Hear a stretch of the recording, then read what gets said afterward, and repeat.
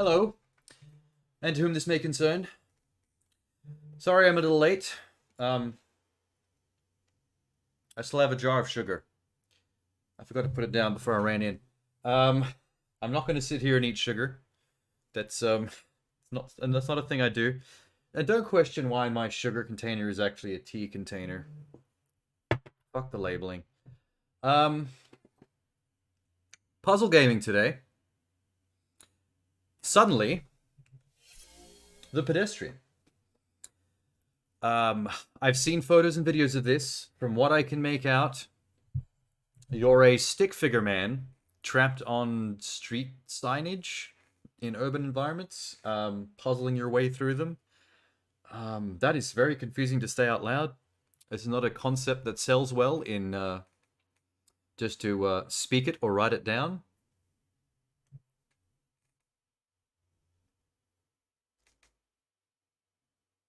Hang on. Let me just hit record on my OBS. There we go. But yeah, the Pedestrian.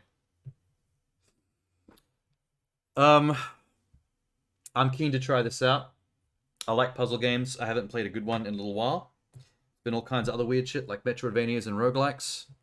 So this looked pretty wild conceptually. Original even. I like original. New. New, fancy, and funky. Let me put away the sugar real quick and see what's going on with that tea. I'll be right back.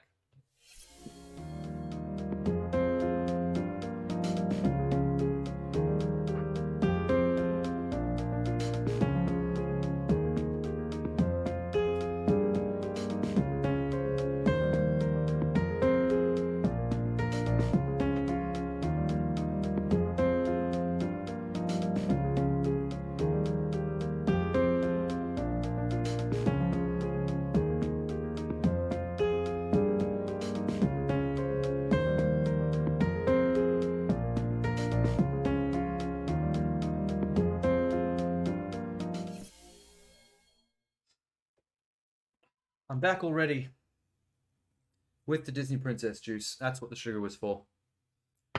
I wasn't quick enough. I wasn't. Did I close the fridge? Ooh, wait, let me check.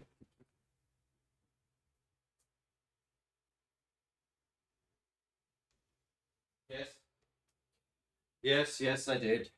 I did close the fridge. I don't know why I panicked about that for a split second there. Ah. Okay. So the Pedestrian.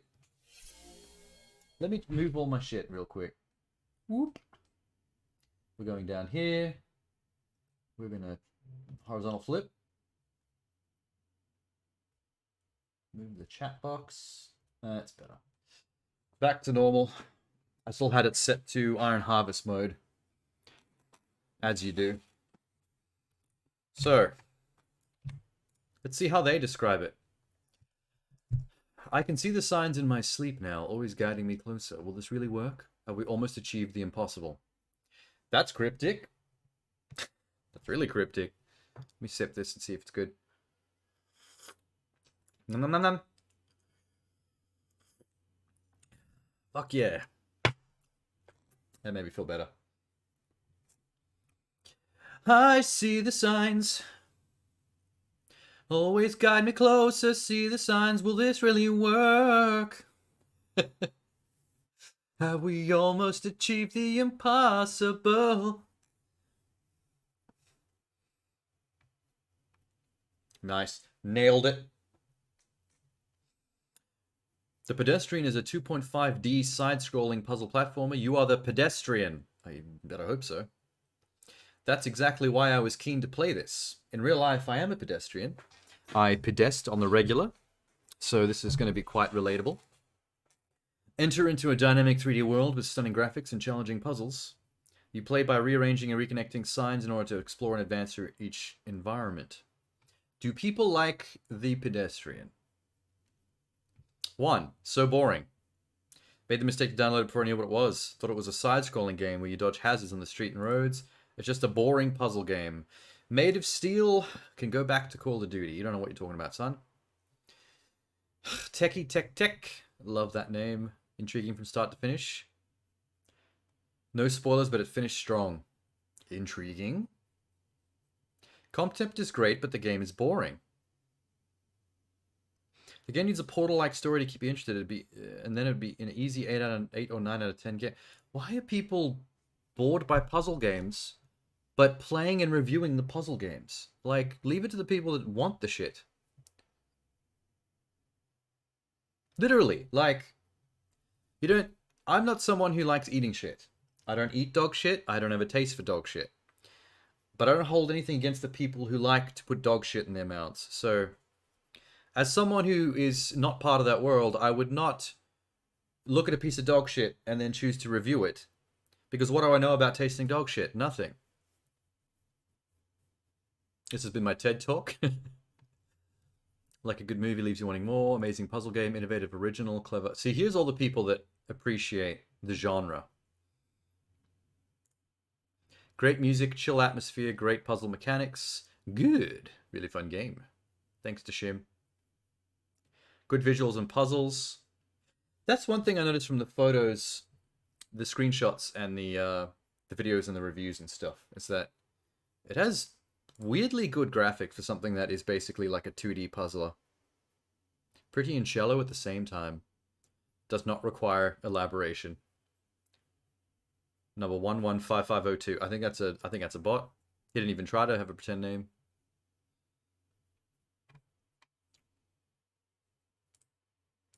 Okay, baby. It's time to pedest.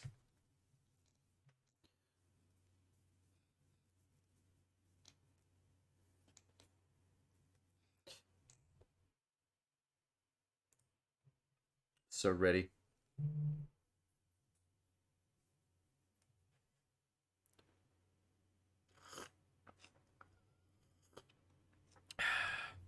Oh, look, it's me, the pedest.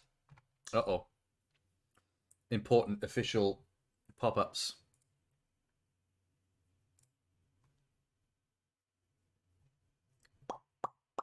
Unity? God damn it, always with the Unity.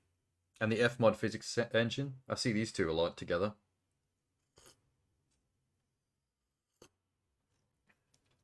God, the princess juice is hitting just right today. I needed that. I really did.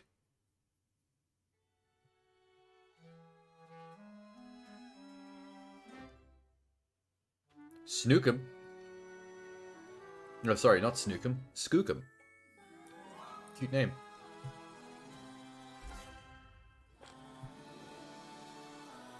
Cute everything. What's going on? Whoa, dude. Is this their entire company logo? Because it's still going. With impeccable sound design.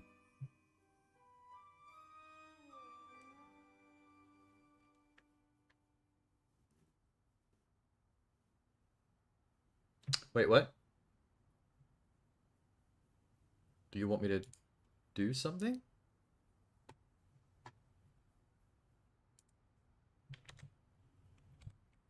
Oh. I can move the dot. The game started! Okay, this is cinematic as fuck. I thought that music was just, overproduced, company logo music, but the game's actually beginning. Wait, so what do you want me to do? Hello? I guess I'm just ink. I would like to be a man. I am man. This is amazing! Where are we going? Holy shit. We're on a whiteboard?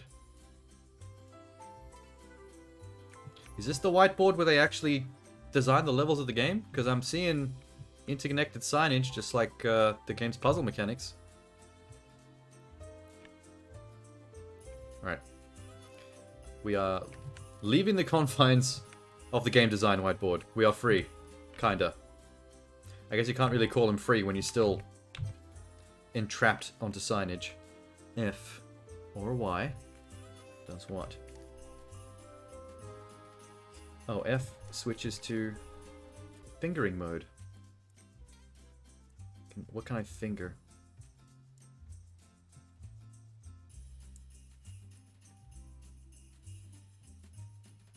Oh, draw lines to connect doorways between signs.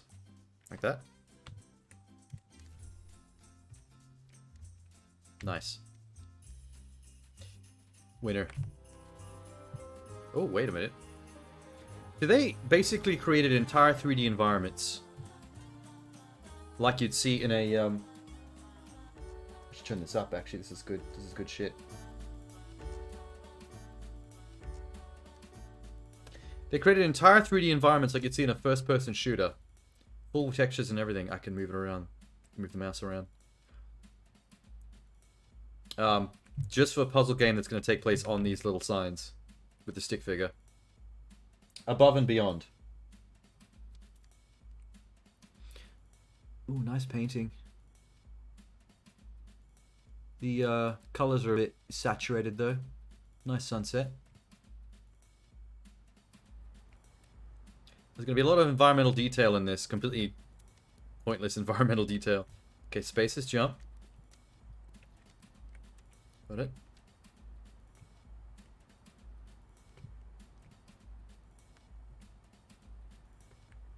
Where exactly is Stickman going? Alright, we know how to jump. No, we're outside. We're out of the office. We're on the streets. We've escaped. As long as there is constant signage all over the environment, I think I'm free. Do we? Oh wait. See? Now what? Move the entire signs. Oh, got it. That's neat. So like this, and like this. And then I should be able to... Yep. Yep. Done. So the door with the arrows on it is what progresses to the next actual piece of environment. What do we got? Put this one up here. Doors, ladders.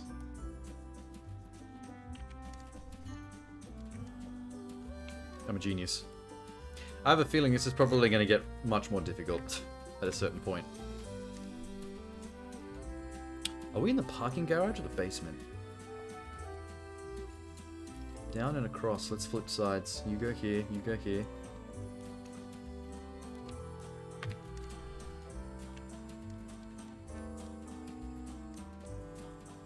Sweet. Oh, there's a inverted Inverted sign? The black and white's all flipped? Huh? Oh. I can see more, whoa, I can see more puzzles down there. Okay, what's the plan?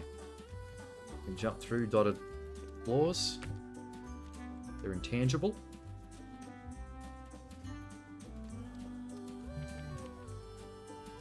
E or what does E do? Picks up key. Okay. E for door? Yes. Hey, what's in the kitchen? Crap all.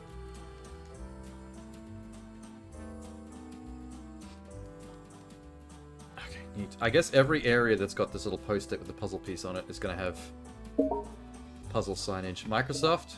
Fuck off.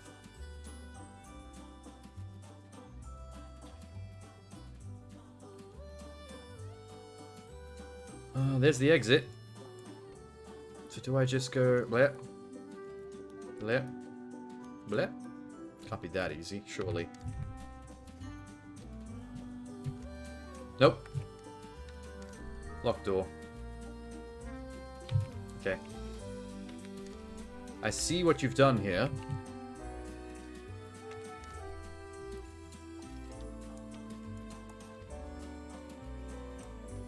What we're gonna need is to connect this one to that one. Nice. Key. Yep, okay. Key. Key, key, key, key. Click. Now that that door's open, reconnect that. Oh, the keys and the locks only stay open as long as you don't reset your connections. I see, I see. So let's flip.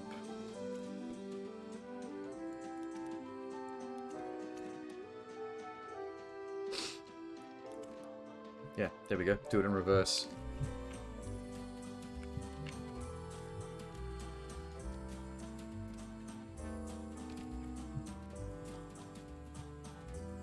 Nice. Stump me for only 2 seconds.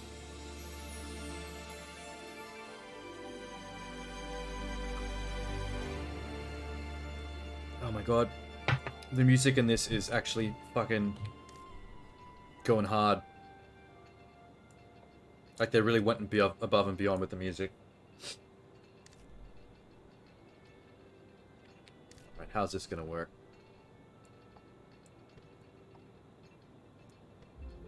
You're both gonna need to be on this side.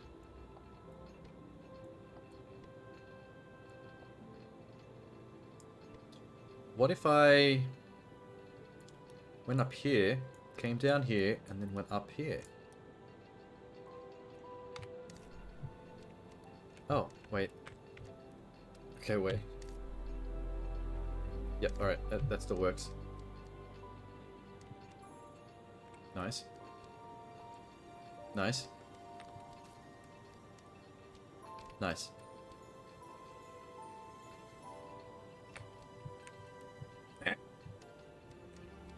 Oh, no puzzle here.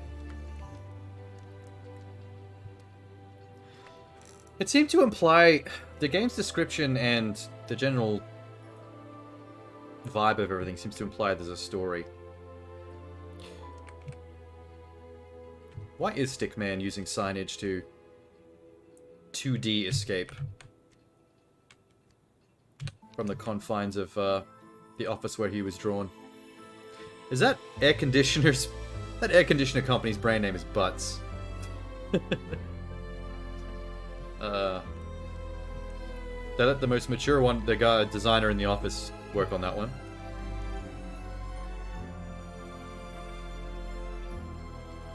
Oh, okay. You're teaching me how to do lifts and switches. Ah. Switch? Oh, it goes up and down.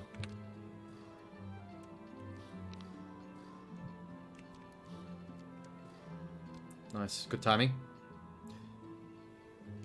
Oh, fuck. I ran off without even thinking about that. What am I doing now? Oh, the exit's right above me. We need switches.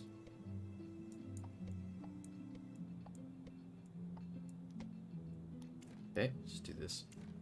This should be pretty simple.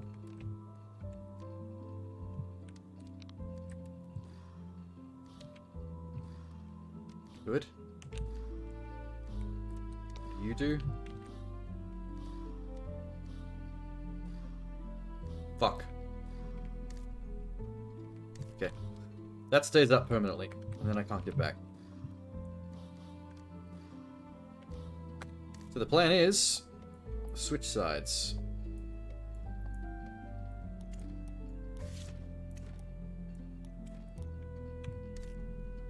I'm a genius. Okay, wait.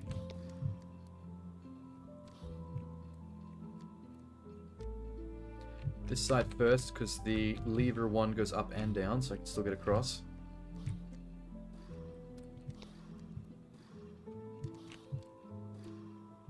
Dope. Nice top. Good texture. Crisp. Can I kill myself? Blah. Blah. Okay, so I am just made of ink.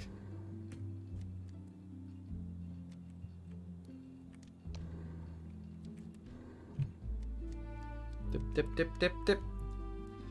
This warehouse is massive. There's gonna be signs all over this fucking place. Where am I? Oh no! Alright, there's a switch that controls that.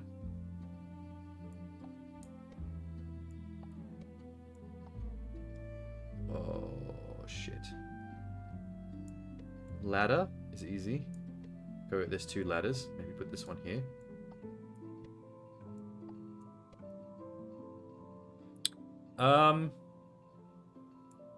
That one there. Okay. Door. Ladder. Door. Ladder.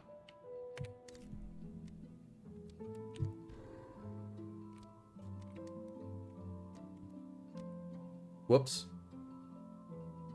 Never mind. Okay. Let's rethink this.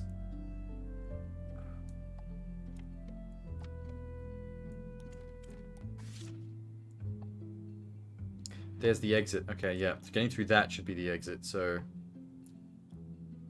I think that works.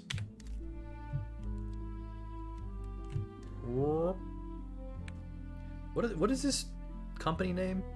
Blarg Enterprises? I had to read it upside down. Blarg Enterprises and Butts. Blarg and Butts. The fuck's a Blarg?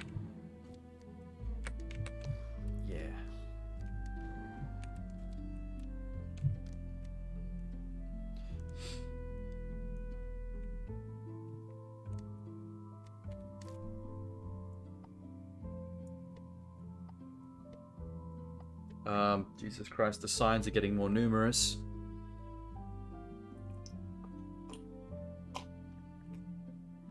Okay, let's just say we start out the way... Okay.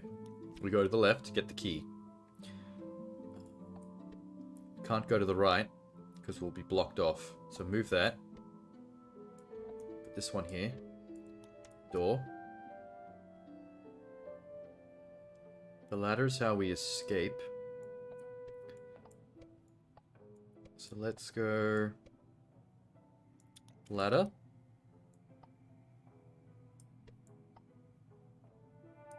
Hang on. This is gonna get a bit funky.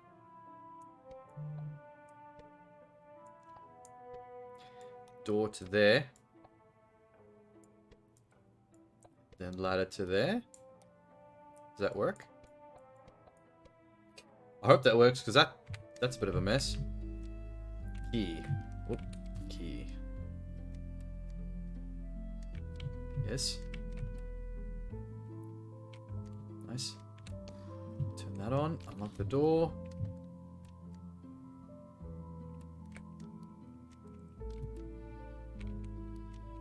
How do you... climb this. What? Huh? What? Oh, there we go. It was blocked, that's all. Thank Christ.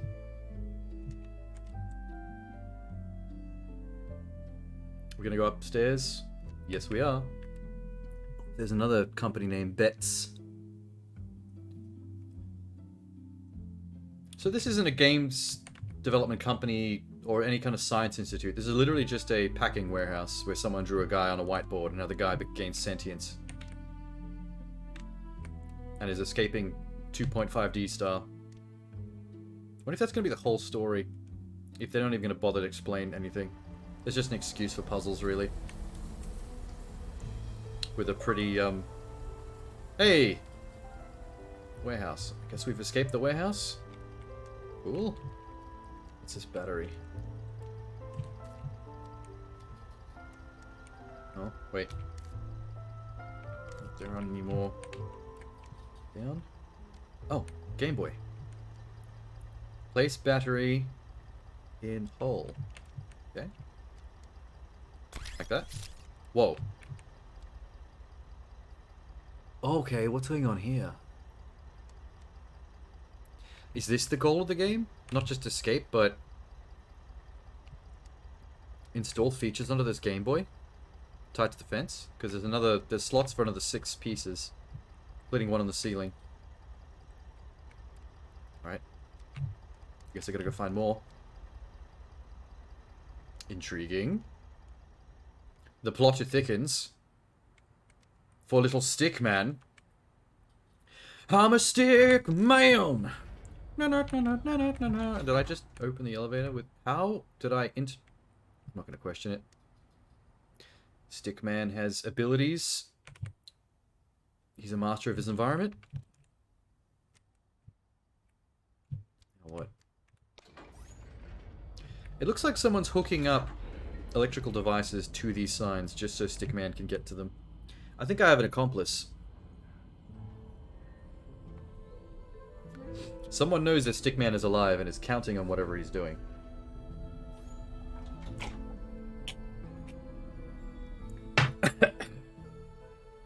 I'm a stick man. Here I come. Oh shit. Can I die? Yep. Gross. What did that do? Thank you. Is that an invisible ladder? Oh shit. Weird ladder. Oh, secrets. Ooh. What does this mean?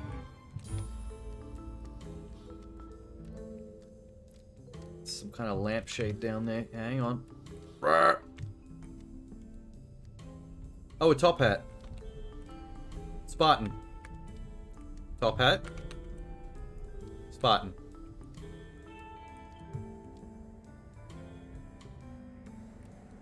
Spartan. No, wait, top hat. I want to be dapper. I want to be a dapper.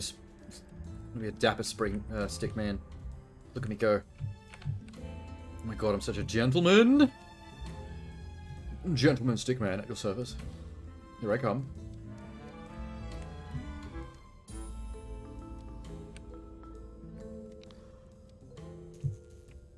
Hey, the puzzle's easy. Maybe the hat can actually block the laser. Maybe it's a functional secret. Springboard.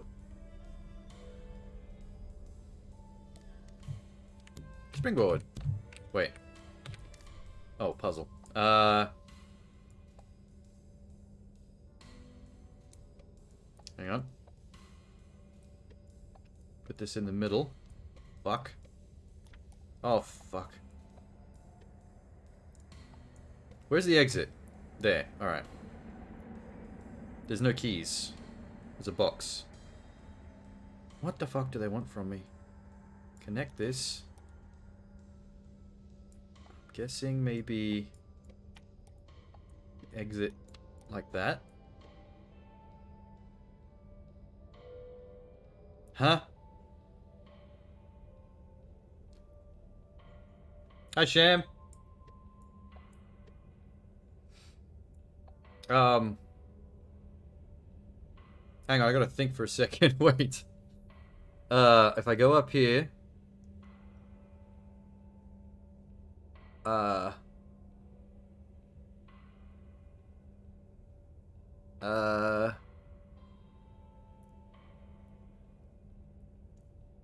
this has to be on this side, and this has to be on this side, I'm guessing, because of the entrances. Like that. And then maybe I can reconnect across like this, and then back to here. Alright, let's run it. What was I doing? Yeah, I can go down.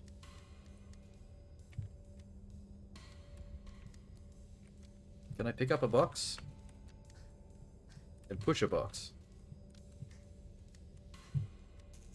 Alright. Oh, I see what I'm doing now. Hang on. So I go like this way, and then through here. I can get it.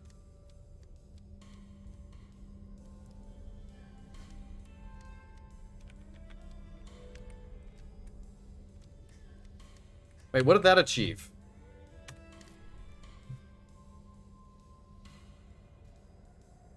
Huh?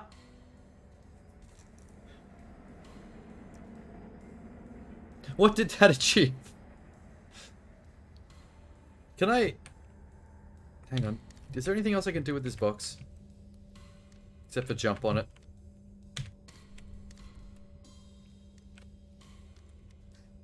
Just push and pull. Alright.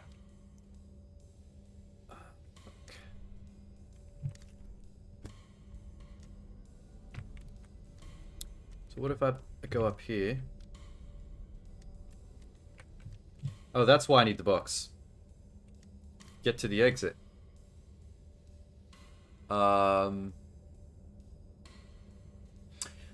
Ooh. Yikes.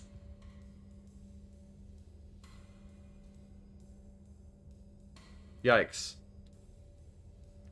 Ever heard of Rogue Legacy? Yeah, yeah. And the sequel. I think I've got one of them on Steam. I think I've got the first one.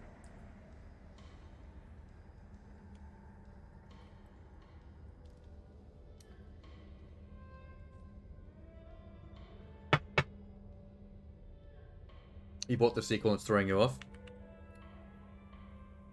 I mean, I know it's hard. It's a straight up roguelike. So it's the kind of thing you are supposed to beat your head against the wall for a while until you solve it. You get through. I need to rethink this entire fucking thing. This is all wrong. Let's think backwards. We've got to get to here. With the crate. Crate can't be picked up.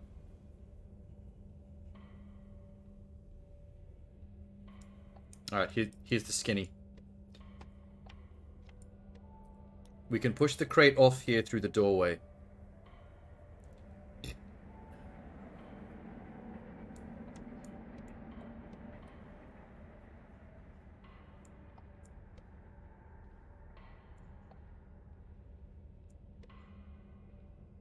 We can't... The crate can't go up. The crate can go down.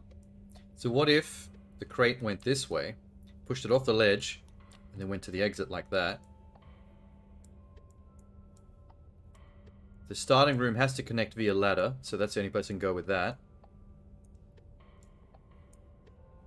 So I go up, across, down to... Okay. Maybe these doorways are just there to throw me off. Maybe they're just there to throw me off my game. Maybe I don't need them at all. You don't need to connect every doorway, I guess. Down it goes. I go back. Nope, I'm wrong.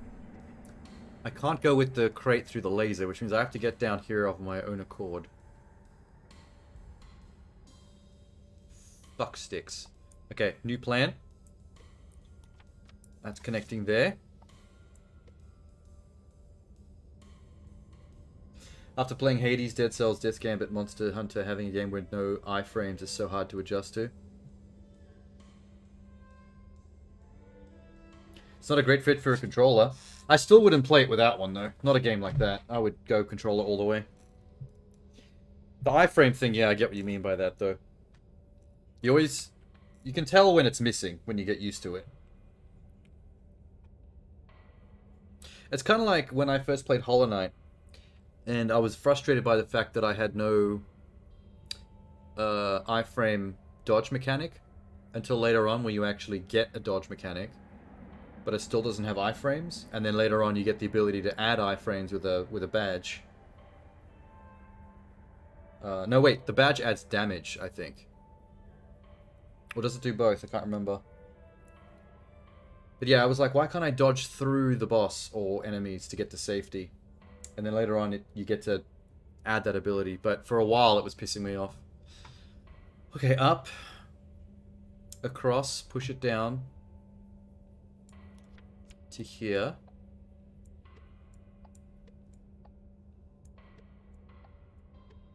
This is going to get messy. Hang on. Come back. Okay, you do use all the doorways. Nothing goes to waste.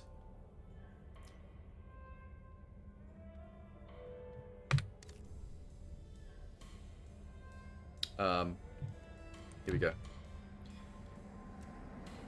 I go up.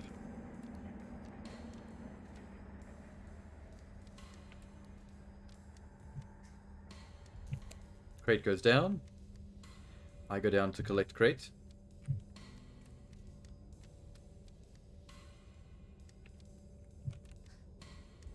I push crate with my jaunty, dapper hat, even though I shouldn't have to, because I am a gentleman, sir. Manual labor is beneath me. Yes, okay, I've done it. That was the solution. Where are we going next? What is this? How good is this game's easy listening jazz, but it's just got this like mellow jazz background.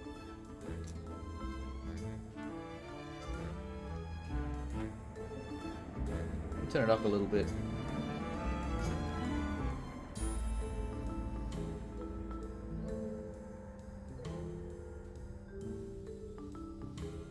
There we go. You can play as an archer, but it's hard with its aiming. The chef is a dope duelist.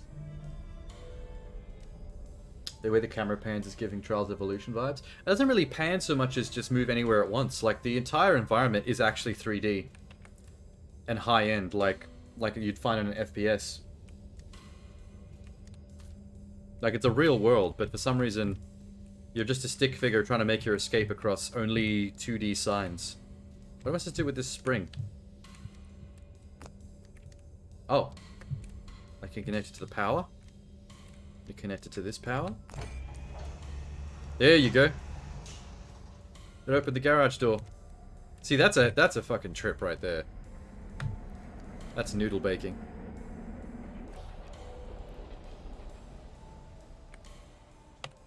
Okay, key. Switch. Uh-huh. Oh, the key can't... Fuck, I'm an idiot.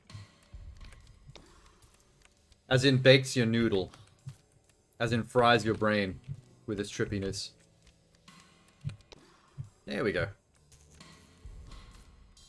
I'm a genius. Where are we going? Ah, hello.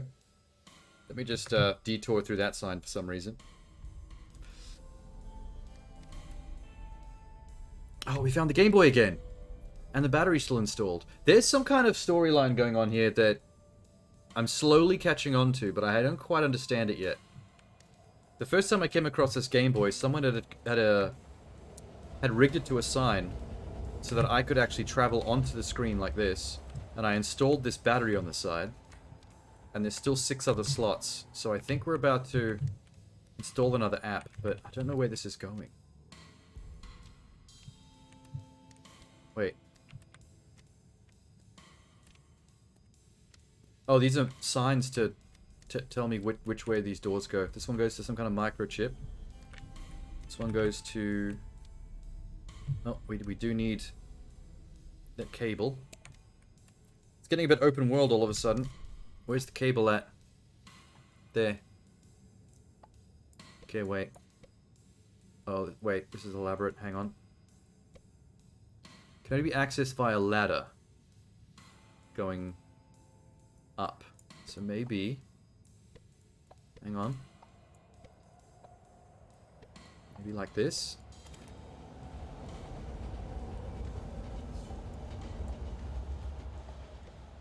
Maybe that door.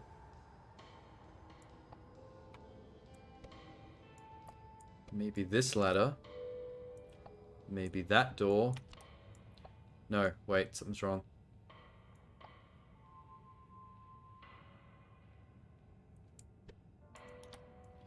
Connect these two up. Yeah, buddy. Let's see. Key. Nope, already fucked it. Can't get up there. Can only go down from the other direction. But I can get back if I use the crate, so... If I bring this here... Connect that. Wait, connect that. Connect that. Connect that. Okay, so... What does this do?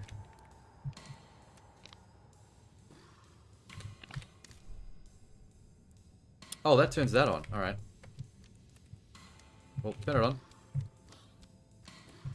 I'll be going there eventually anyway. So now I can take this down with me. Now I can get back. Key. Yep, yep, yep, yep, yep, yep. Fuck you, I have a dapper hat, fuck you! Oh, I found this top hat in a secret room, by the way. That's why he's wearing a jaunty hat. Once you find a secret hat, there doesn't appear to be a way to take it off. Okay, that's the first step, getting this Game Boy rigged up. I need to plug it in up there. I'll just leave it here for now and get the crate, so I can actually climb. What's this shit? Oh, I can't even move this. This is actually pasted down. I can move these ones. Hang on, this needs to go down here. I think. Oh, fuck. Ah, oh, fuck. Wait. Wait, what? Wait, noodle baked. If I go through here, I die. So I can't do that. That's stupid. That was bad. What if I go up, and then this is down here? So I can go this way. Can do the thing. Then I've got two ladders. One goes down here. One goes here. And this... There's a bit of crisscrossing here. It's the only way I can see to do it, though. So this should do something. That ladder will kill me.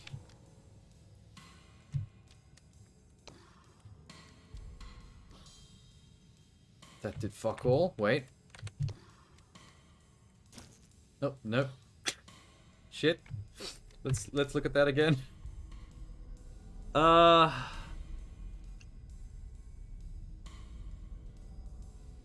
Oh, oh, oh, oh, oh.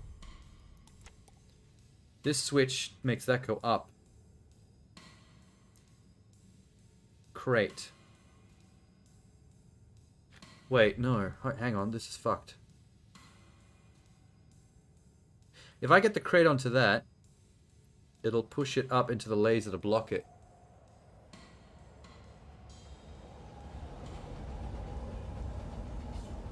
But how do I do that? What?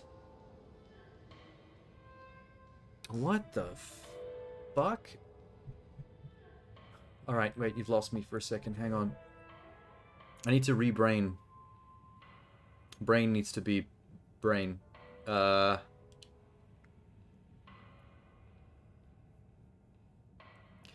I can get the key for the exit, but I don't need the egg.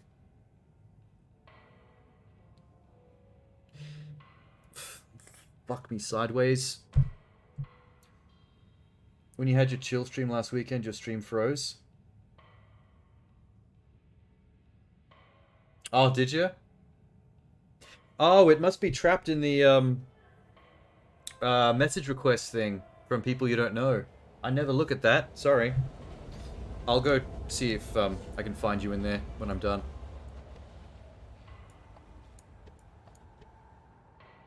This is fucking absurd.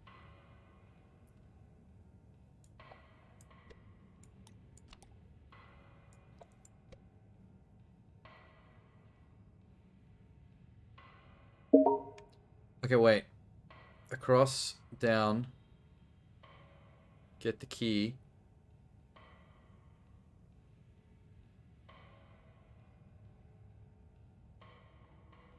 Like, this is the thing. This is the problem I'm having here. I don't.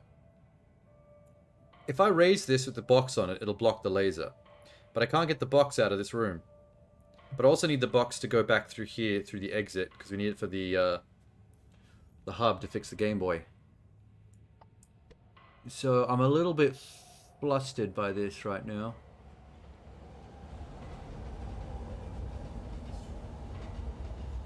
This ladder and this doorway will get me killed until this is off, but I need to get to... Let me just run it real quick.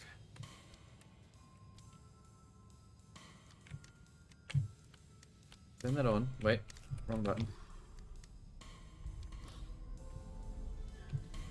Can the key be used like a box? That is... Maybe that's the trick. The key might be able to obstruct. Am I a genius? I'm a genius. They never taught me that was a possibility, so that's a bit funny. There you go. There you go, bruh. It wasn't so hard at all. Just had to realize that keys are physical objects that can block things. Okay, now that I have a box, I can put the wiring, and complete this wiring to where this Game Boy is charged. Now we just need a microchip. What is this? Never seen one of these before. Oh, holy shit. What is this madness? There's the microchip.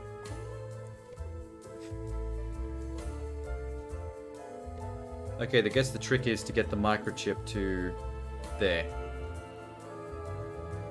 So if I grab that, I need to go through a door and find an up ladder. Door, up ladder.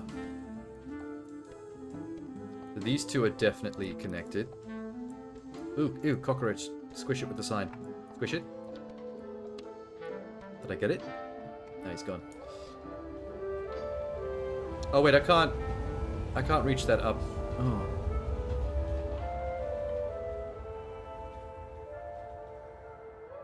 Oh, wait.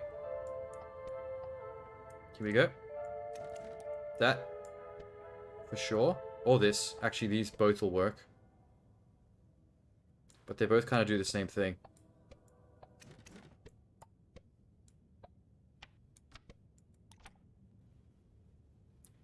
So a door that goes...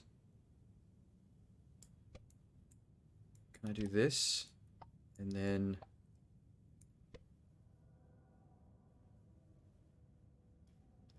up. That I can actually reach. But fuck, man. Nope.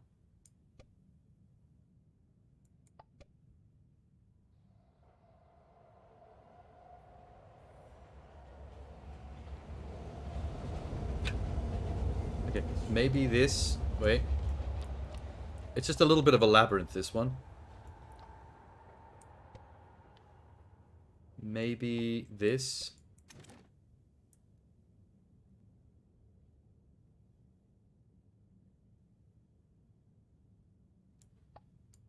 Hang on. Everything needs to move real quick. Just, I made a mess. Okay, that. Drop down into chip room. That room is useless. Fuck. Some of these rooms you can't go one way through it. Like, if I come through this door, I can't go up because I can't reach that ladder. There's no way.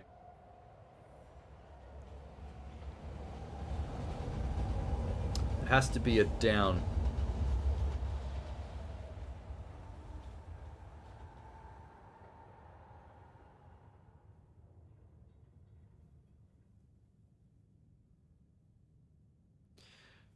What a fuck nubbin.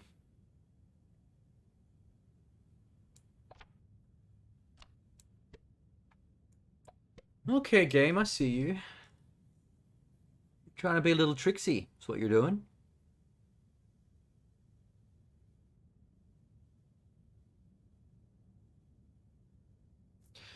Okay, if I'm headed to the left from the chip, once I've got it, it has to be through a doorway on the right. And the only doorways on the right are this one, this one, this one.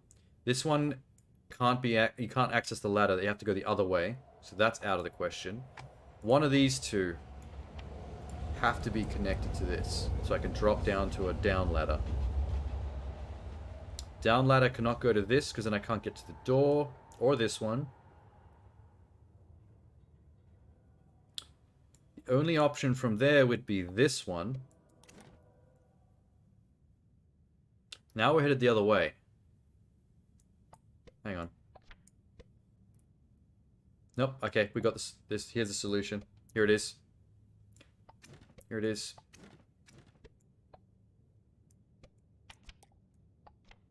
Can I get these to stop crossing their shit? Hang on. Like that. That's our maze. That should work. Then up. Oh. Fuck me. Ah, I was so... I thought I had it. Hi, Minx. Oh, just right off the bat with the Biscoff. Before you even said hello. That's the order of operations around here. Biscoff first, then hello.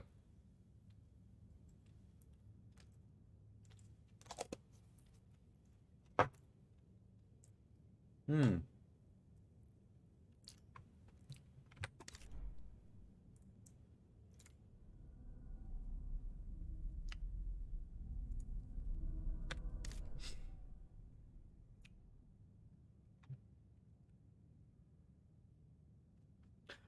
You know what's good about playing a puzzle game right now?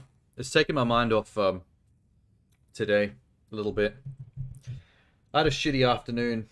Facebook and Instagram were fucking with me, and I couldn't figure out a way to solve it. That's why I was late starting today. I was supposed to start at 6, and it was like pretty much 8-ish when I started, because I was just battling with them. Oh, they're fucking with my account. Like, I'm currently unable to chat in Facebook Messenger to people that I need to talk to, because I've got a temporary ban. Temporary, whatever that means. The message that comes up when I go into any chat in Messenger right now, where the text field is, where you normally type, it says, it's got a little box that says, you have a temporary suspension from Messenger due to a recent post in chat that goes against our community standards guidelines. I was mad about this. In fact, I was fucking livid. Because A, it's a private chat system, so the corporation shouldn't know what is being said in a private chat or shared. If, you know, like, it's between two people, that's none of their business. So why are they coming out of the blue and going, oh, by the way, we've stopped you from chatting for a few days to anyone because we think that something that you posted in a private chat goes against our community guidelines. What fucking community? The community can't see your private chat messages. It's a private chat between two consenting people who are communicating. What the fuck does it? And you know, and the worst of it is that that's all it says. Like there is no way to chase it up. There is no way to actually know or find out what it is that you posted or said in a chat that made them do that. Someone would have reported something. No, but here's the thing, like over the last couple of days, I've only communicated in Facebook chat with about 4 or 5 people that are close friends of mine. So there is absolutely no way that any of them reported anything. And when I went back and looked at the last things I said to the last few people, just in case there is an algorithm that is monitoring what we're saying, looking for like dodgy things like pedo stuff or Nazi stuff, the last things I said to people were all pretty normal stuff. In fact, half of them were work related.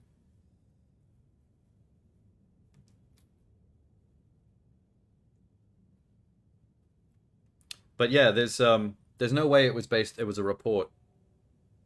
They literally just said deemed.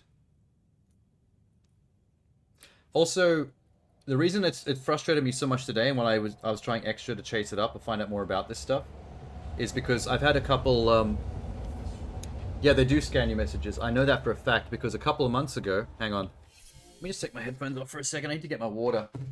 But before I get it, a couple of months ago, someone sent me a video that was something from a porn, but it was like a part that was really funny. It was like this weird. It was like a weird part of a porno that where something weird happens that makes it hilarious. So someone shared it to me as like a meme of like, look how funny this weird shit is, and I thought that was funny. So I sent it to my girlfriend at the time, and she lolled at it. And then a day later, yeah, pretty much a porn meme. A day later, I went onto Facebook Messenger, and a message popped up saying that something I shared in a private chat was detected to be against community standards for explicit reasons and has been removed.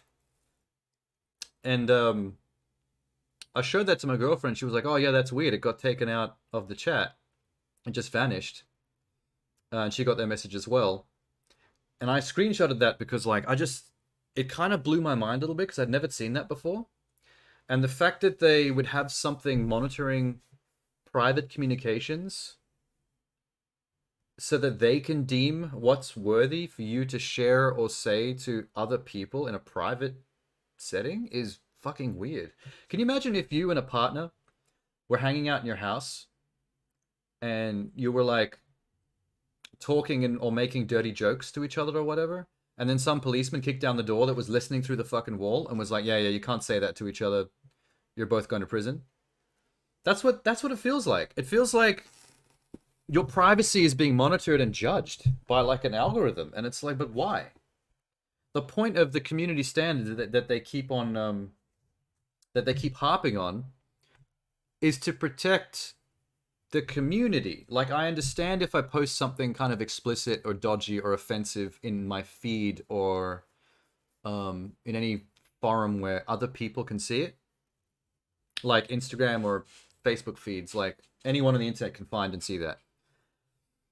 That makes sense because then like members of the community that don't share your sense of humor or are offended by the topic of what the meme or the thing is that you posted, you could be upset by that. So that's what they're protecting against with rules like that. But it makes zero sense why that would exist within a private chat app.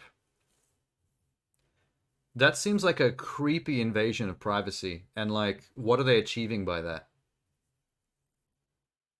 Like, the whole thing with private chats is they're self-regulated. Like, if I don't like something that someone says to me in the chat, I can tell them that. I can directly reply. Or if it's someone that I'm not close friends with and that is harassing me, I can block them. They have the functions already existing for us to control our own private communication space. So I don't know why algorithm exists, and I didn't want to believe it at first. But when that porn clip got removed from our chat, and we got a warning about it, that kind of was a massive red flag to me. I was like, oh, I've never seen that before, and I've never seen it since. But that is freaky, man. And now apparently, even though it's not telling me what it was, apparently I'm being blocked for a day or two from chatting to anyone because now they've deemed that I've said something to someone at some point that they think is against the community standards. But I don't understand who that's protecting and why, how does it help anyone to not even let me know what it is I'm being done for? But here's the other thing though. This is the reason why I was as pissed off as I was today about this particular thing. Is that a couple of days ago, when I started playing, Iron Harvest, that I was just played, the RTS. I was making posts about the game, and I made this post where, of the bad guy, a picture of the villain in the game, the general. And it was a picture of him standing on top of his mech.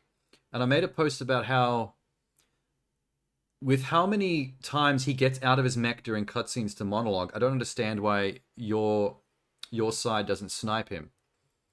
Like, just take the shot in the cutscene while he's like yapping on, and then the story's over. You've beaten the villain. Like, I was kind of satirizing or criticizing that old, storytelling cliche of villains or whatever being able to monologue when it's clear that, like, you could actually take him out right now while he's doing this. He's not inside his mech. He's always popping out of it to talk. And you've got snipers on the field. Anyone could take. So I made a post about that, right? That post got removed, and I got a strike on both Facebook and Instagram because it was in both their stories for hate speech. Because I was trying to make fun of the game and the ludonarrative dissonance of the gameplay versus the storytelling of why they couldn't just kill the main villain right then and there. For some reason, Facebook and Instagram deemed that hate speech, and I got in trouble for it, and the post got removed. There was a button on the message that came up that said that I got a strike. There was a button that said I could appeal, which will basically put it forward for a human being to look at it, because obviously the algorithm caught this. It probably thought that I was inciting or speaking aggression or violence towards another person. Like, if I was saying that, if I was some dude that was saying, like, oh, Tucker Carlson is a piece of shit, like, why doesn't someone shoot him in the face when he gets out of his car at the shopping mall? Like, that's the kind of thing that you would strike someone for hate speech. Because that is actually inciting real-world violence against an existing real-world individual, right? How...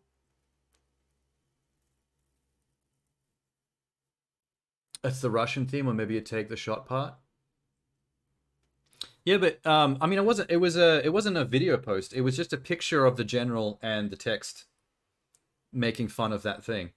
But like, it can't be construed as hate speech if the person's not real. Because what I was doing was making fun of the ludonarrative dissonance thing. Of the game versus the cutscene thing of like, why don't they just shoot the bad guy while he's monologuing in the cutscene? That kind of stuff. That's what I was making fun of. That was what the joke was. Hate speech is something that is used to create... It's stuff you say that creates danger for a real life person. Like if you're calling for violence against someone in real life. Even if it's being like saying racist stuff against a real life group or a person. It's inciting to violence. It's, there's a reason why that label exists, because it's something that has real world repercussions. You can't apply that to me taking the piss out of the boss from a video game.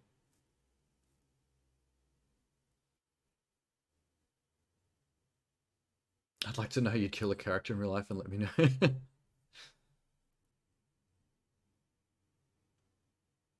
Figurative characters are still represented by real people. Yeah, but how does this doesn't apply in situations where there's a pre-existing context. I have a picture of a low polygon 3D antagonist in a video game, and I'm asking why the good guys don't snipe him when they have the chance, rather than making me play another 6 levels before I get to kill him on the final level in a massive mech battle.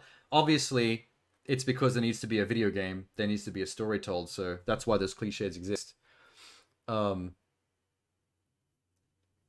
it's not hate speech if it's not if it doesn't is not something that causes danger for someone in real life. What would they do if you said you wanted to kill Father Christmas? Santa Claus isn't real. Like, I can't kill Santa Claus. If I'm like, oh man, I hate Christmas, I just want to punch Santa Claus in the face. That's not hate speech. That's just me being a Grinch. That's just me being pissy about Christmas. No one's in danger from that because Santa Claus isn't real and I can't punch him. If I say I hate people that play the fake Santas in the mall, I'm going to go to my nearest mall and I'm going to shoot one in the face with a real gun. Here's the picture of the gun. That's hate speech because that's me speaking about, that's me calling for real world hate against people that actually exist and inciting violence. But the fact that I can't talk about a video game where the person that I'm talking about is actually the villain, antagonist, is responsible for millions of people dying because it's a war game, and that the whole point of the game is to hunt him down, stop his army, and assassinate him. What the fuck? What if I watched a movie and I was like, wow, that movie was great. I'm so glad Bruce Willis killed that guy at the end. Like, he was such an evil motherfucker. Is that hate speech now because I agreed with the hero for taking down the villain of the movie? Am I inciting violence against the fake villain of the fucking Bruce Willis action movie? It's some bullshit. But yeah, I appealed it because I thought if a real human being looks at this, they're going to see the context. They're going to see that I'm talking about a video game. I've posted a picture of a video game, and I'm taking the piss out of the main villain. So, like, obviously, it's not inciting to any real-world violence or classified as hate speech. It didn't work. The appeal got blocked, and it was like, this is still removed, and the strike still stands. And I'm like, you fucking serious? Maybe the person on Instagram watches your streams and they prefer Nutella. Yeah, fuck them. I bet they also prefer Pepsi over Coke. Piece of shit. Where's my water? That reminds me. I need my...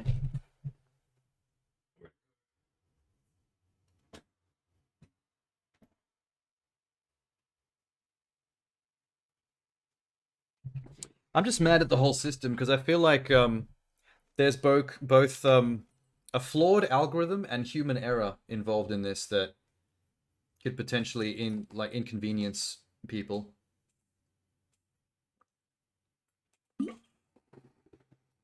Like your whole account, the safety and the existence of your entire Instagram or Facebook account could be balancing on a precipice of a shitty algorithm and human error for the people who look at the appeals.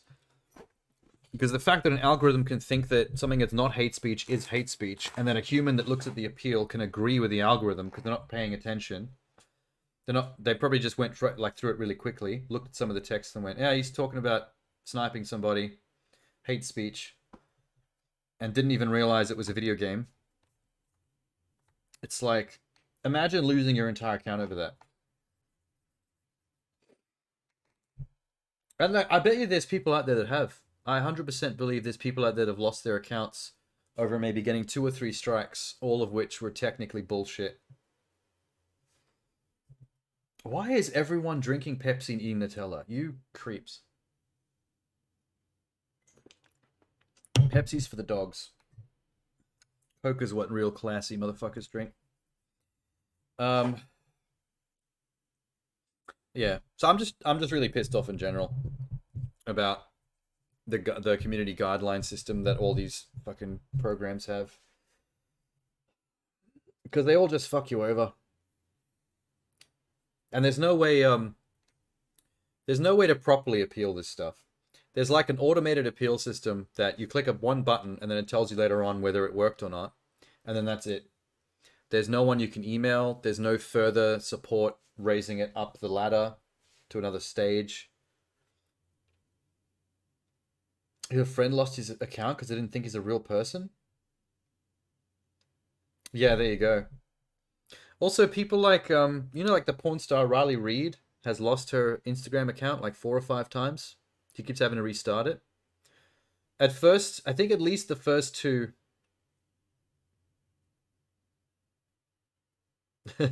I think the first two were fair. Like she was posting some fairly edgy, risque stuff at first, but ever since then, like, she's been really like I've seen posts of hers on like on Twitter and stuff about it, and there was a period where she was really upset about it because she couldn't have a normal Instagram because even when she was posting normal shit, no nudity, not even stuff that was showing anywhere near as bikini skin as other normal Instagram users do, like she'll just suddenly have her account randomly banned, and she doesn't know if it's people that are haters of hers that are just constantly uh reporting her account to get her in trouble, to fuck with her, or whether Instagram is just kind of against sex workers, even when they're not doing anything. Undercover food club. Hey, there's nothing wrong with Hawaiian pizza. I don't mind pineapple pizza. I'll share that with you. Anyway.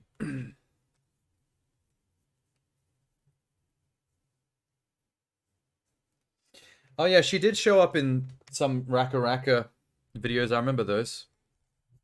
They did some collabs together. All right.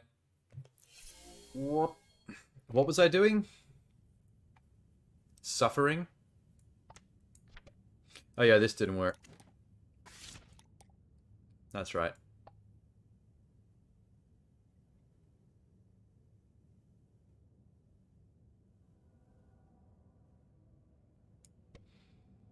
Um, fuck.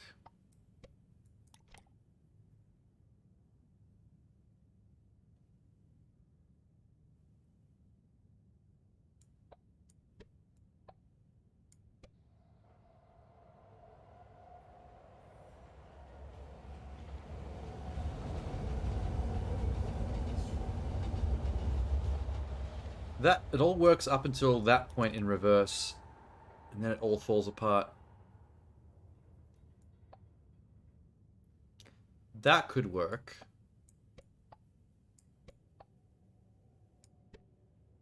Oh wait, no, I got it. I got it. I got it. I got it. I got it. I got it. Here it is. Uh. Wait. I need to get a little funky with this.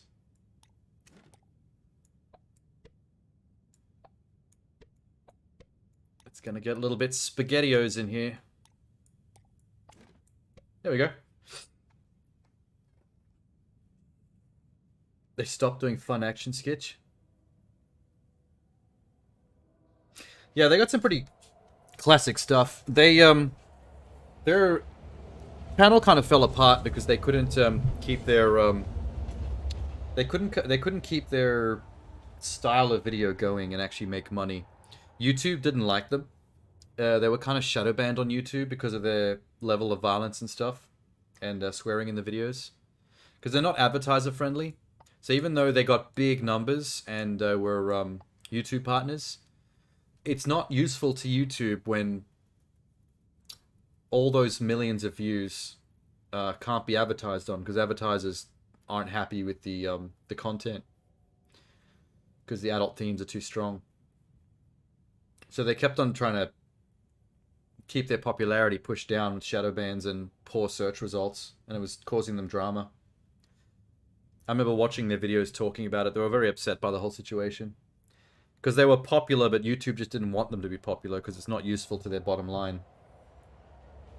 if the content is so edgy. Okay, let's see if this works. Here we go. Yes. Good so far. Fantastic. Nailed it. There's the chip. Where the fuck's this going? Okay. SpaghettiOs. We've done it! Yes, yes, yes. Milady. Tip of the top hat to you.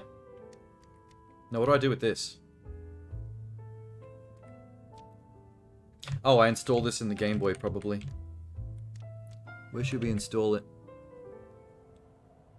Right side. Nice. Okay. We have a battery and we have a microchip installed on our Game Boy. For what reason? I have no idea. Someone left their Apple core on the left. Gross. I'm hella keen to know where this story is going, man. Whose Game Boy is that, and why am I traveling the world like this through walls, street signs, to collect parts for it and get it running? And what is its purpose once it is running? Fascinating. I think we just solved the subway. Hey, this one's moving. This one's a bit rickety. I can rock it. I wonder if there's going to be physics puzzles to do with actually tilting signs with my body weight. What the fuck? Oh, hello. I think we need to bounce the crate up. Yeah.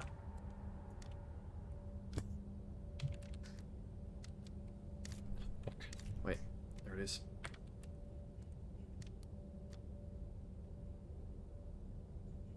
We're getting out of the subway? No shit. Whoa, dude. Went right in the train. Now we're on the train computer. Wait, can I control the train with this? 199.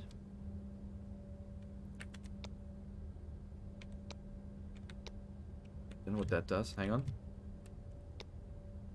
Oh, wait. It's... Okay, wait. It's changing the... These switches are changing that number on the terminal to the right. I'm going to follow the little clipboard. 199. And then I guess this is the start button. We've hijacked a subway train, baby! Holy shit, this stick figure is a menace. He's a menace to society.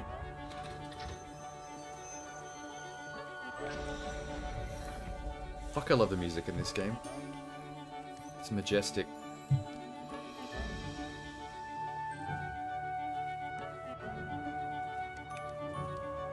Oh cool, we're in the city. We've made it! We've made it, boys!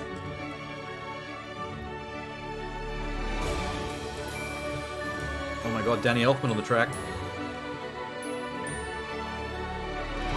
And thus began the tale of jaunty Dapper Stickman. Dapper Stickman had never been in the outside world before. It was quite an exciting affair. The entire world lay before him. It was his oyster. What is that drink? Hypo's Liquid Sound. That is clearly meant to be Mountain Dew. Oh, fuck, we're going in the sewers. Oh, that was majestic for a second. I don't want to be in the sewers. Wait, what am I... I'm in prison. Wait, what is this? Little did young Sean know Santa was going to climb down his chimney and punch him right in the face. But not if Dapper Stickman had anything to say about it. With a switch of his mouse, he could move the signage, complete the puzzle, and save Sean from Santa Claus. Wait. Are they teaching me something new here? Oh yeah, the chalk outline. I think they mean I can overlap signs now with these doorways. Yeah, there you go. Overlap signage. Nice. New gameplay mechanic coming through. Congratulations, you've made it through downtown. That was literally 5 seconds of gameplay for 100 G's worth of gamer score. Can't complain.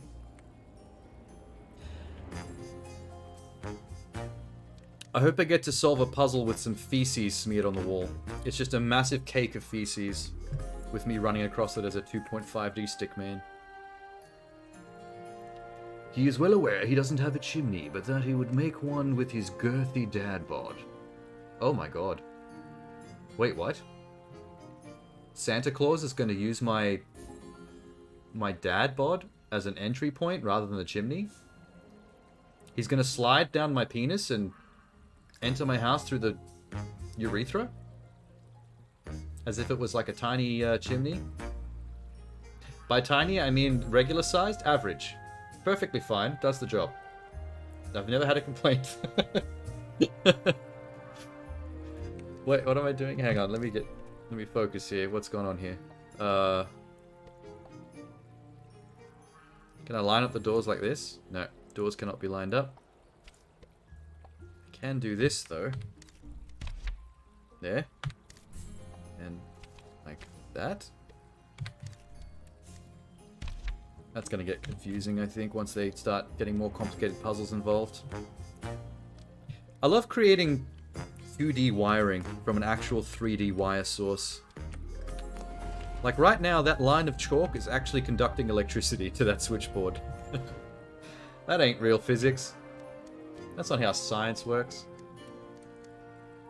What is this shit? Oh, wow. Can't move the signs. Cute piggy. Someone had to come down into this gross sewer underneath New York to be able to draw that lovely pig when no one's ever going to see it. Okay.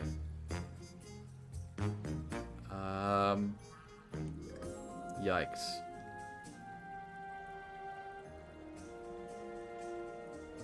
What if I went to the top? Wait, no. Okay, I can't cross 2 lanes. Let's go there. Then I can drop down and go up there. Hit the switch. Bounce pad up. Go across the top. I think that's the only way it works. Let's see. Down. Up. Switch. Bouncy. Bouncy. Another switch. Straight down. And up. I'm a genius. Oh, fuck. Melissa F. George. What if that was a Kickstarter backer? You get your name in graffiti. He's still going. Little did Sean know the narrator was referring to Sean's girthy dad bod, but amidst the misunderstanding, he may have stumbled into TMI territory, and he should probably delete this video VOD to protect the innocent flocks of children that would never be watching this. No children watch this. Because I don't play Fortnite or Overwatch or Valorant. That's why I don't have enough children viewers. The only reason we've got Finan hanging around and slightly older Lemmy is because we played Enter the Gungeon that one time. We collected a couple of children from Enter the Gungeon. Why does Rogue Legacy look so much like Scribblenauts? Really? You think it looks like Scribblenauts? I mean, I think it looks 2D, but just because it's 2D doesn't mean it looks Scribblenautsy to me. I mean, by that same logic, anything that's 2D looks like Scribblenauts.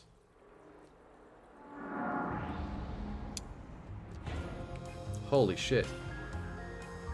Okay. That was cool. We made it out of the sewer. Hang on, there's that Game Boy again. Okay, I'm gonna load another thing onto the Game Boy. Can I read that book? Can I zoom in?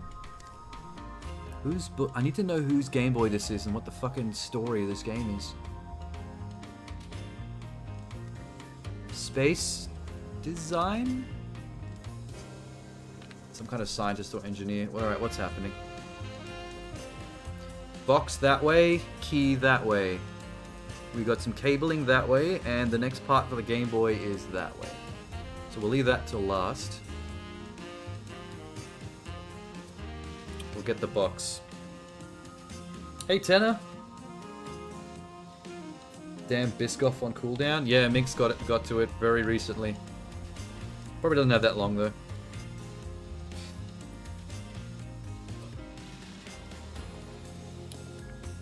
where are we going with this? Oh my god. These aren't real platforms. Oh, I can make them real with a switch. Groovy. Fuck. Oh, cool. Wait. Hang on.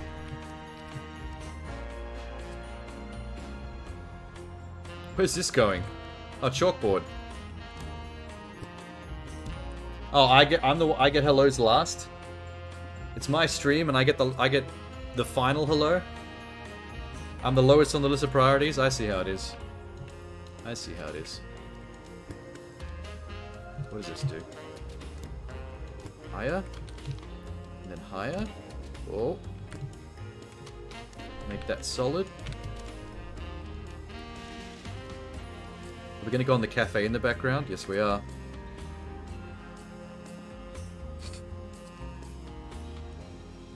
Dagger Stickman did wonder why all these signage was, all this blank signage kept getting put on all the environmental surfaces. It made no sense to him. For example, this is a cafe. Why would a cafe put 5 blank chalkboard signs on their window with nothing on them? Just for someone to doodle little labyrinths. That's right, I said labyrinths. Oh my god, how's this gonna work?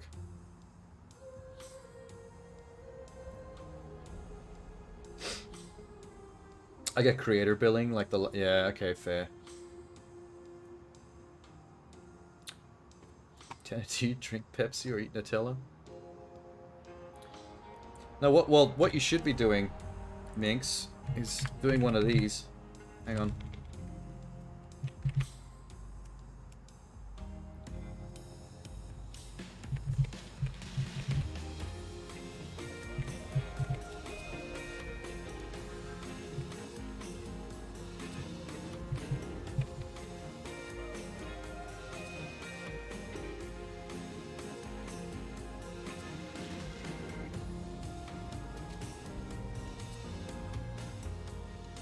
There you go. Don't drink Pepsi. Both are sanction blocked, I think, right now. Oh, that's... Yeah, you guys can't get shit in Russia. There's a poll for all of you.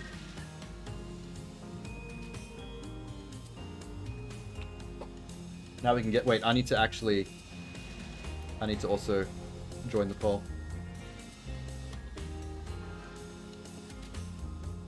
Joke's on you, it's always Biscoff. And you can't even get any Biscoff, Penna.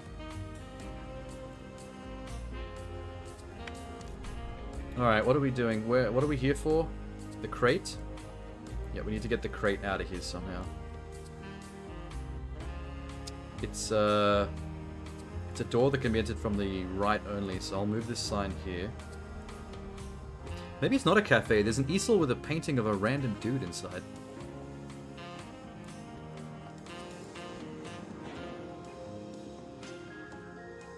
Do I drink or eat my Biscoff? Eat it, of course.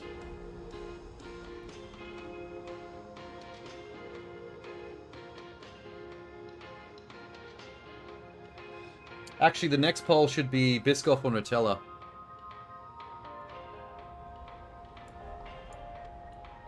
So we can complete the questionnaire.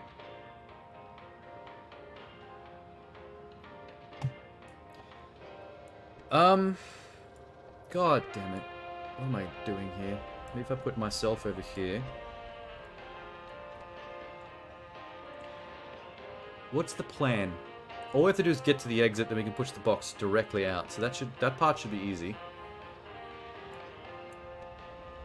I think whoever's responsible for all this, I think he wears glasses with a black frame. Because there's glasses in the bottom right here. That's not the first time I've seen those exact glasses near one of the puzzles. Or maybe the third time I've seen a pair of those.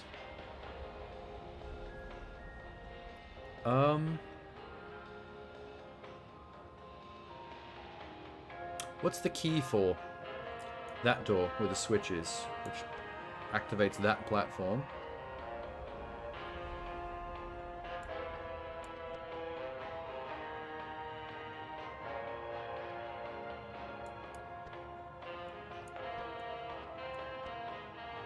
Oh, fuck. Wait.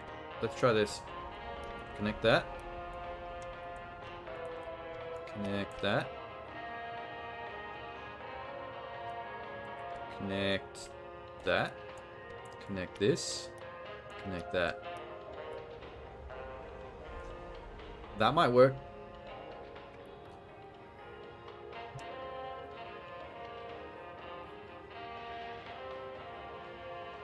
You currently have the sickness and you blame the bickies?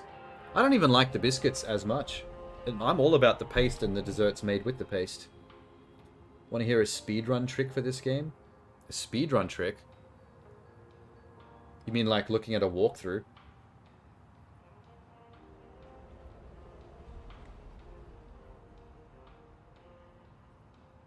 Sham getting down with the sickness. You know what would be a great button for my stream deck?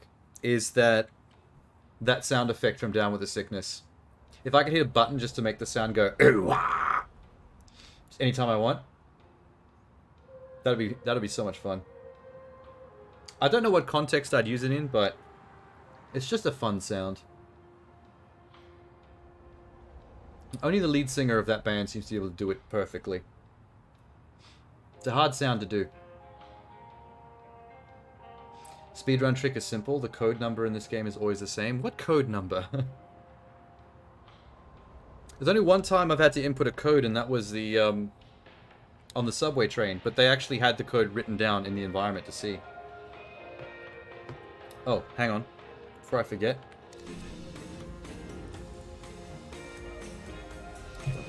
There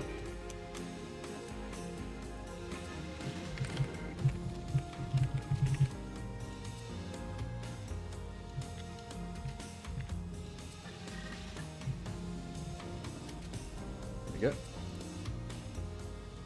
Alright, there's the next poll.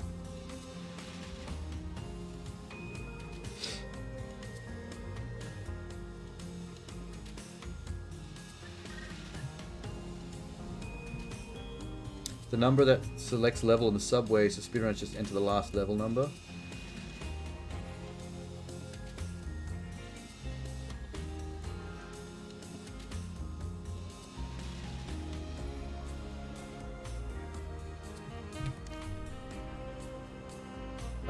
Okay, let's see if the thing I did works.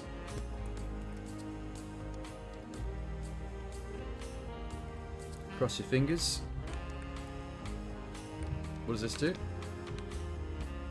Oh, that makes the lift go up and down. We need that to be in the middle.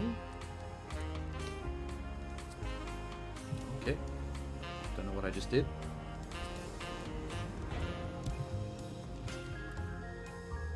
Oh, good. Yep, that works out. I might have actually accidentally solved this in one move.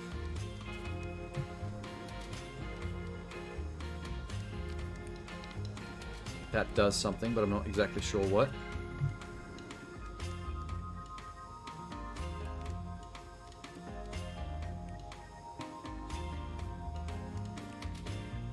Oh, it made this platform solid. Yep. Good. This calls the lift on the left. Oh shit, that was actually... Considering how many signs this involved, that was surprisingly easy.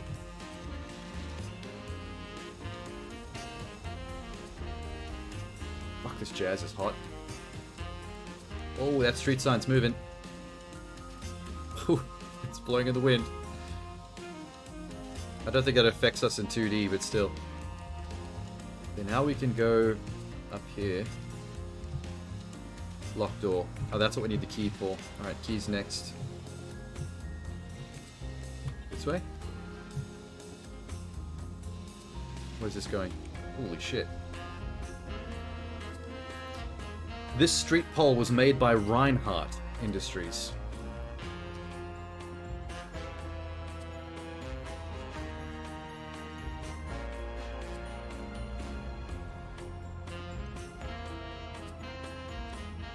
Biscoff for biscuit and Biscoff for coffee? You're so blind. No, the reason there's two Biscoffs is every poll I ever do, the third option's always Biscoff. So even in a poll where Biscoff is actually properly one of the choices, there's still the extra Biscoff.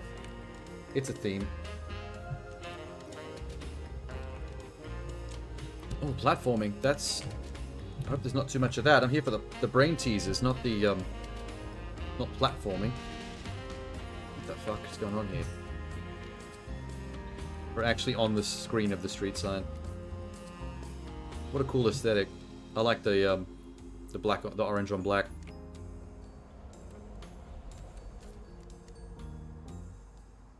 What? Oh, the key. Whoops. The key can block lasers. I can drop this here. There we go. I'm a genius. Whoops. I was too quick.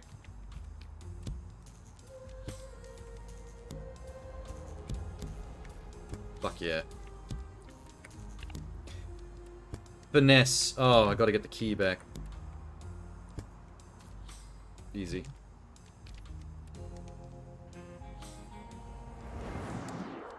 Yo, yo. Wanna know my favorite type of brain teasers? Let me take a guess. Nonograms. Because that's my favorite. That's a logic puzzle, I think, technically. What is this? Oh, shit. Oh, good. All the pages are thumbtacked down, so I don't have to worry about moving stuff. That makes it simpler. See? There's those, cheesy scientist glasses again. Bottom left.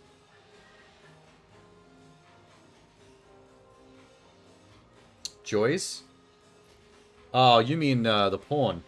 Jerk-off instructionals. I know what that is, Sham. Yeah, cheeky git. What are we... How am I... Wait. If I can't move these pages, how am I supposed to connect these up properly?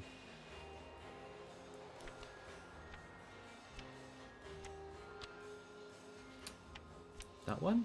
No. That one. Then the key. Then the key door down to the door. Then elevator up. Hit the switch to lower this elevator. Then we go to the elevator. That goes up to this door. This door goes here. Push the crate through that door. Down here. Push the crate through this door. To here. Crate used to climb up, get key. Key all the way down here. What, you could brain tease me, game? Fuck you. I'm all over this shit. Here I come. Here I come with the solutions.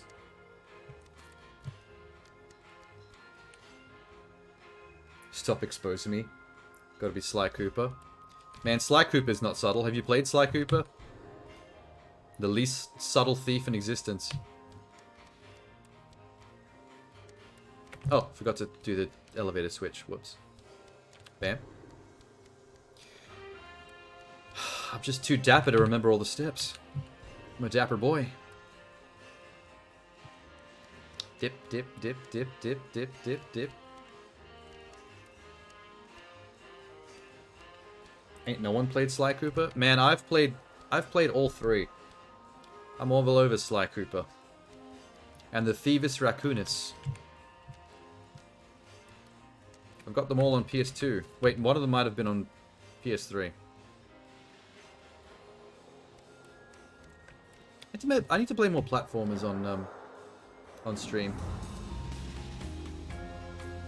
I have played a lot. You should see my gaming shelf.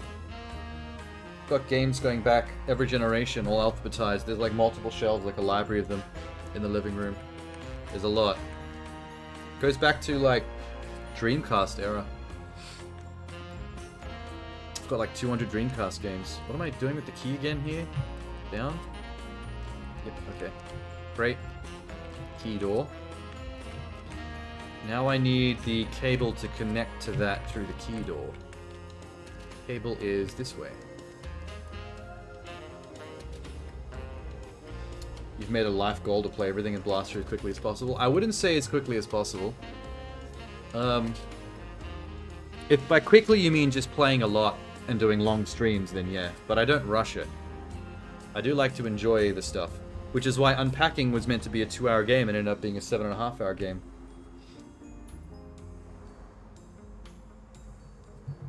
Yeah, that's my main problem with things like roguelites. Is I'm not a big fan of games that drag on the gameplay. I don't need them to fake value for money by dragging shit out. When I heard that, like, Hades is a really good game. Wow, I should probably get off these signs because the wind is making me feel sick. As good as Hades looks, I heard that to see the entire story and get, like, the final ending, you have to beat the game, like, 10 times. And I think that's kind of cheap. I don't like it when games artificially extend their lifespan. Just let the damn thing end. Here we go. Yeah. Now what? Oh, that's not it. Let's try that again.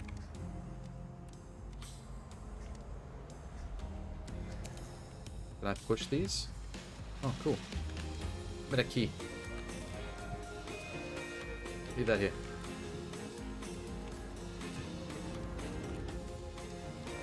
Damn Skippy. Oh, I gotta go back. Whenever a truck goes past, it causes, like, a bigger wind vortex that blows this sign like crazy. What a cool detail.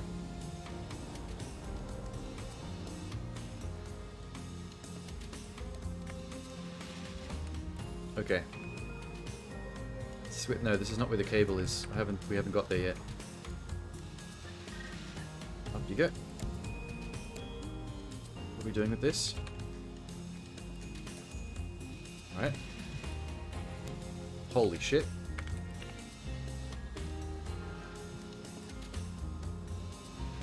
Ah. Cool. Vitus Varnus. Oh, it's a bookstore.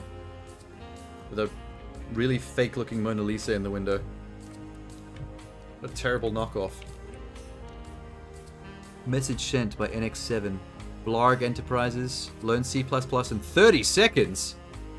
From the Don't Be Dumb series.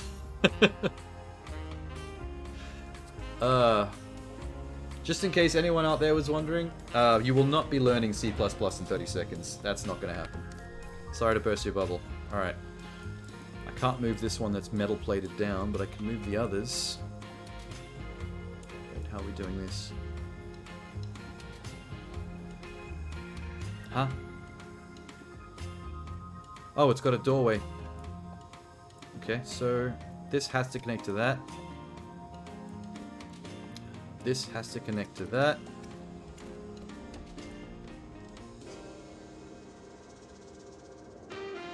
Can I get the key like this? Oh my god, I'm a genius. Hey. Now, put it back up.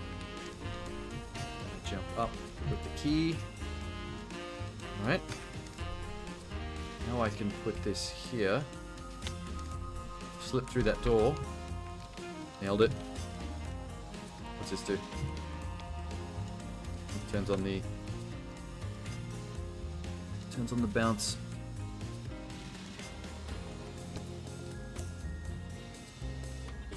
Oh, the up arrows let you go up through them, but if you come back down, they're solid. Interesting. There's the cable.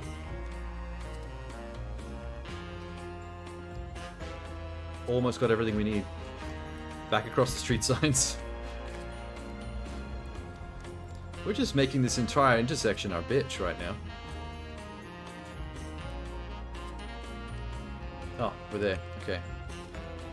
Let's power up the Game Boy. Connect that there. Connect this here. Game Boy activated. Groovy.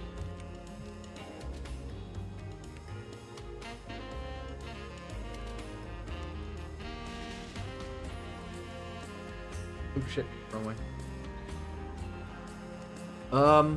Alright, we just need the new app for the Game Boy, which is top right. Anyway, we haven't been yet. I was wondering when we're going to come to these signs. I kept seeing these in the background. What the fuck is going on here? Got 2 doorways. Lots of down ladders. These 2 have to be connected. It's the only 2 doors.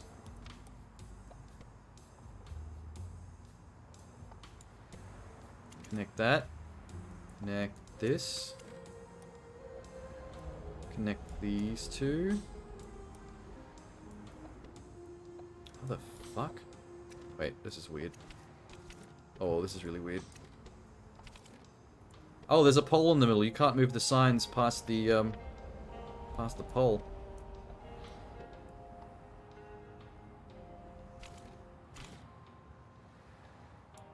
I think I just have to keep flipping these two signs. I think that's the only way this works. Okay, let's try it.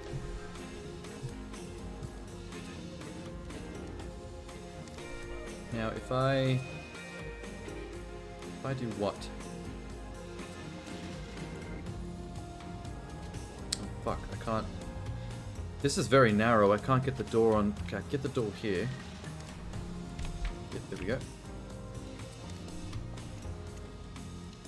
Now move this back. I can get to that corner.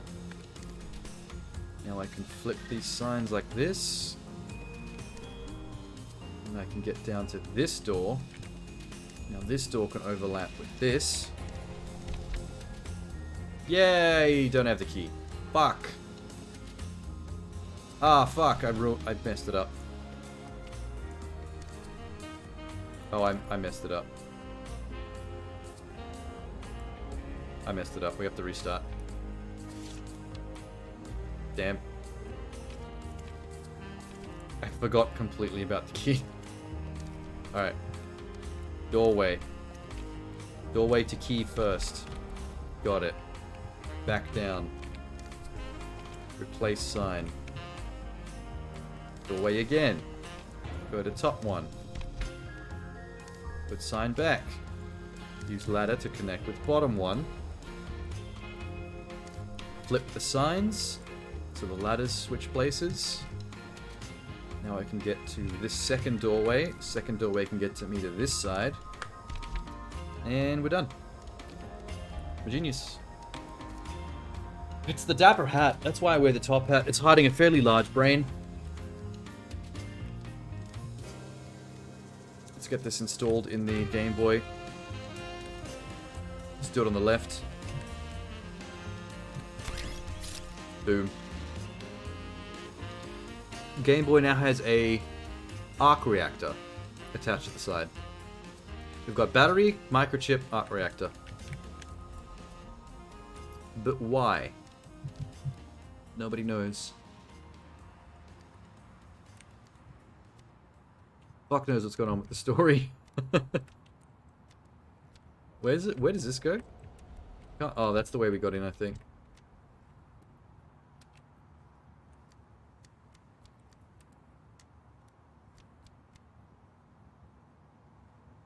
Hades is pretty story-driven. Dead Cells has Souls-like storytelling. Dead Cells is storytelling, but you never cared for it. I feel like it's because Hades puts all this great dialogue and characters on display and really gets you immersed in it. I like the storytelling aspect. That's what I'd be into it for. I just hate the fact that it falls into the same roguelike trap of if you want to see and do everything, it basically forces a massive amount of repetition in ways that kind of leaves the story stuff behind and just makes you just repeat gameplay loops way too many times. It's like, I want to play a game that has good gameplay mechanics, but only for as long as the good gameplay mechanics hold your interest. For the entirety of a game's story, while the story's also holding my interest, that's perfect. As soon as there's nothing else to do, and the game's like, oh, here's another 101 reasons to just keep on doing this gameplay mechanic over and over again, I'm like, okay, now you've run a good thing into the ground. You've taken something I was enjoying, and you've made me hate it because you're making me do it too much. Go out on a high. Quit while you're ahead. I want the game to end before I get sick of the gameplay. If it ends and I'm like, oh man, that was great, I kind of wish there was more of it, perfect. Nothing wrong with wishing you could have had more. If it ends and I'm like, thank God that's over, I'm so glad the credits are rolling, I was so tired of doing that shit, you've done something wrong. That was my problem with Alien Isolation. I've mentioned this before on stream, actually, but Alien Isolation is a good example of a game that does everything right. It's the best Alien game they've ever made. It's the perfect concept for an alien game based on like what the first movie was like. Just one alien, can't kill it, try to survive. I loved it. But that game is way too fucking long. Like, they drag out that concept to the point where you start to be able to see the seams. The gameplay loop of dump you in an area with corridors and rooms and hidey lockers while trying to find buttons and switches to turn on certain features of the space station. Like, you start to really see the blueprint once they've made you do it too many times. And then you start to see the video game behind the veil. As soon as the immersion breaks down, you start to see the video game and you stop feeling like you're just the character in the situation, like being immersed and following along the story, then you've done something incorrect. Some people would call it value. Value is not time. I don't abide by that. For example, one of my favorite PlayStation 2 games of all time is Ico, from the same company that made Shadow of the Colossus and Last Guardian. You can beat Ico in 3 hours. Not the first time I played it, but I think the second time I played through it, I beat it in about 3.5 hours. And that's one of my favorite PS2 games of all time. The value of that game is in its quality. The satisfaction I deemed from experiencing it as a piece of art and enjoying its story. I don't want Ico to last me 15 hours. I want it to last a perfect 3 to 4. Where I come out the other end feeling good about the experience, not wondering why the experience lasted 15 hours even though there was only 3 hours worth of gameplay. Outlast has the same problem, but it's shorter. Oh, Outlast 2 is longer, is it? I played Outlast 1, but I haven't played 2. I'll never understand people that that only see value as time. Like, people get mad when their game doesn't last them 100 to 120 hours. But I'm just like, fuck, dude, I don't want to play this. I don't want to play one game for 100 hours. I know there's some pretty epic RPGs out there that easily last 100 hours and it's worth it. Because, you know, there's lots of different things going on in the game to experience, but don't force your game to last longer than what its core experience was designed to be.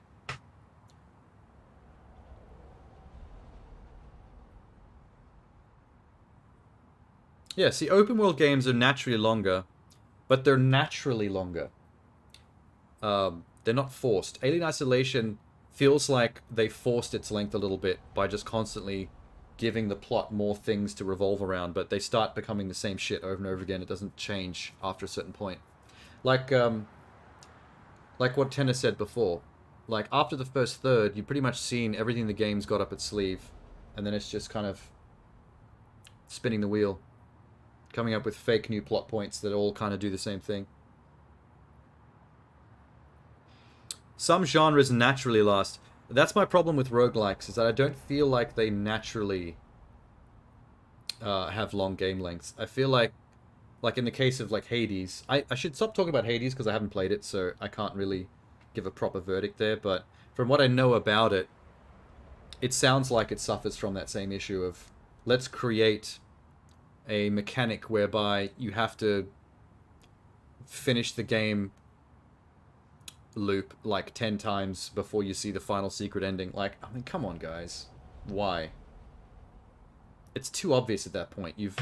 We can see you artificially stretching your length, trying to force value. But you didn't have to force value because the quality of your gameplay is what got it Game of the Year. Based on that alone, it already had value.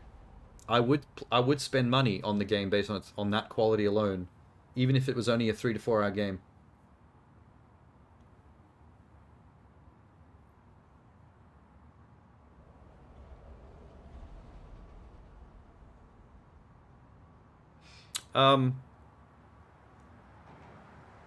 But yeah, like movies as well. Remember when Zack Snyder made his director's cut of Justice League? I remember seeing some statistics from the studio whereby a shockingly large amount of HBO Max users did not finish the film. Like, they showed the statistic. There was like, it was a really low percentage of people that, of the total number that have started the film, that actually watched it through to the end. Like, a lot of HBO Max users, for some reason, made it through like an hour or two of a 4-hour movie, and then like stopped there and never came back. So I think that's good evidence for why, like, the hardcore fans will always be there for it, but the rest of the general public, which make up the majority of your numbers, are gonna only put up with so much before they're like, yeah, I don't feel like I need to do more. And check out early. That's why the Lord of the Rings Extended Edition are extended editions. It's for the fans to pick up if they so choose. They did not release the Extended Edition movies in the cinema for a reason.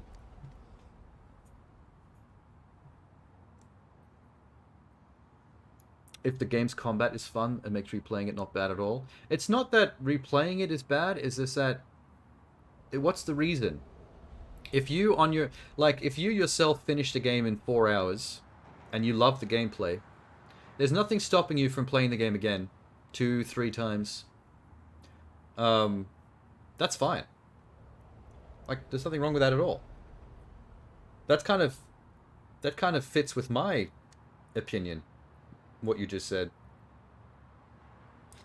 Don't make a game with fun gameplay and then try your hardest to stretch it artificially to the point where you run the risk of people eventually getting bored of the gameplay. Like, it was good, but now you're tired of it because you're just doing the same thing over and over again.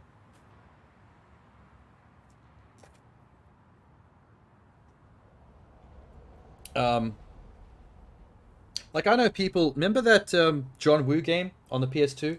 The one that was based on the Hard Boiled movie with Chow Yun-fat? Was it called Stranglehold? It was kind of a Max Payne shooting game where you could dive through the air in slow motion, but you were Chow Yun-fat.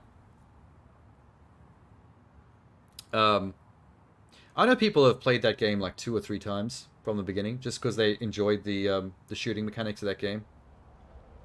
Doesn't mean that the game needed to force itself to be 3 times longer for those people. Stranglehold, yeah. See, like, if you really love the gameplay that much, people are just playing it again from the start, and they're happy to. That's not an argument for why the developers should have made the game longer. From the sounds of things, it's perfect. By the time the game was finished, they were still ready for more. Enough to play it again. You played Devil May Cry 5 to 6 times on different difficulties. Yeah. See, I very rarely replay anything or play anything again, because I got other games to get to, and I always will. The more times you have to replay something and drag things out like that, the less other games you're getting to experience, which upsets me a little bit. Alright. Back to Pedestrian. We need to get back to pedesting. I've got some pedesting to do. In my dapper hat.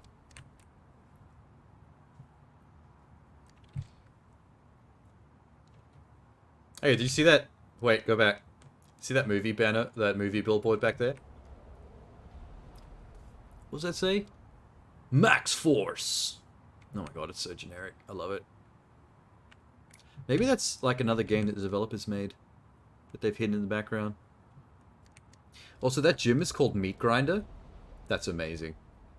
If that gym doesn't exist in real life, we need to make it. It's a gay gym. Homosexual males only. The Meat Grinder. And there's a restaurant back there called Saucy Bacon. Dude. Play the game before making these your final opinion. No, that's what I was saying about Hades before. Like, I know I haven't played the game, but I was disappointed to hear some of the things that I read about its game structure, its endings and stuff. But I will get to it eventually. Where are we going with this? Are we going back to the subway train? Huh? What? Where's my jazz music, man?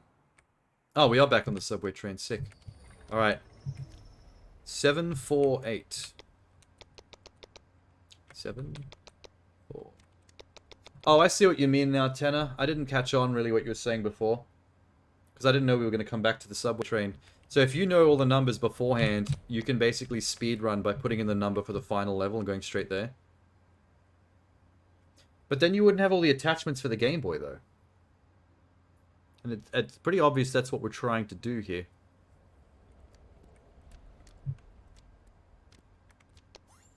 All aboard! Dapper Stickman, Dapper Stickman Transport Services. Please keep your head and feet and arms inside the vehicle at all times. Where have we come? Is that the next part for the Game Boy they're showing on the clipboard? Lorem ipsum. There's actual lorem ipsum text on the clipboard. Oh, I think we're at some kind of university. Quaylen University. And Blarg Enterprises is still here. With a TV on the roof of the van. Hold up. Brainstorm. I think whoever the guy is that's built that janky homemade Game Boy device that I'm helping build, I think that's his van. I think he's from Blarg Enterprises. Which must be some kind of science engineering department. I'm just thinking out loud here. Oh, shit. Nisco. Yum, yum, yum. We've made good inroads into this new jar. It's not crunchy enough.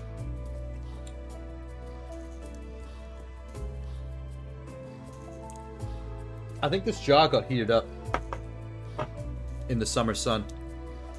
And all the crunchiness is like seeped down in the soft Biscoff, so the top is really like smooth.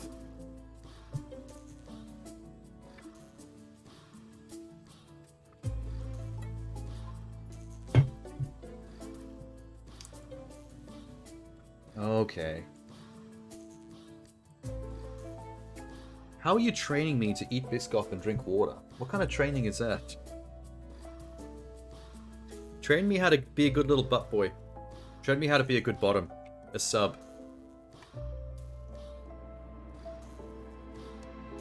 Alright. Here we go.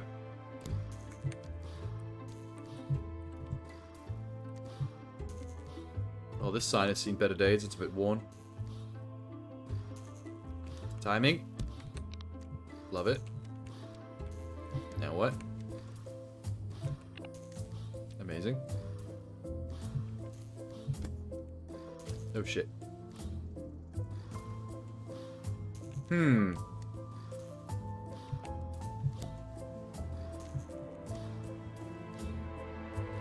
don't think I need the switch. Yep, didn't need the switch at all. Pointless mechanic. It's called the Pavlov dog effect. Oh, the repetition. I see the Game Boy!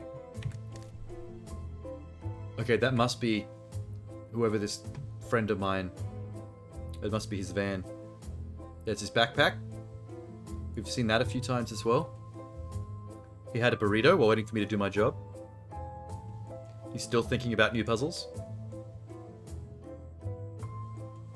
Your nightmare game would be Elden Ring? I don't mind Souls-likes though. I just don't New Game Plus them. I never do that.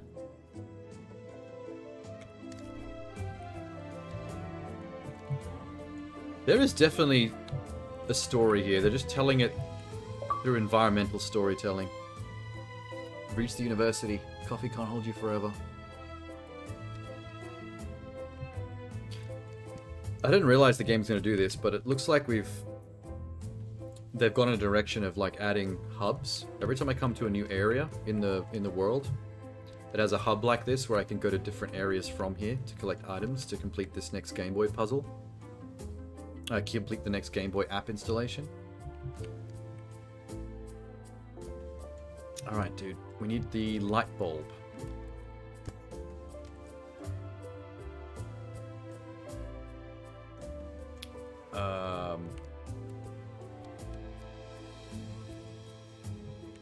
Quest lines are difficult to follow. It's long as hell. A lot of reused content. I think I'd be fine with it. I'm pretty used to roguelikes in general. I don't think it'd be a problem. As long as I had the time to get through it. I haven't had as much time for longer games lately because of how many shorter games I keep smashing through. What do we need the box for? Oh, to get up to the cable switch. Alright, we'll get the box first. I think that bronze statue is holding signs.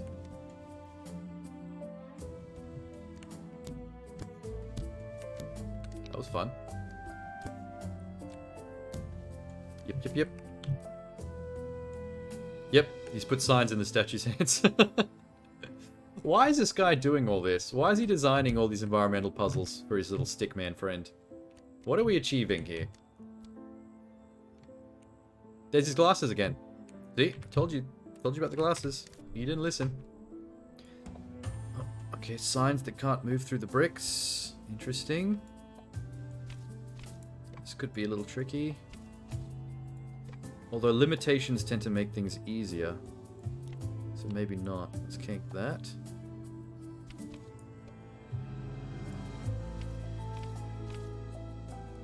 Oh, if I go there, I die. I'll go here. I think. Yep, alright. Put this back. Oh, shit.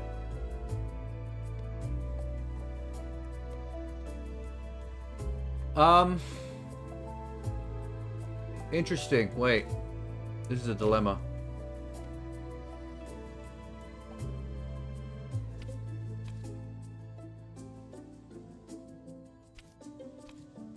Hang on. I have an idea. If I can line up the next doorway, like that, maybe I can double door it before falling into the laser. This could be dangerous. Hang on. Like this. Oh, fuck, I didn't line them up good. Whoops.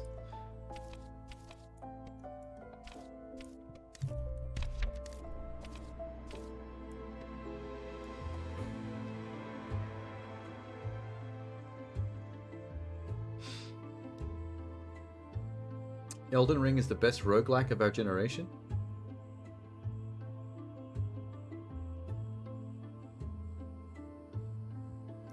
I haven't just played Demon Souls. I've played Demon Souls, Dark Souls 1, Dark Souls 2, and Bloodborne. I've also played Lords of the Fallen, which is also Dark Souls. And Mortal Shell.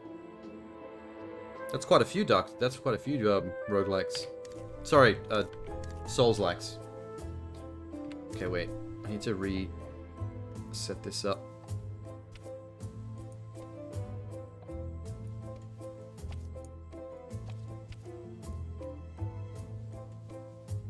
Okay, buddy. Holy shit. Okay. Nailed it. Nailed it.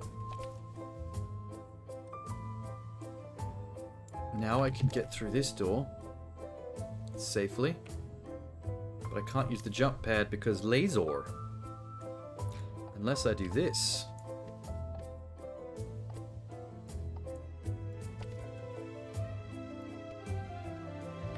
Should work. Should go through both doors. Oh my god, I'm a genius. This game makes me feel smart.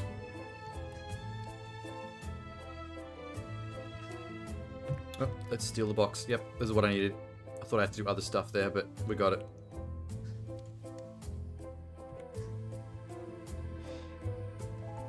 You said you hadn't played any other Dark Souls games and you played Mortal Shell? No, not true. I probably said I hadn't played one in a while. It had been ages since I played one. I think Bloodborne was the last one I played. I didn't actually finish it, so I should go back to that at some point to finish it, which I might do on stream, since I wasn't streaming at the time when I played that. I would also like to play Fallen Order, even though it's Dark Souls Light, from what I've heard. But that's fine. I'm perfectly happy with Dark Souls Light. What am I supposed to do with this? Oh, good. Line that up with the cable switch? Okay, now we need the cable.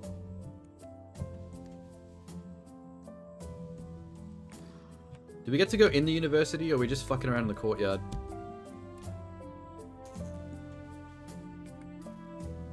There's some well-rendered ivy there. Or just leaves. I don't know why I decided it was ivy. What the fuck? Okay. Oh shit.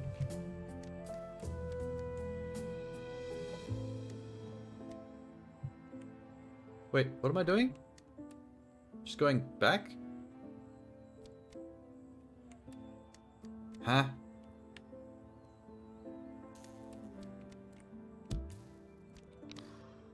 Oh, I can move them both together. Okay, wait.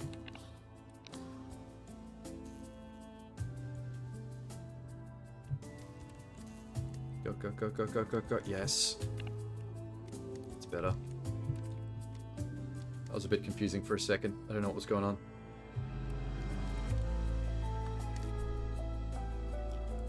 That one's pasted down against the wall. That one's nailed. What is with this empty room? Oh.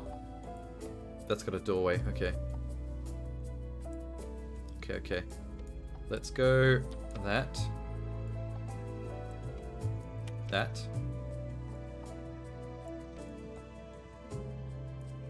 That. That. That. Oh, there's no way out of this unless I use the door.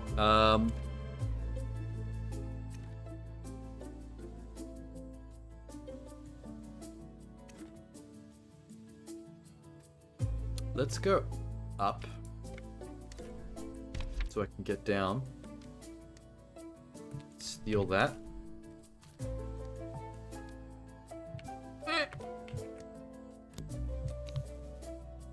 Yeah, I turned on a laser, but I'm not sure what use that is.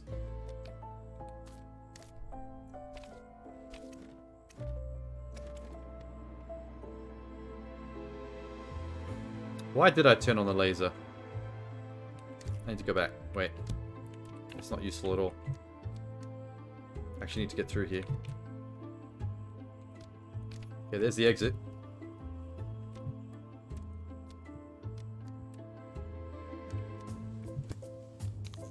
Why would you want to turn on a laser on purpose? What?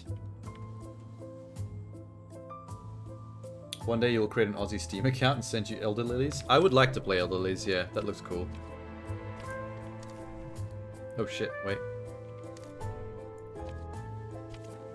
I think I fucked this one up, but I'm not exactly sure how.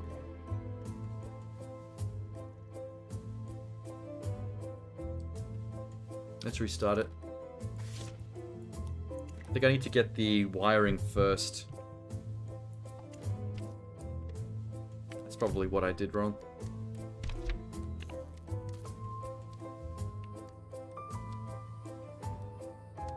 Oh, this jump pad is not activated.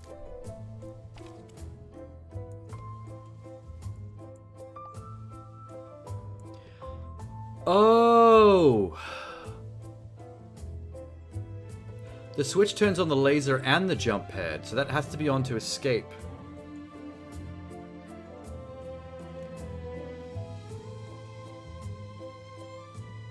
Oh, you just said it too. Yeah, I just figured that out. Yep. Let's, okay. Oh, I can get back to the door here. Maybe I had this right the first time, I just didn't realize it. I didn't realize you can get back to the doorway. Go up here.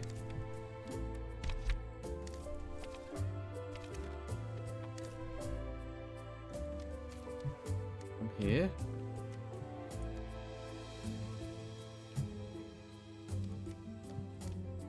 Let's get the door unlocked first. this is what I did before when I thought I'd failed. So what we'll do, put on the laser and the jump pad, go back to the original room with the doorway. Now we do this part. Ah, yep, that's fine. Forgot I could turn off that laser in that exact room. Okay, now we return this off. Back to here, move this back below. Got it. Cable acquired. Progress made. Oh shit. No, it's fine. Nothing's fucked. Yep, here we go. Connect cable to Game Boy. Power that bitch up. Alright, we're ready to complete the level. We just need the light bulb app, whatever the hell that is. There's his glasses again. He leaves a lot of pair of glasses pretty much everywhere he goes. Anyone else order wings from Domino's? I have in the past, years ago, and I cannot remember if they're any good or not. Maybe that speaks volumes. Oh, this is a mess. Oh wow, this is actually a mess. Jesus, I might just have to try some stuff and see what happens. What is with this bottom corridor? What is that for?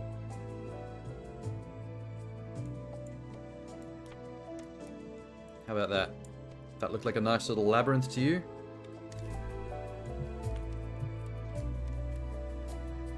Yep. Okay, that's the way out.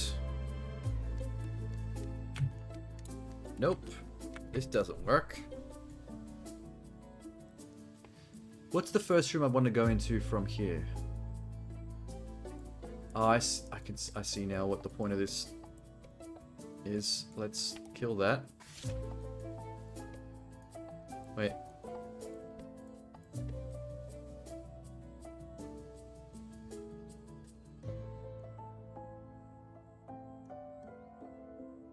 I can't get the light bulb without the box. Let's put the box room up here. Light bulb room over here. Connect that to that. Connect this to that. Now let's see what happens. This one's a bit messy. This one's basically turning into spaghetti. Box down. This should connect me up with this corridor at the bottom, so I should be able to get to any room from here.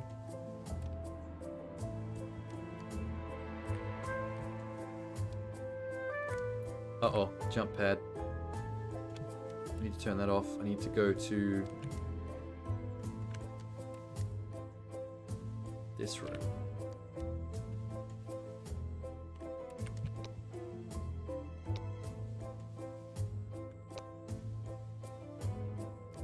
What? I actually thought that was going to turn off the jump pad, but it looks like the jump pad wasn't even active to begin with. Whoops. Fuck.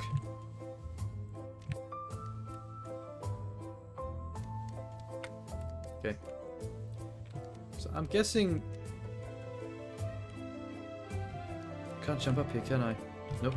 You need the box for that too.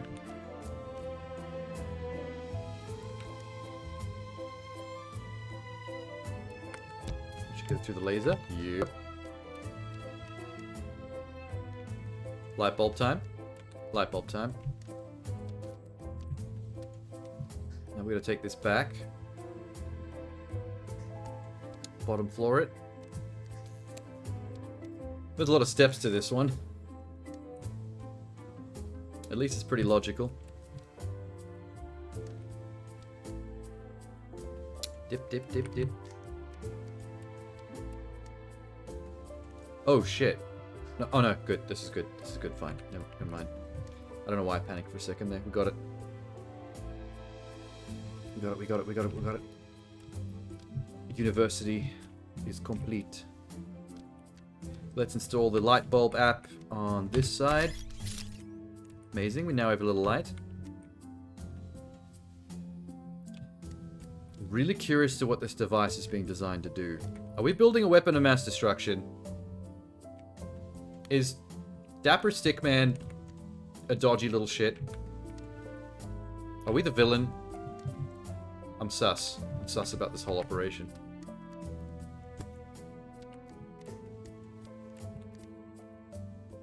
Dapper Stickman had no idea what all his efforts were leading towards. It was a mystery, and yet he persisted.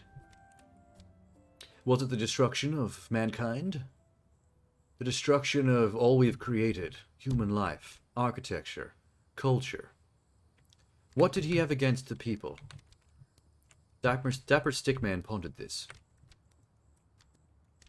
He did not know, for he is but a stickman. He does what he is told, for he is in control of Player One. He is in control by Player One. Where are we going? Are we leaving for the subway again? I think we are. It's a narrative from Stanley Parable. I wish. Hey, back to the subway. 274. 274? Engage. Make it so, number one. Where are we going now?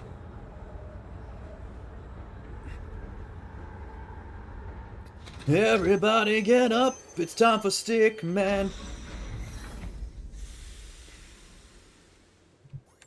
He's doing puzzles and he's got a plan, building up a Game Boy.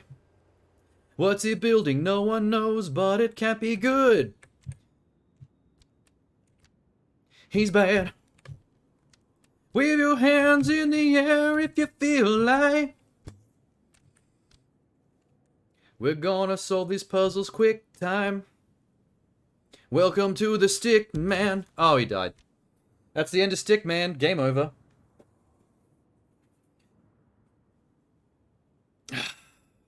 Alright. Where are we now? Just urban area? Oh, gravity. Oh no, it's not a gravity switch. I just turned off the bridge up there. Okay. Hey! Fun. I think we're getting... I think this is on the side of someone's apartment building. What's all this then? Oh, pipes. Okay. Can I connect these up? What the fuck? Oh. Like that? What are we activating here?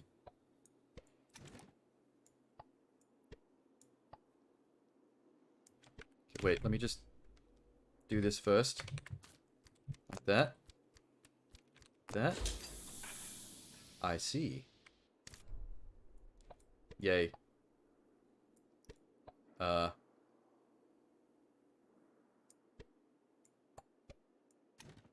Wait.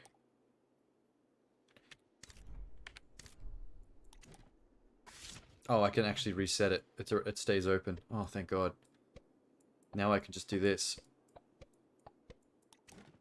So I guess even though the content on the signs reset if you change your layout, but the 3D environment around it stays the way you set it. I think that might start to... This might be something that's going to start finding its way into the puzzle mechanics. We got some fence here. I'll connect those up. Connect these up. Connect these up. Cool. Grab that. Connect. Can I connect this across multiple? Nope, I can't. Here comes the easy listening jazz. Wait, did I not? Whoops. My bad. Connect this one up. Yes.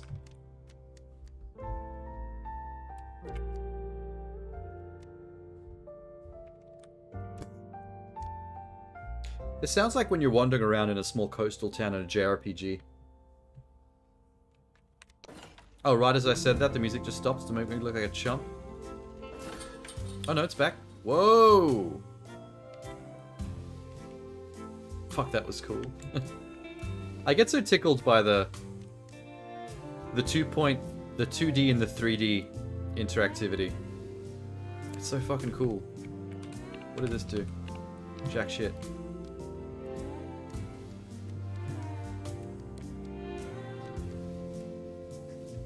Can I do this without getting zapped in my head? Nice.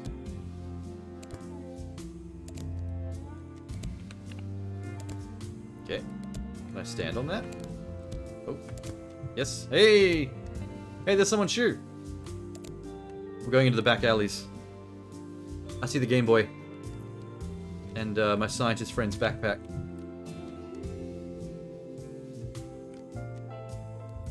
We got 3 more to install.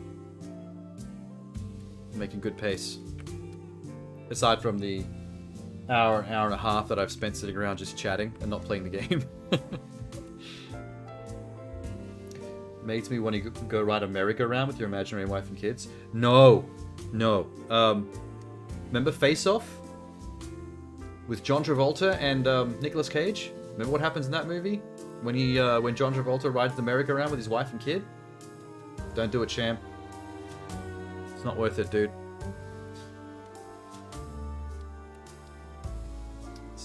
That's the app, I think. Satellite dish. Cable is... Wait. That way. You can't just reference Face Off like that. Man, everyone's seen Face Off. What are you talking about? You haven't seen Face Off? It's a classic. That's a Nicolas Cage classic. Oh, I just jumped down here and I can't get back up. Oh, there's a springboard. I forgot. My bad. I think I need the key first to unlock the door and then get the cable to connect up. Yeah, let's get the key first. You've seen it, but 14 years ago. Well, that's the inciting incident in the movie. Nicolas Cage tries to, because they're enemies. Nicolas Cage tries to snipe John Travolta while he's on the merry-go-round, and the bullet passes through his back, and it hits the kid. It goes right through him, pierces the kid. He didn't mean to do it. He didn't want to kill the kid, but what's done is done. You think of the one with Wesley Snipes and Stallone? Demolition Man. I've got Demolition Man on Blu-ray. Well, I've also got Face Off on Blu-ray, but you know, classics. Why are there buzzsaws just there? That's kind of pointless. Oh my god, this room. There's nothing to it. I think I just gotta make my way through. Let's set up a bridge. Drop the box. Probably what I'm... Oh. And blip. Yep. Hey! Okay. Oops. I thought I could make that jump. Serves me right for being confident in my abilities. My dapper little hat. Do you think the dapper hat has frames? Do you think... like a hitbox? Do you think... the fact that my head is taller now, I could actually hit hazards with it? Because that'd be a problem. I might have made a mistake by putting on the hat.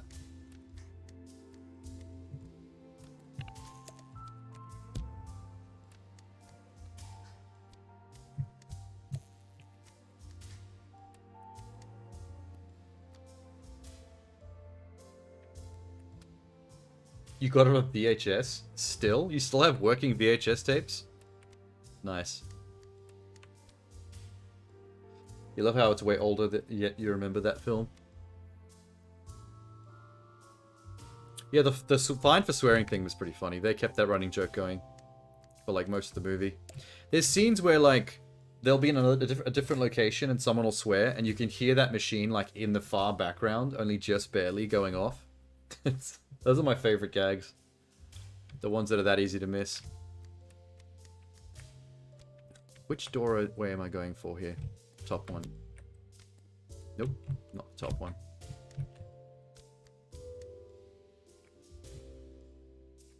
Here's a basketball court. And a sign that says, Señor Mosquito! With a picture of a hyena. Very confusing. I think we can open up this door if we wire this up. Oh no, the garage. Cool. Someone's workshop. Nice. There's a big puzzle in here. And some Pepsi. Oh, there's a lot of things blocking the toolboard.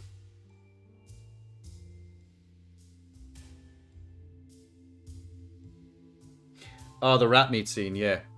He's so excited to see a meat burger, and then they're like, you don't see any cows down here, do they? Do you? To be honest, I would eat rat meat. If it was a choice between rat meat and nothing, like a bunch of Taco Bell pills, I'll eat some rat meat. Hell, I'll eat human meat if you give it to me. I don't give a fuck. Yeah, this seems pretty easy. All I have to do is connect these up, right? Oh, wait, I can't. I can't actually. I need to move these first somehow. Connect those. Don't know what to do. Oh, this one has to go up here once I open that. Alright. That one's fully trapped. That's where I gotta get to. Okay. So I guess I'm doing this. But then what? Fuck. Wait. Oh, I can travel. Okay, wait. I can travel through these. Can't I? Oh, the doorway. Never mind, I'm being an idiot. These are not obstructed by the 3D stuff. That changes everything.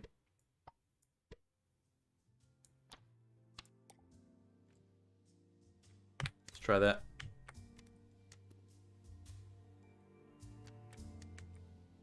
Down. There's the cabling. Nope. Can't do that one yet. Fuck.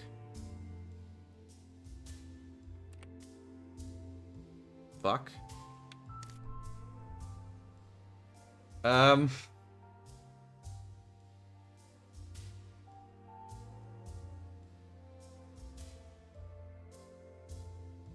Oh, damn. Oh, damn.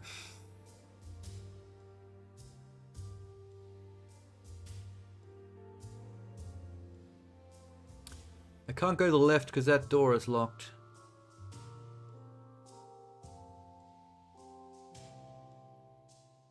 Ooh. This is a problem. How am I going to recover from this? I can't go back the way I came because I can't reach that ladder.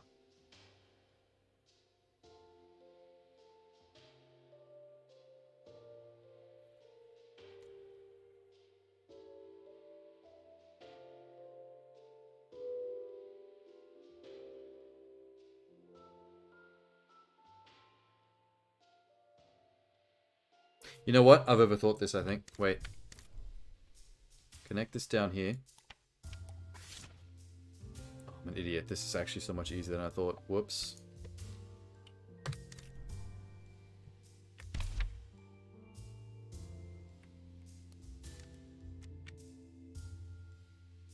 I can just go in here and grab this and go straight back. I went the roundabout way.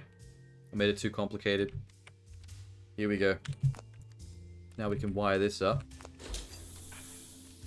That opens one of them.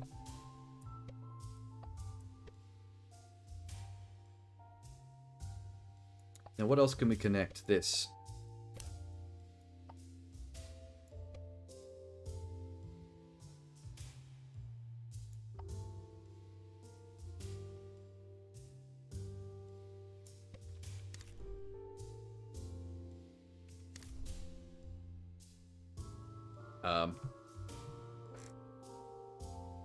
Do I just have to reconnect this? No. Oh, that's not working anymore. Whoops.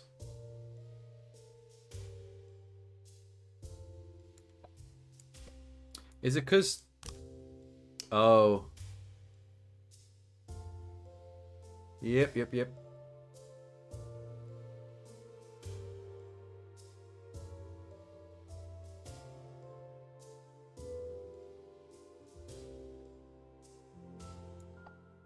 I need this connected.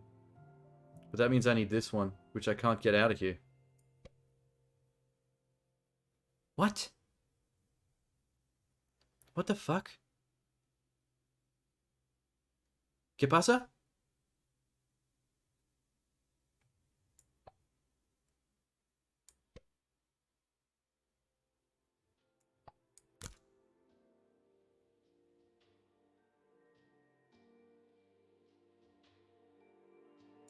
Oh, wait, I just saw it. Okay. I didn't realize that I was looking at just this connecting. I didn't see this opposite. Okay, that was dumb. I did see that there was an alternate way to connect that same plug. So I just need to get cable to here.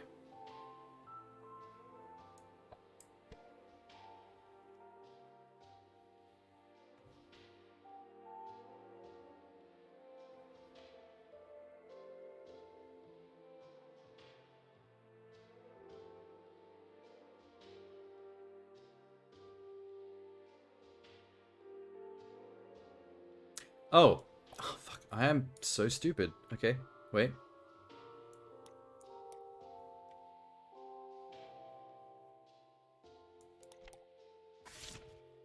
Good. All I need to do is doorway into this. There we go. And then what?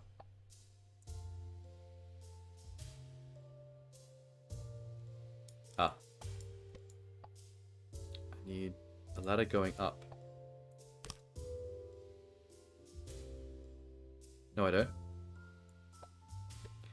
I need this. That. Cables.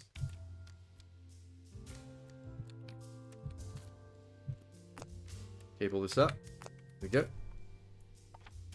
Move this back. Connect that up. Alright, I need one more pair of cables. I need that one.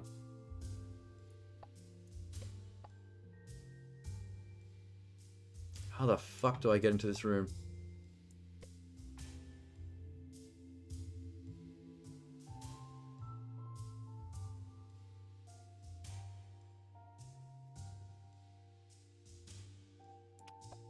Oh wait, I can get cables from this one. They can be reused. I didn't realize that. Okay.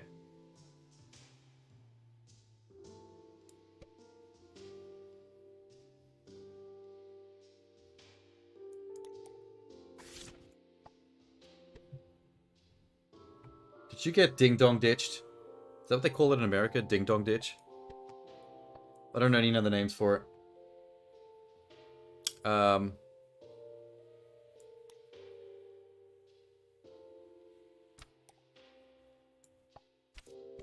we go. Boom. Fucking cabling up of everything's taking me ages.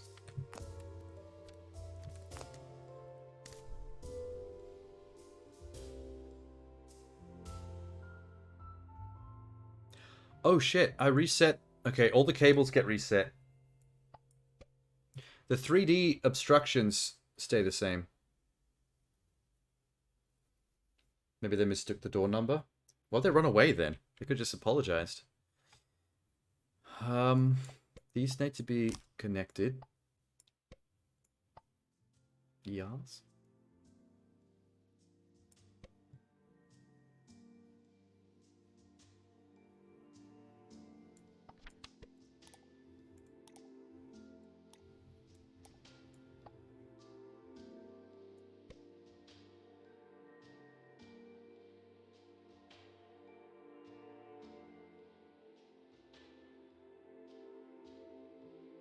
I can drop into here.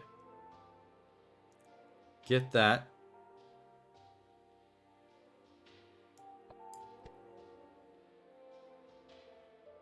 Shit, wait.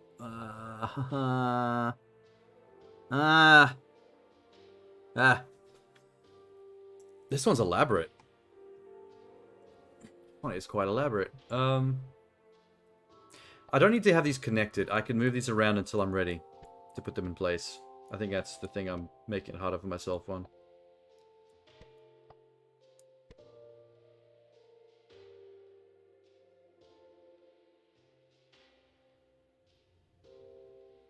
Those two need to be connected for sure. Let's connect these two. Let's restart. Let's restart the process.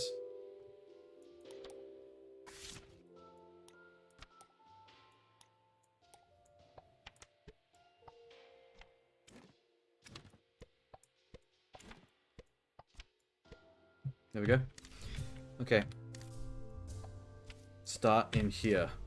Because there's no other way into this room.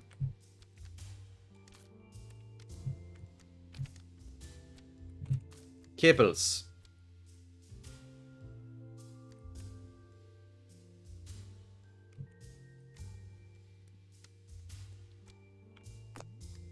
Set this one up. Now we go down. Get this one through this door. Now we can get to this one. Okay, got it. Second stage complete. Let's connect everything up correctly. You move. Get here. Alright. One more obstruction. It's going to require 1, 2, 3. Those three. Those three need to be connected up now. I have to figure out a way to get all 3 cables to all 3 rooms.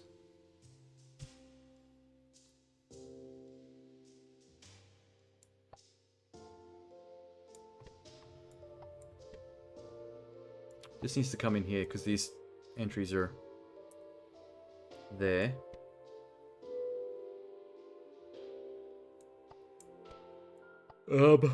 Fuck.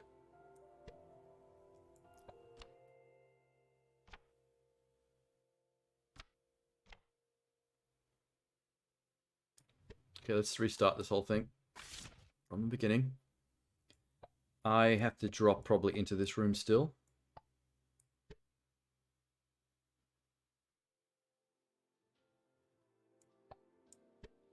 What if we go this way first?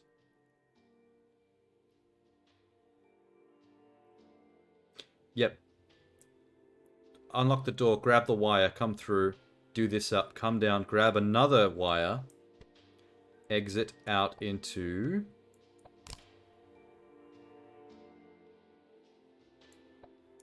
this room.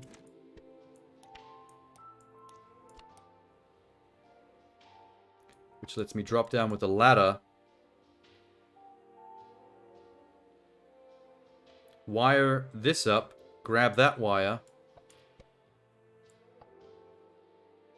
Don't need this room. What other room do we need?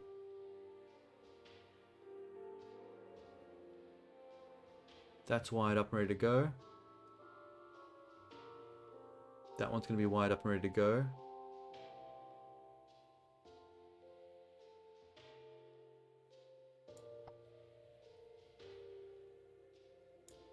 This one.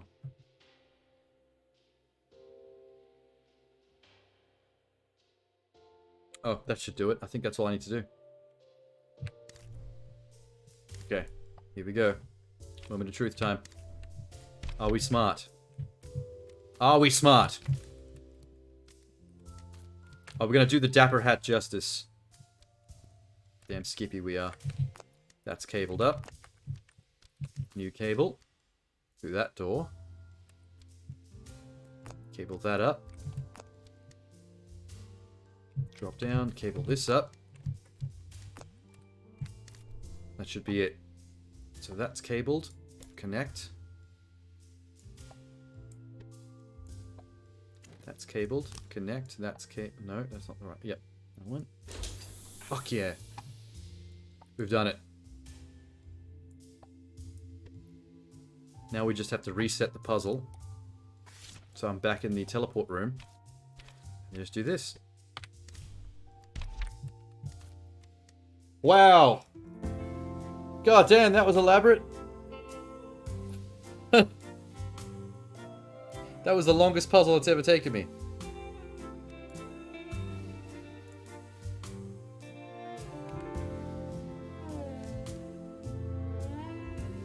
Well, easy. It kind of seems easy in the end, doesn't it?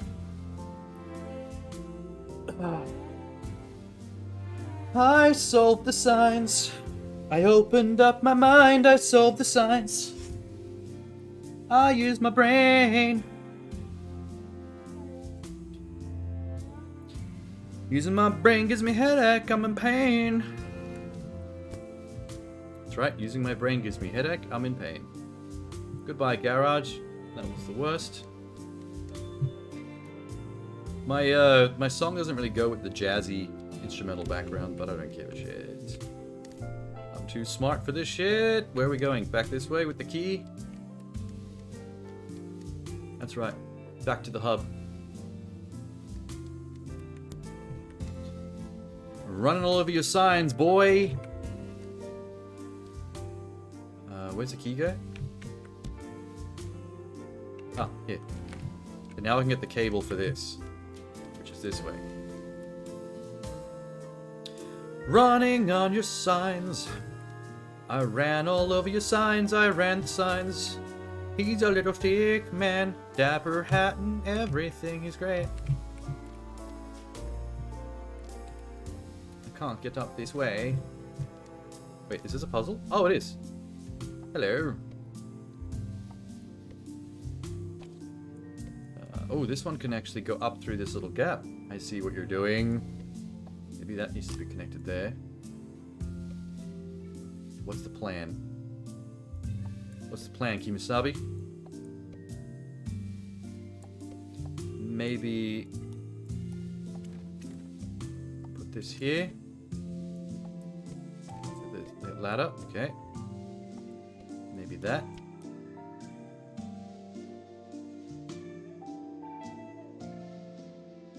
Huh.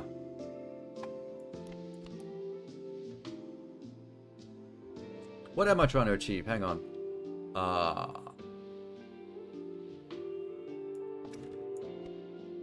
There's no... Oh, yeah, there's that ladder. So if I go up, I can die in that laser. Or I can go...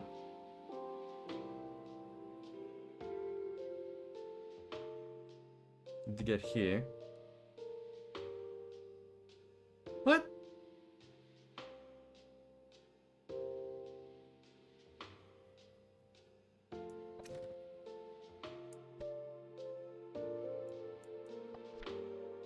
Oh, that. Oh, wait. I can get to here. That'll turn off that. I can get to this, but I need a crate. Where's the crate?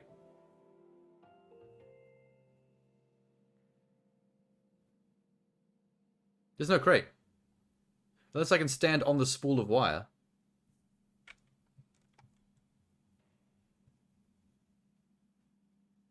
What the fuck am I trying to achieve here? Put that back. Okay, down. Trapped. Unless I can hit that button first, but I can't get up there. So I guess we do have to go up.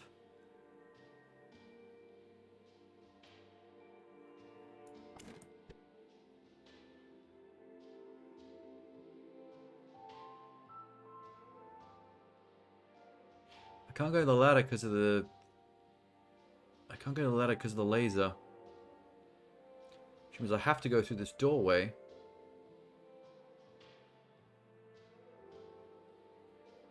To this.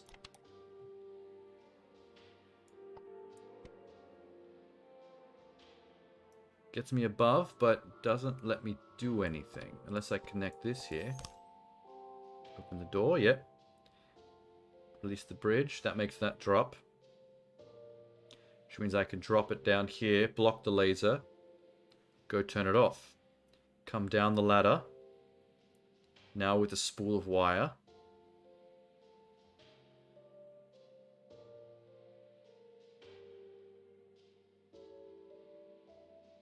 Blah, blah, blah, blah. See if I can climb the spool to get to the switch, which will unlock this. Take the spool. Bounce it back out. Where's the exit? Oh, there. Okay. I have enough to try, at least. Wait.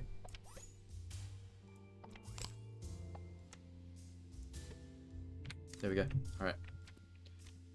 Let's see what's what. What?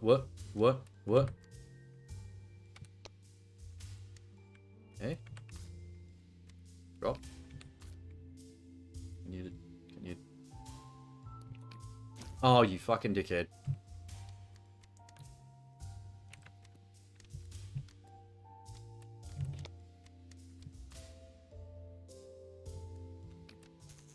Yes, okay. Now if I go this way... No, I have to actually rearrange the map. This up here. We go. Turn those off. Fuck yeah. Alright, we have... Whoa. Don't need to be in there.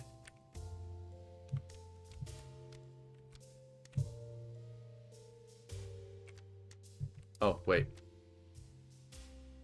See if I can step on this. Holy shit, I can't.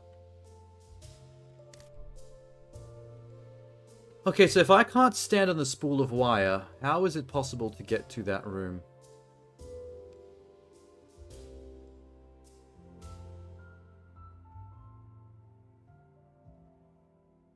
How indeed?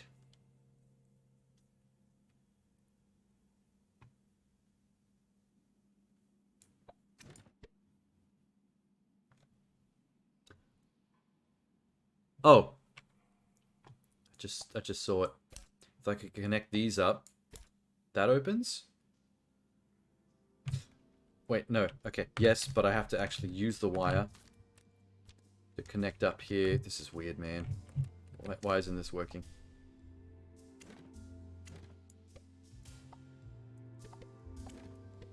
Oh, I see why. That's not the right door. This is the right door. Okay, that's open.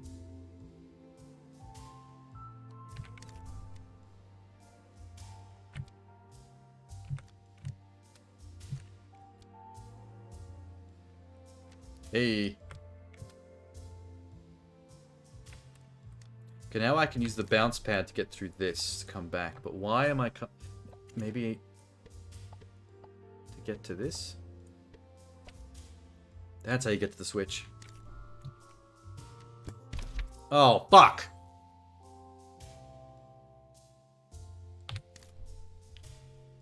Oh, I reset everything. I didn't think of that.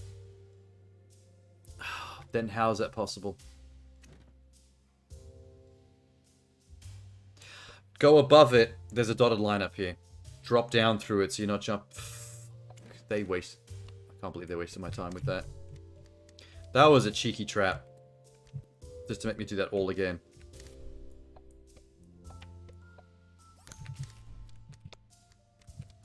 I don't know what I'm doing now. Good job. Put this up here. Making such a mess with these signs. Now we clip that. Cable up. Oop, wait, no. Yep.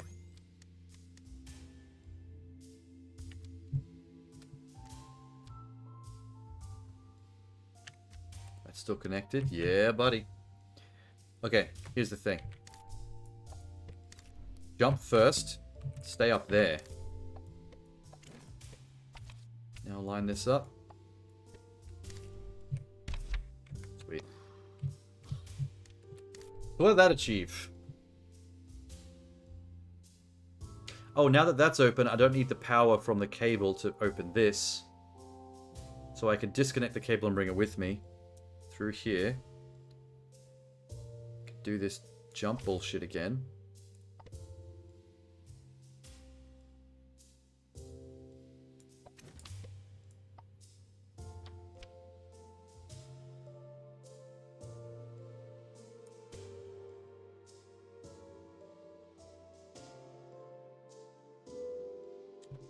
How do we get there? With the cable? That's weird.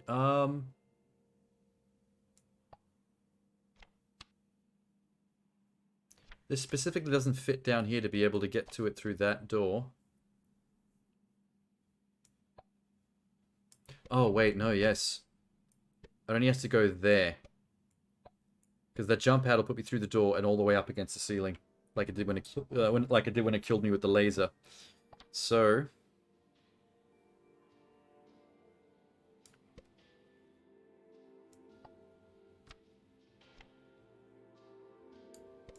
before we do that...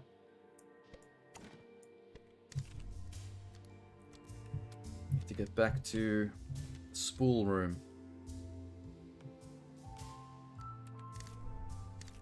Steal that cable. Good job.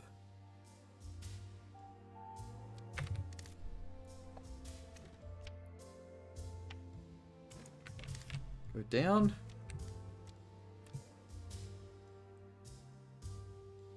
Good job. That's now open. Without the need of the cable. Alright, I'm ready. Get that out of the way.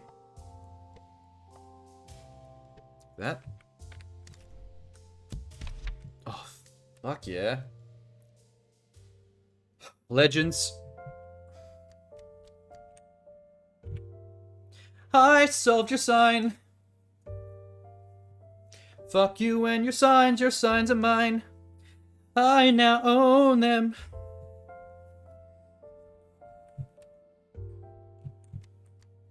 That's right, all these signs are mine. Every sign I complete, I collect it.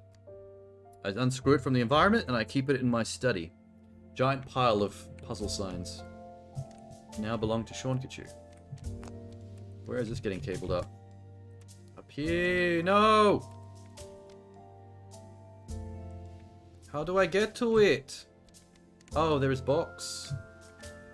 Never mind. Let me just leave this here. Electricity symbol is to open the gate to the box. Oh, okay. Oh, I understand what that is now. Here comes Dapper Stick Man. Dapper Stick Man with the puzzle plan. That's a lot of fucking cables. Whoa, dude. Okay, these are all nailed to the wall, so we're not going to be moving anything. There's these fucking glasses again. Whoever's been rigging this all up is up to no good. Guess we do that and that. Jesus Christ. What connects to what and achieves what exactly?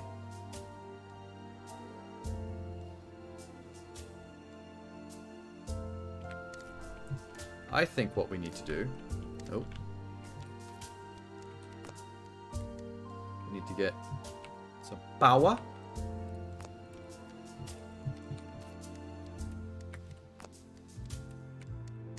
Power to this door. Okay, door's open. But if I go there, what do I achieve? I need power to the bottom door. At least I can get some more spool. Yep, there is spool.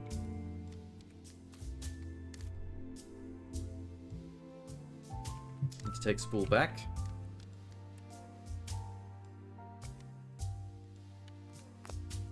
Connect this.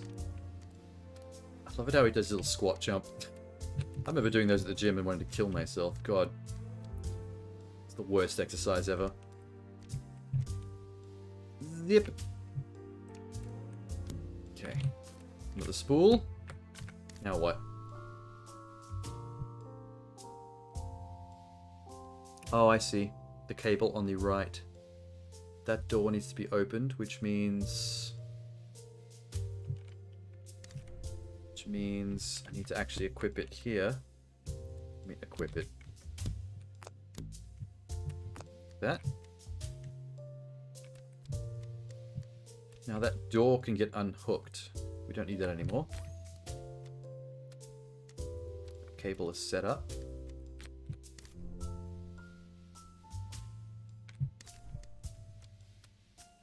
Go back.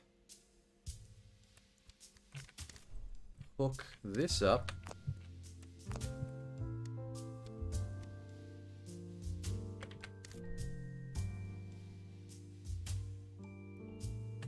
Wait, I need to... How does this work? So to get the power back to where I came from, I need that. But that means I need to open this. Which means I need to hook that. Yep. That. Yep. This one. Oh, easy. That's already good to go. Fuck. Hook this. There it is. Okay.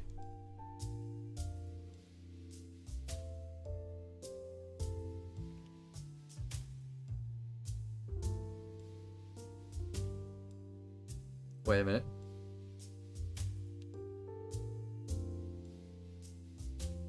Oh.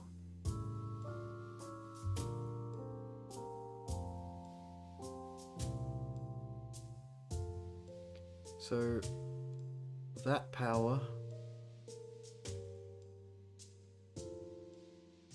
Uh-oh, wait a minute.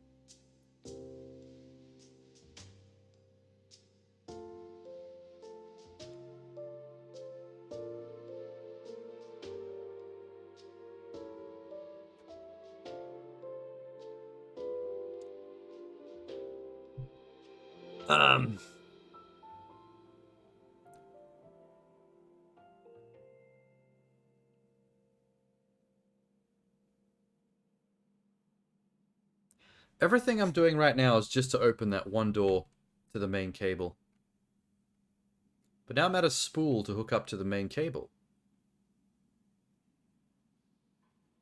And if I unhook anything, it's going to break that line. I need to do this with one less cable. Somehow.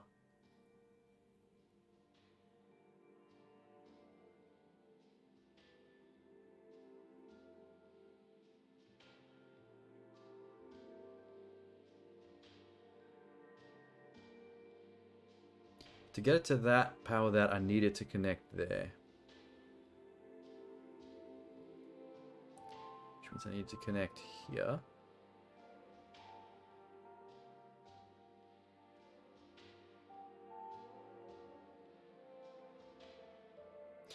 There must be a reason that there's two on the right that are lit up.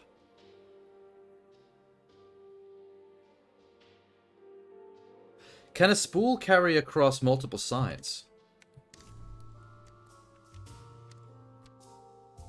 Like, could I unplug that? Travel to a different room with the same spool? Nope, that doesn't work. There goes that solution. Shit.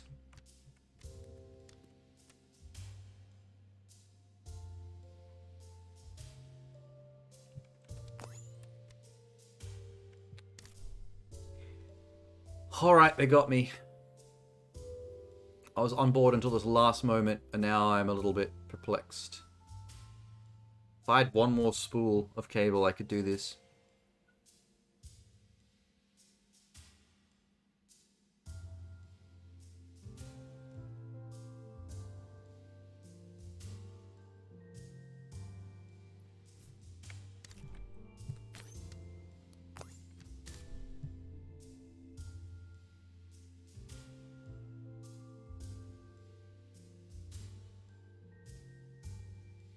Bruh.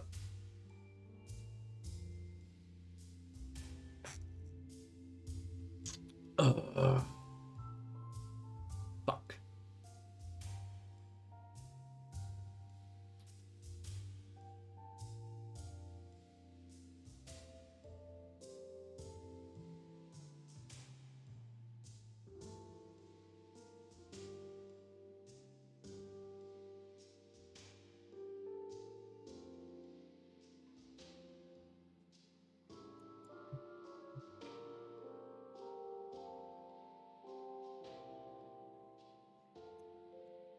Come on, brain. Do a brain thing. Activate. Come on, activate brain wrinkles. Where's that electricity?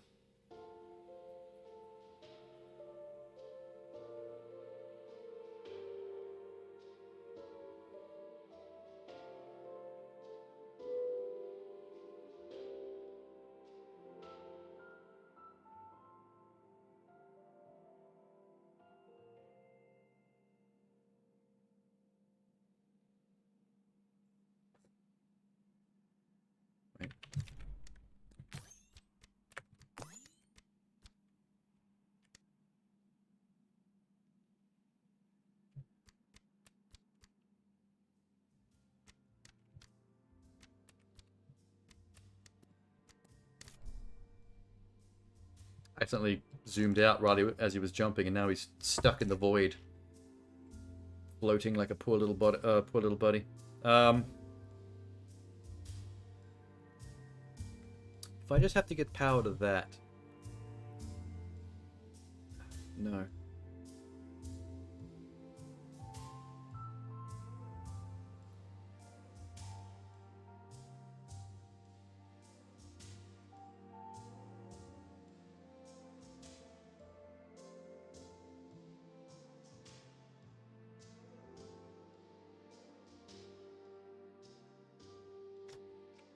Can a cable be plugged downwards? Holy shit, it can. Okay, fuck. I didn't know that was possible. I legitimately thought you had to go across. That changes everything. Okay, now that that's connected, we don't need that one at the bottom connected anymore. So I'll connect this up here. That door can shut, that's fine. And then do this. Hey!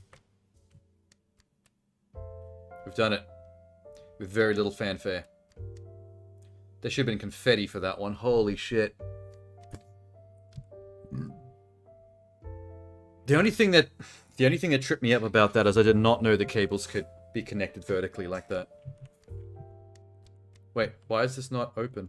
Excuse me? I beg your pardon? What the fuck have I done wrong? Come on, man. Oh! Oh! Oh, shit, there's more cable required. Can I bring some from over here? Okay, fuck this little system I got going on. If I unplug that, plug this direct, and then steal this cable. Okay. I thought I was a genius a little bit too quickly in advance there. An extra step I hadn't noticed. I'm paying attention to the environment enough. There we go. Rock and roll. Now we can finally do this. Squat jumps. Like a quad beast. Oh my god, my leg day. This entire game is my leg day. That's connected now. Now what? Game Boy's activated. Yep, power's on.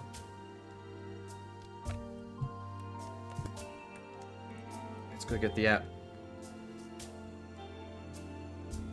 Don't take me back in the garage. It'll give me nightmares. What the fuck is this? Okay, wait, hang on. Let me see. Wow. Oh, I can move the whole thing. Different electrical sources. Depending on where I connect it. Cool. And that's not good. I have to freeze him in midair, don't I? And change the whole... Yep. Okay, the lasers are gone. What's the next one? There.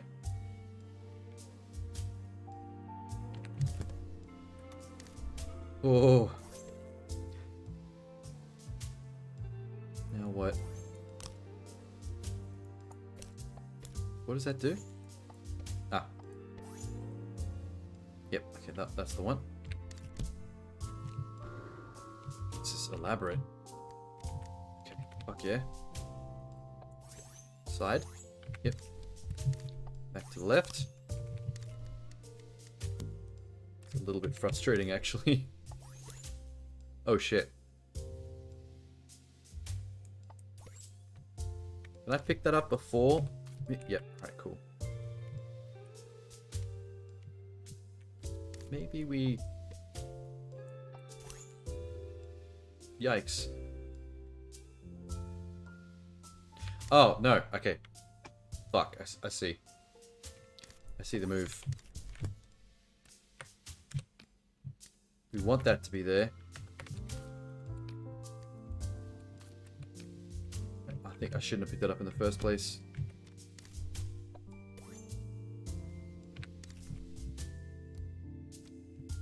Can't make it to that box, can I?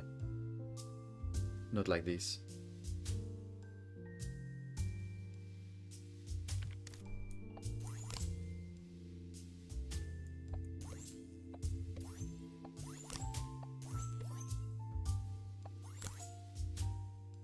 Christ on a cracker.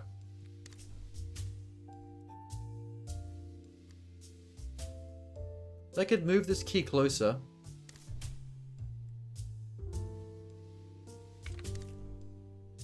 Unless I jump in and then change it while I'm in midair. There. Now I've lost the key. Wait, doesn't matter. Box it up. Genius. Genius move.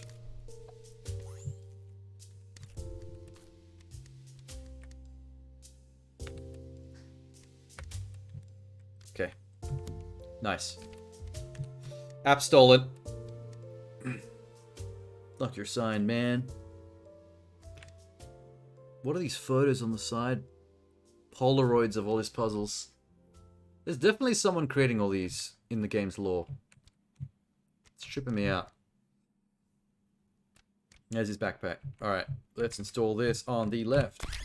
Little radar dish. This Game Boy's getting elaborate. Even though it's got PlayStation buttons as well. The circle and the square. Okay. 2 more. Where to next? Up. Back to the train.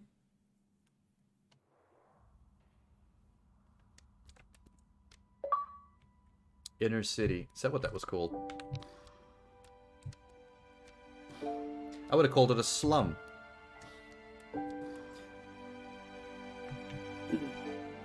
Oh, there comes that jaunty Danny Elfman music again.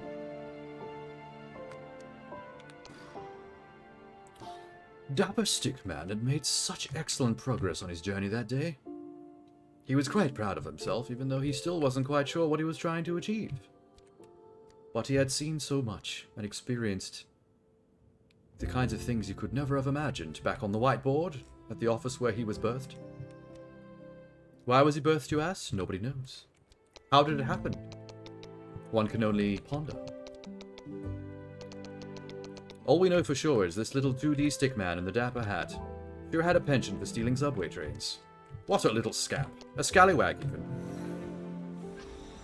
If this ends with him derailing this thing and killing like 520 people, that's gonna be quite the plot twist.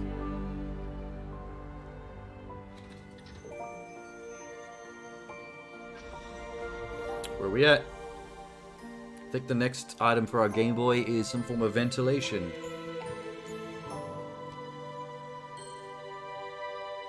Oh, the subway train stopped right inside someone's workshop? That is not how subway trains work. What the fuck is going on? Hello? Someone's lab? What is this? Oh, that's different. Does that connect to that? I turned it green. Is green poison, perchance? Let's find out. The dapper stickman might have been walking to his death, but it was all worth it. In the face of research, yes? Nope, it's just green. It's just green for no fucking reason.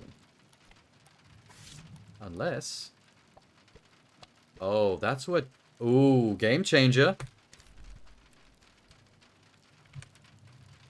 If I make a sign green with that spray, it doesn't break the puzzle when I change doorways. That's gonna open up a whole can of worms. Skyline paint. You've unlocked skyline paint. Sure did. Oh. Secret ladder. Onto the notebook. I think we've got new hats available. Hang on. Oh god, that almost landed on my head. Other side, please. Yikes. I like Dapper Stickman. I don't know if I want to get a new hat. Whoa, that's trippy when you go across the middle of the book.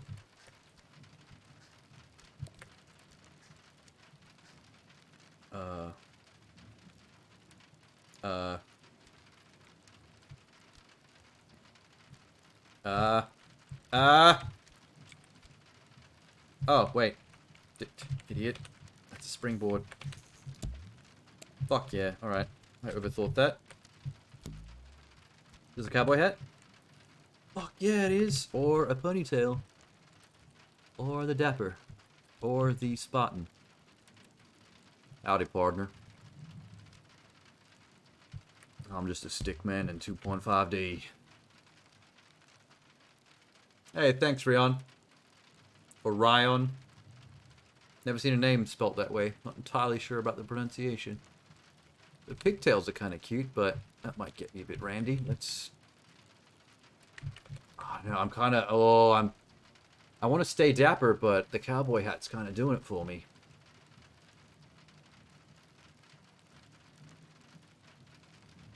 Howdy. Doesn't fit with my, my vibing of the game's story. I like the dapper thing. I'm gonna stay top hat. At least I have more hats in my collection. How do we get back? Gotta move the box again. Eat. Oop, that's not good. Yeah, it's better.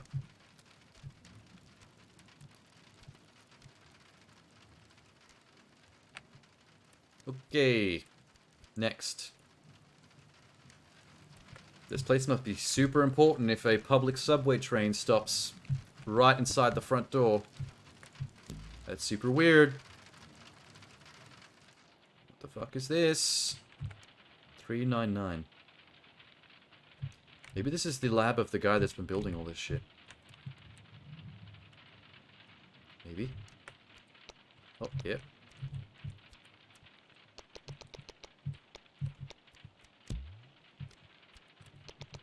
$399.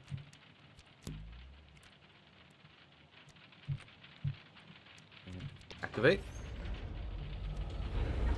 Oh, it's a cargo lift. Alright. I guess we're going to floor 399. 400 floors? Wait, that's massive. Hang on. What? Hang on. That can't... What's the tallest building in the world? Hang on, I've lost my mouse. Tallest building. The Burj Khalifa. How many floors? 163. The tallest building in the world is 163 floors. You want me to believe that this one random building in New York has got 399 floors? Bullshit. I call foul. It's not even the tallest building in town either. Maybe that's just a code for the roof, for the staff or something. I might have just overthought that. Door tech? What? Applause Solutions? Just fascinated by all the background signage for some reason. What do we got going on here? I can turn both of these green.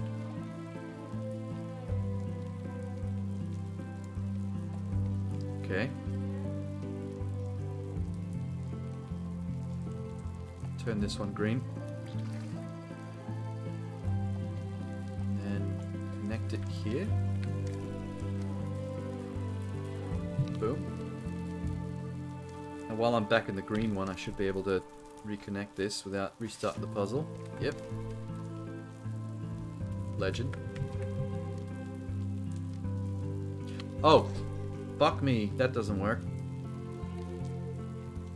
Oh, I see what I did wrong. Yep, okay.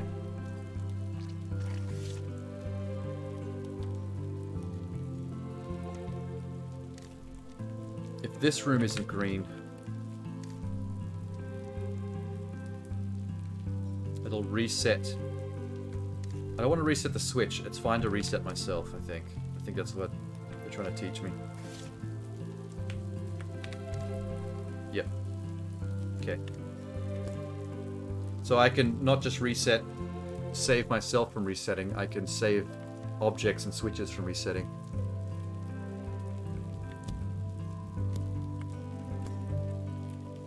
A lot of pointless room. Okay. Yay.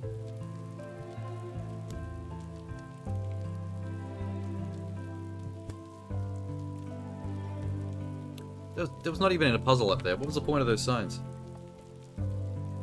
Oh, fuck, wait. What are we doing?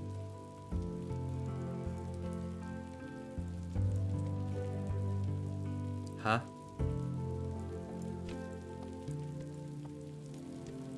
Exit. Okay.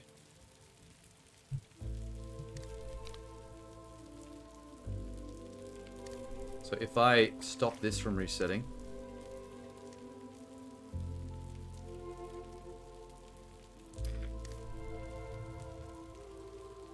Wait, no. Stop this from resetting. But reset this one. Yep. We jump through this. Now we purposely reset. Fuck.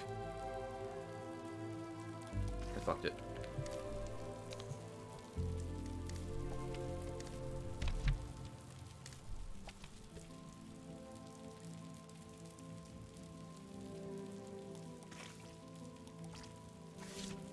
There. That was a bit clunky, but we got there in the end.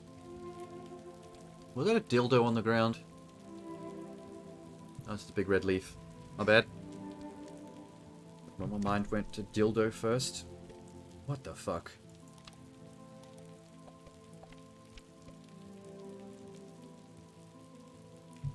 What do you want me to do? Go this way. And then what?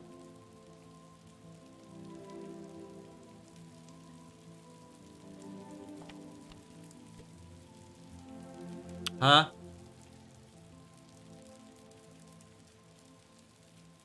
Oh, wait, I get it. I can save myself in this room with painting it green, then do this. And then swap sides. Green this room. No, fuck. Wrong one. You idiot.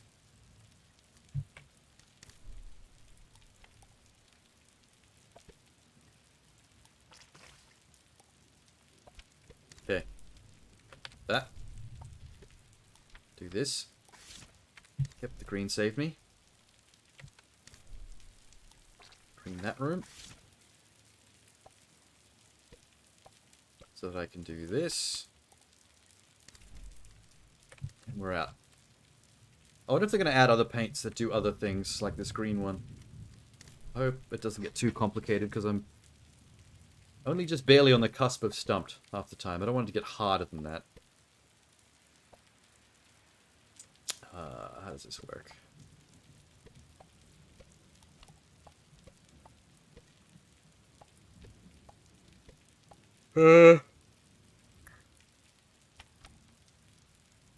Well, first of all, get the key. Bam, got it.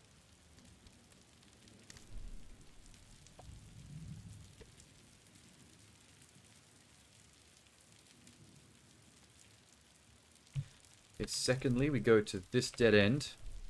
That has a green paint switch. And we can break this. Link it to that. Oh wow, that was way easier than I thought it was going to be. Wait, no, it's not. Fuck, I gotta get that switch. Okay. Okay. This is fine. Can salvage this. Go here. Move that. Break it. Attach these two. I'm an idiot. Now move it. Get this way. Fuck yeah. Switch deactivated. I mean activated, so now that's on.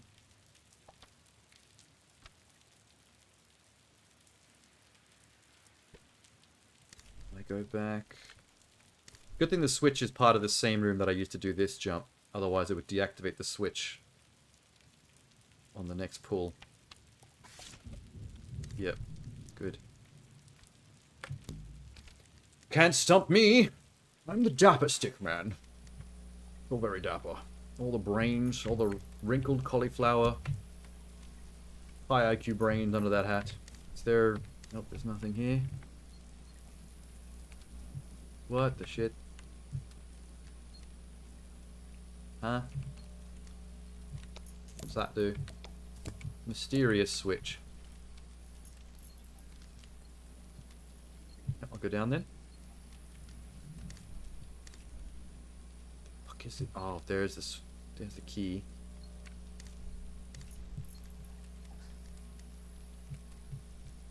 The switch up here must be to deactivate that bridge. Even though you can't really tell until you test it, but I bet that's what it does. Yep, the box fell. Delish.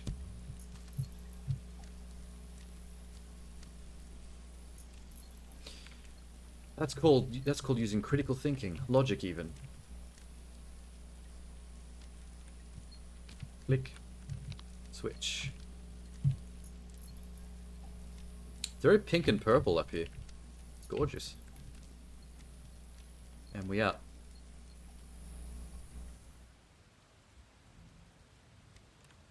How did this motherfucker set this all up?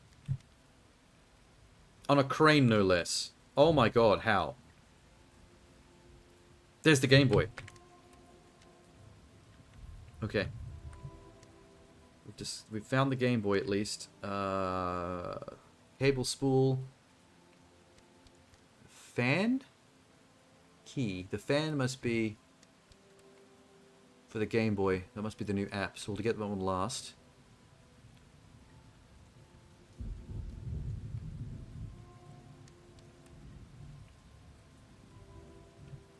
What is the key for? Oh, that door. Alright, we'll get the key first.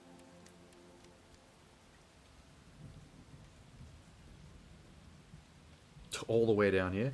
Oh, I thought we were going to go down there. There's a couple of puzzles waiting down on that rooftop for me. I can see them. Oh, they're going to make me bring a box. Why? What's the box for? Is that for something in here? Oh, there we go. No, the box would be able to come down here even if I wanted it to.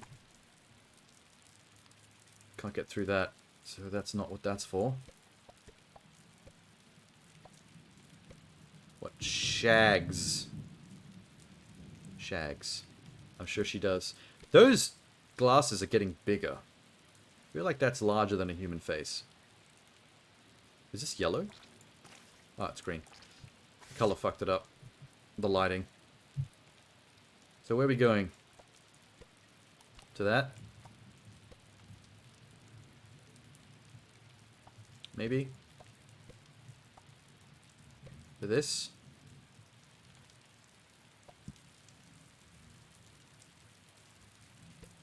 Let's start me down here.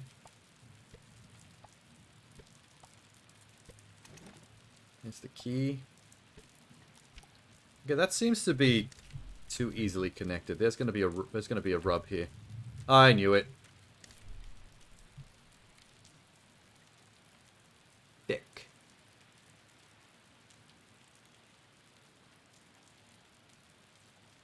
Was too easy. I'm gonna have to play with the green spray.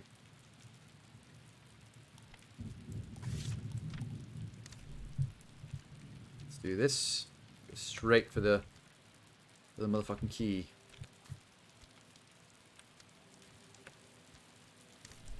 We can't go... Whoa, okay, wait. I need the key to take back with me. I can't use it on the door. I'll lose it.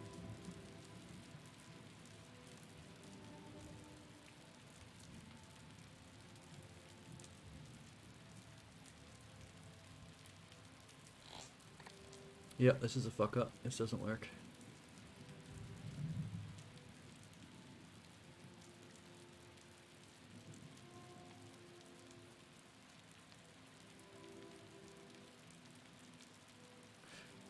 I can't salvage this either because of the...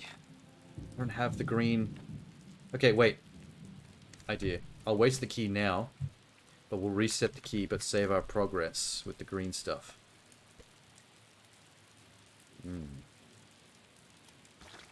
Like that. So now if this becomes my new starting point once I reset... I can't reach this ladder, can I? Not too high. So I still need this ladder to get to it.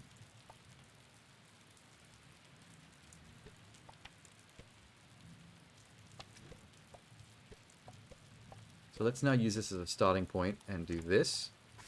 Yep, key reloaded. Perfect. Exactly what I thought it would do.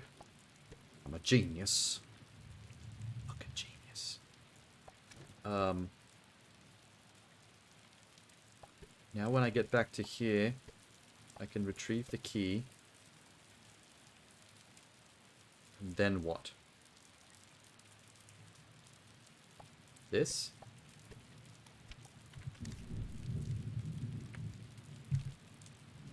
Yoink.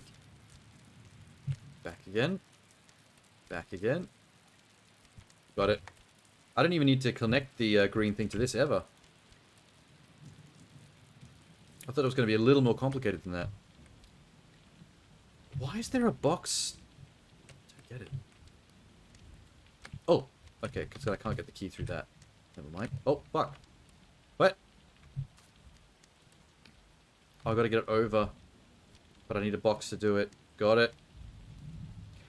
Tricky bastards. Tricky bastards. What is this? This seems easy. Famous last words. Let's do that. Yoink. Okay. Well, we're greened, so I can do that. Good. Now what? Back the other way, I think.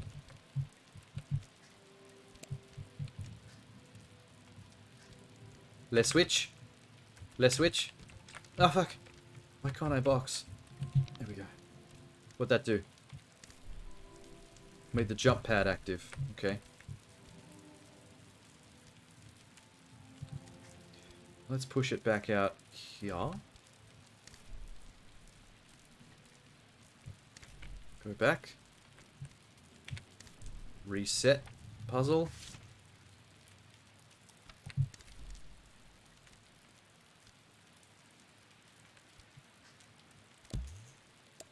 Sick.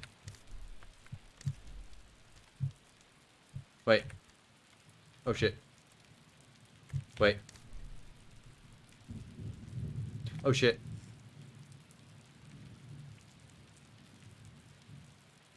Oh no, if I reset the puzzle, I'll stay here, but then the box will reset. Unless I change the green spray to this puzzle, save the box, reset myself, back up the top, and we're good.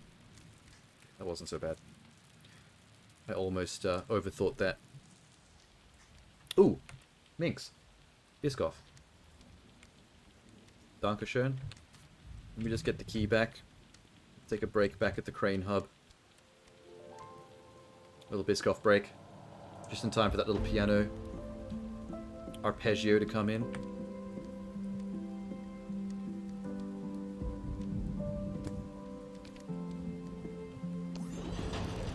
Whoa, dude. What's happening? Oh, there's his backpack. Hanging off the crate. This man is a nutcase.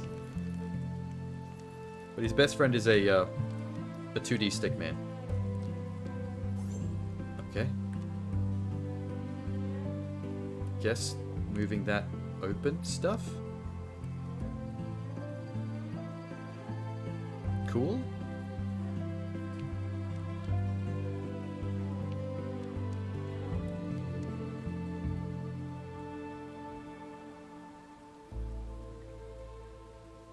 I guess cable is next. Well, I'll just... Biskoff break. Biskoff. In my face. All over the place. Mostly in my face.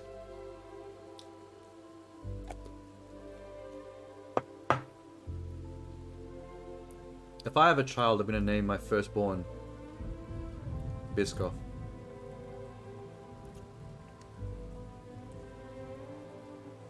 Biscoff Tasty Roberts. His middle name is Tasty.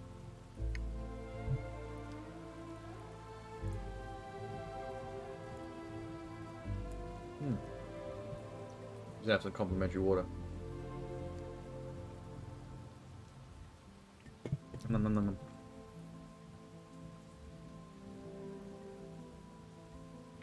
Okay. Pool of cable. We can get power to the Game Boy. Down in this terrace.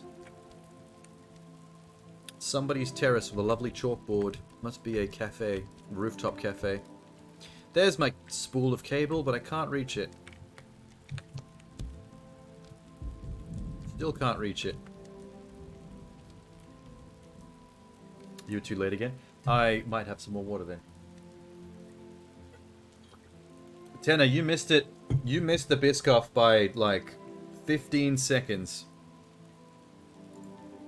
For real. It was that close. Mix has a trigger finger for the Biscoff button, though. I'm pretty sure she has a timer in her office specifically for that. I guess we're getting boxes for some reason. Yeah, okay, fine.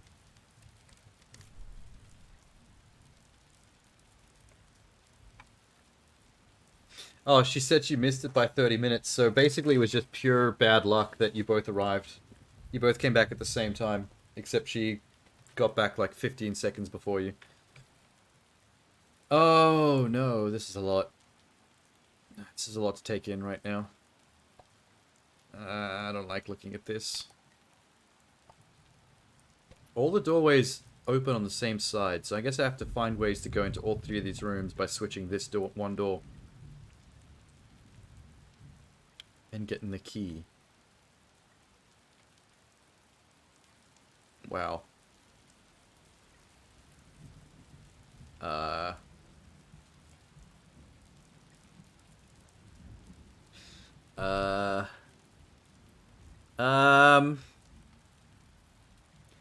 Hi, River. I don't think the order of these matters. I could probably leave these signs anyway. It's all about how these doors are connected. And what order of operation we do the doors. And which... Oh, you can't... Wait, fuck. You can't green paint this sign, which is the one that would be the most useful to green paint.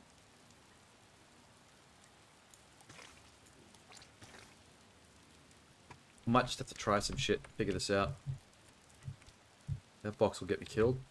What about that?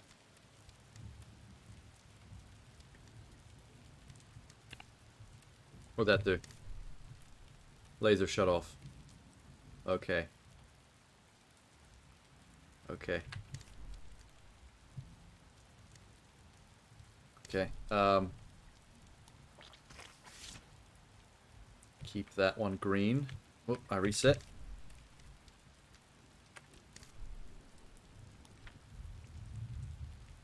What's this one do? Bounce pad.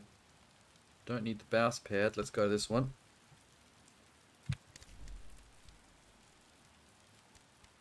Fuck.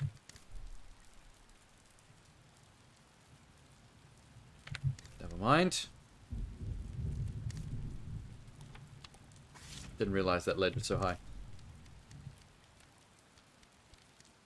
Okay. Bam.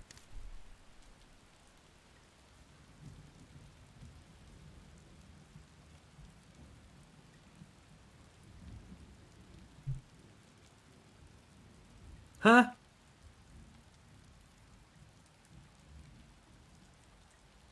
What am I not thinking about here?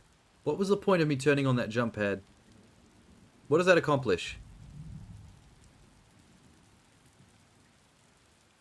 Wait, I think I do. Wait, I know.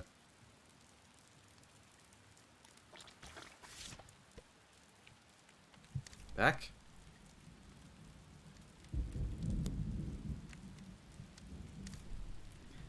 Now keep these two green. Switch that to that. I reset. What the fuck? Okay. Crazy. Crazy. Oh, shit. Well, that sucks. Wait. Okay, now that we've... Okay, wait. Now that I could...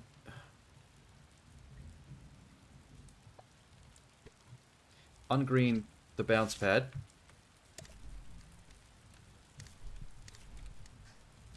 Push that down again. Now I can get it across. Yeah, I think we did something in the wrong order here. I'm going to green this room because we're going to need to keep that. Yep.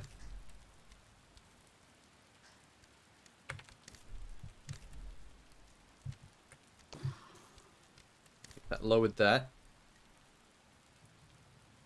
Now I can get the key. Now I need... Oh shit, wait. Oh, whoops. Wait. Wait. Wait. I can get the key. Now I need the bounce pad active to get up there with the key to unlock the door, but if I had the bounce pad active, the laser would kill me. Unless I can... Wait, can I press that again?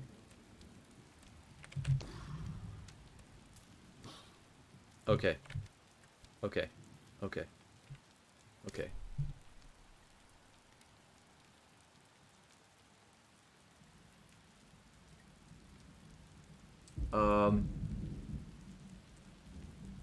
New problem. How do I get to the switch with the bounce pad now?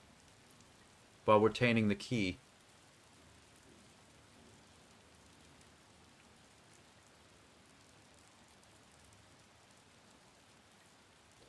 Damn, son.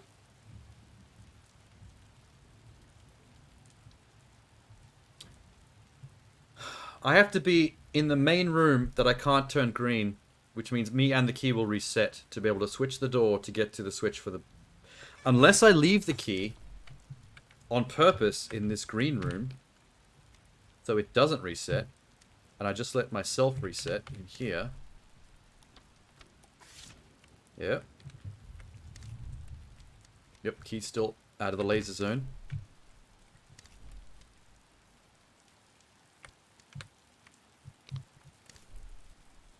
Bounce pad is active. Now I need to retrieve the key, which means reset myself again with a door switch.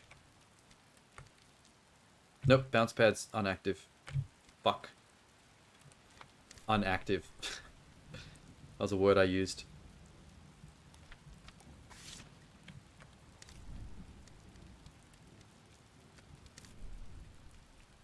What have we done?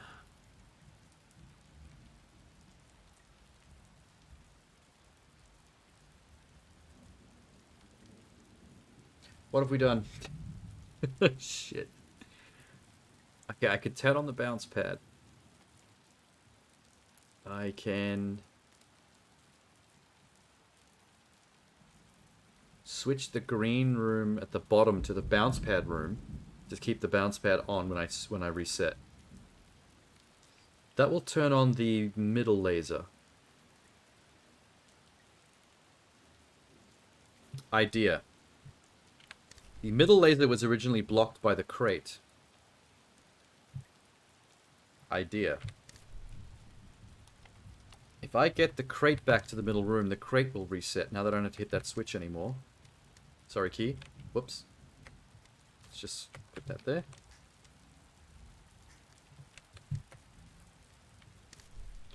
Now if I switch this to here...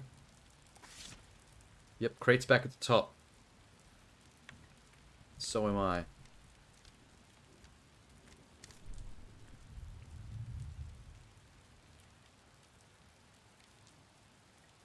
Now I can let that laser turn back on by greening this room.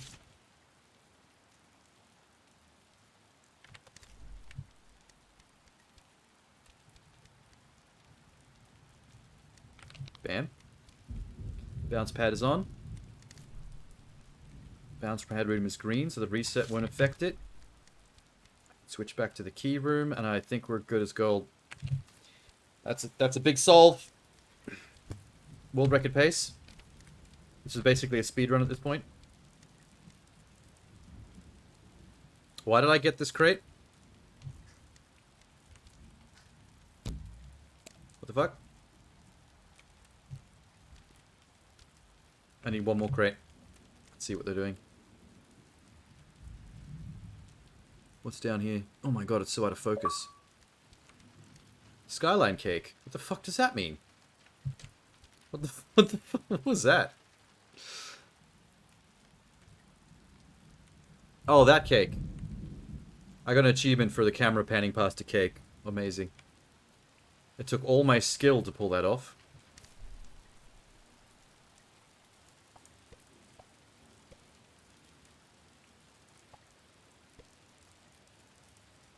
All these rooms have green, but there's only 2 green sprays.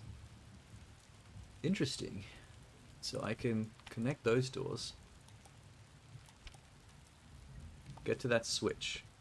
Turns off that laser. No, not the laser. Turns off the platform so I can fall into the laser. That's not good.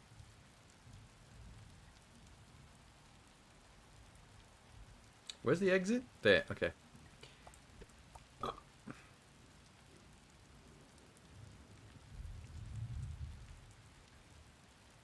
This is weird. Right. Let's just go to the actual... Oh. That's the bottom. I gotta go from the top. Where the ladder's at. I see. Ladder.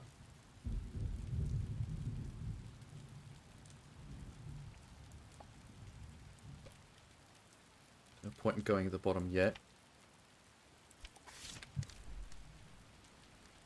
That'll kill me. Oh, that turns off that laser, but turns off the bridge at the...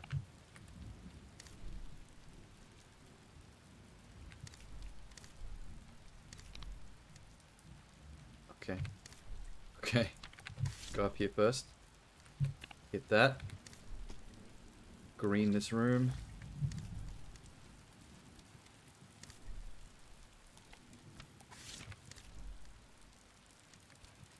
Nah. Alright, that's bad.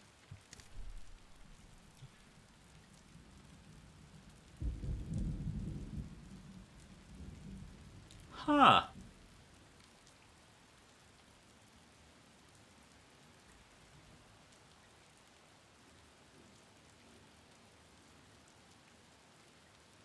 The fuck? Oh, wait.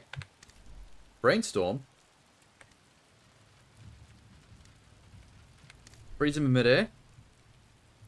Break it. I'm a dickhead. Damn it! I forgot to green the room I was in so I don't reset myself.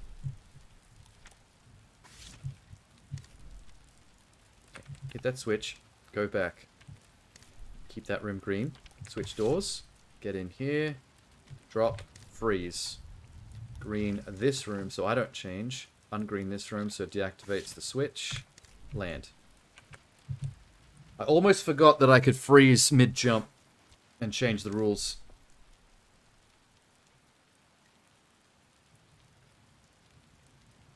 Place box in the room with the laser switch and reset it.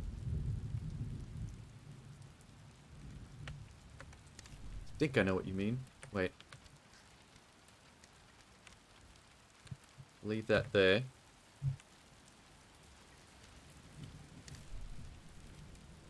That's going to need to be retained so that the box doesn't reset position.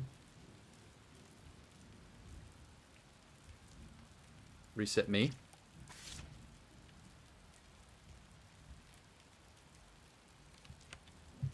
And press this. Box is down. Keep that room green. And we're off. That wasn't that complicated. That was easier than the previous one. Back past the cake. Can I have another achievement? No? Oh.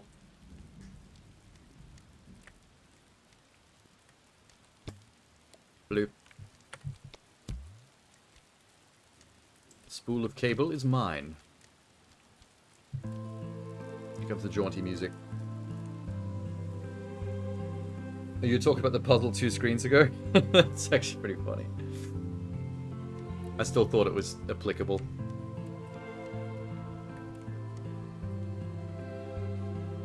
The Dapper Stick Man had found his spool of cable, and he was back up on the crate being hung from a crane. What the fuck was going on, he thought. He didn't know.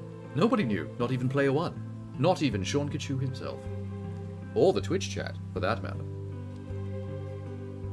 The story was elaborate, and yet not much told at all except through environmental cues, such as the backpack, the glasses, and the Game Boy that we seem to keep going back to add things to. Would the story reveal itself in due time? We'd have to wait to find out. I'm sure it would. Plot twists abound, they say.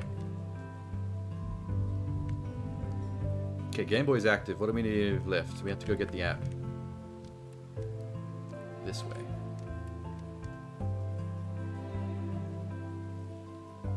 What exciting adventures held in the future for Dapper Stick Man? One could only dream about the possibilities.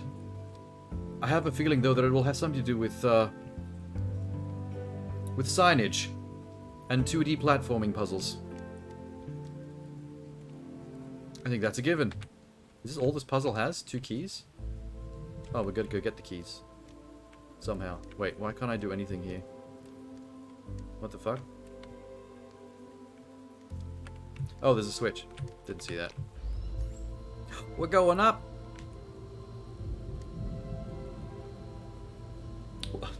We're done with Neoverse. Neoverse is finished in 1 stream. Skyline Dark. These achievements just seem to pop for no reason at all. Well, let's get the bottom key first. Nice graffiti. What have we got here? 1 can of paint. The exit room can't be painted, but the other 3 can. This one has a ladder.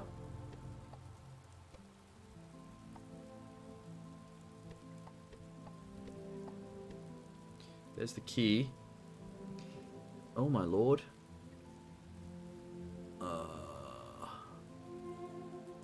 Right.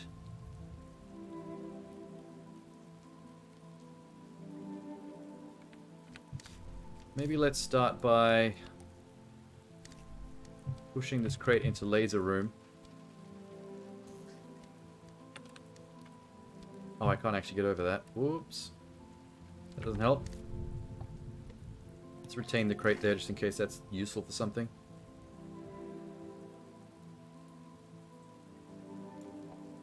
Oh, that's the only door this can go to.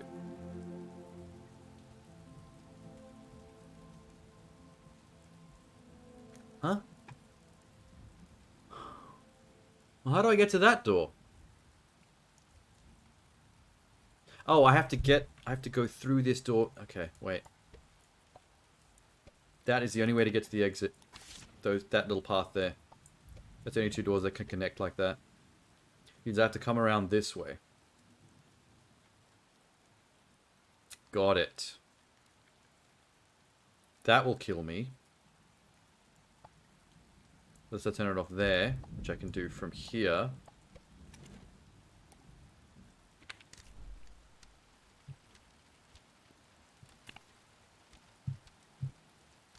Can't be that simple. Something's going to go horribly wrong, I can tell.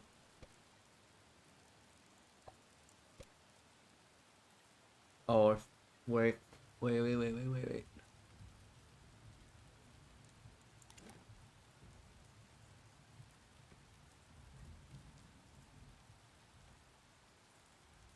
I actually need the crate in here.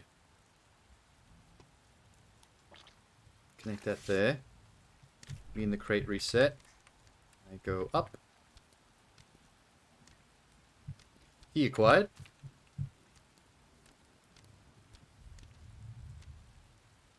Oh shit.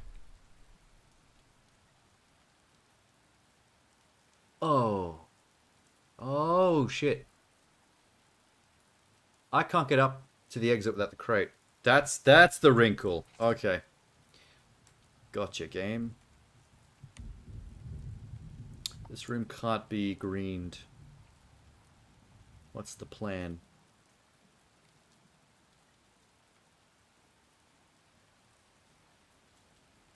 If I ungreen that, I die. Hang on.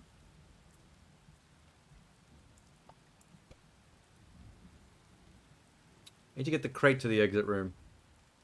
It means I can reset myself.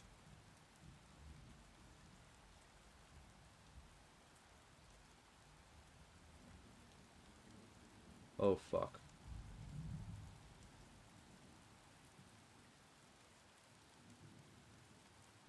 What if I leave the key here? Go in here. Save the key in that room.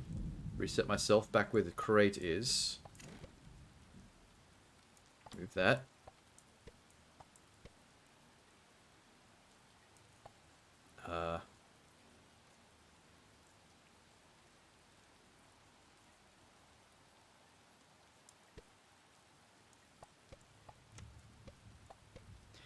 Then I can go into this room with the crate.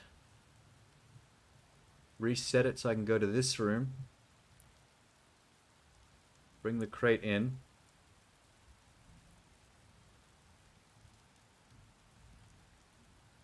No, wait. I might have a solution here, hang on. Let's see if this works. Fuck. I shouldn't have put that right against.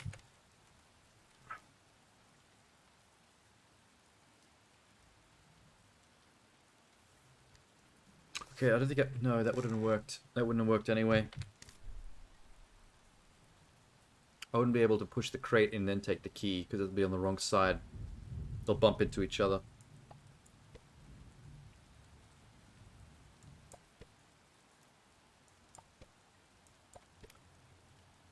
Nah, nah, nah, nah. Hey!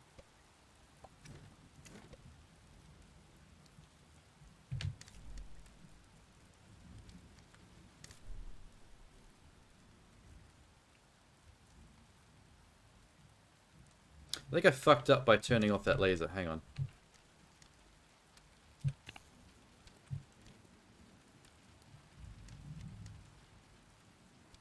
Yeah, got it back. Me and the key. Now. Let's the two of us stay together. Let's not overthink it.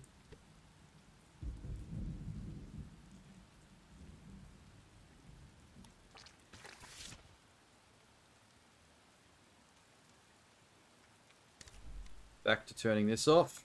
Excuse me. Bloom.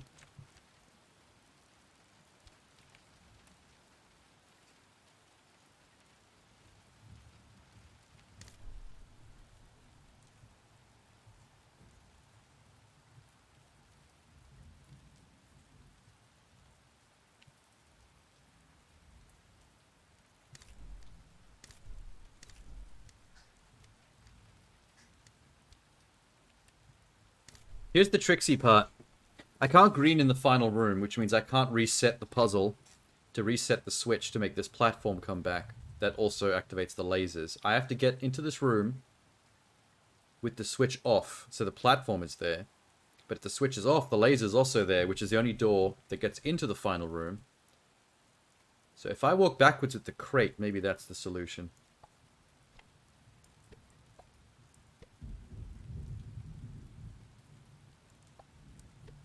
Like, let's put the green on this room so we're saved. Switch turns off, laser comes back. Crate saved us. Switch this to here. And we drag this back. Beautiful. Can't stump me. I'm the dapper stick man. I am the man of brain. I have brain. Okay, that's one. What's this nonsense? Oh my god. Okay, we got one of these fucking things. Guess that's how we fix that. How do I get in that room? Oh, doorway. I see it. Oh, there's a spool in there.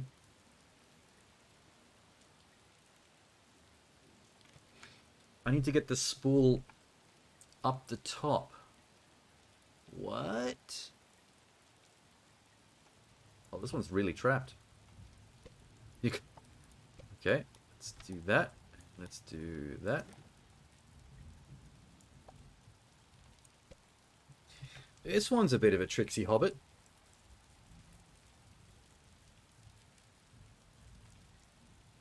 What the fuck? Let's just see how this works then. What does that do? Turns on that. So you can stand on it.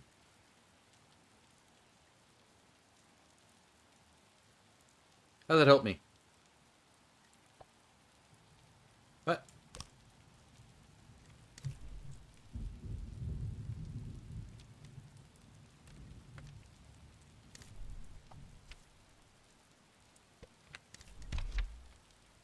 Yeah, got it.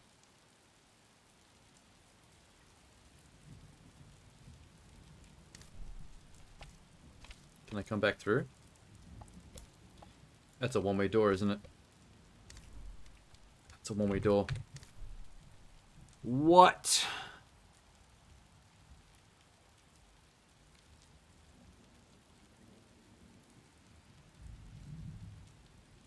I'm perturbed.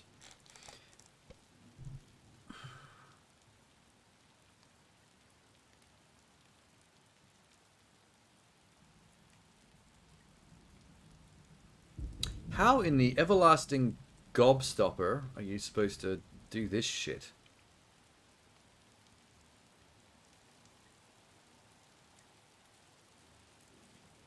The spinning thing's a brutal way to reset the stage? Yeah, looks like it.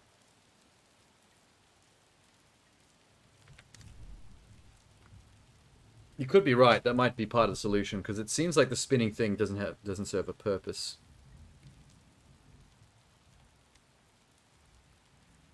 My only question is, how do you survive with the spool? Oh. It drops from the sky. Oh. I get it. I get it. We need to green the switch that turns on that bridge. Okay. And then do that. So we're going to go down. Turn that switch on. Boom. Get that. So now when I now when I reset it, the green light's going to keep this platform switch on. So when I die, this resetting spool will land on top of it. Watch.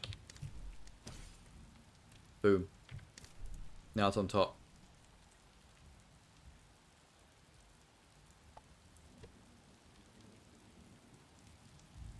Question is, why do we want it on top?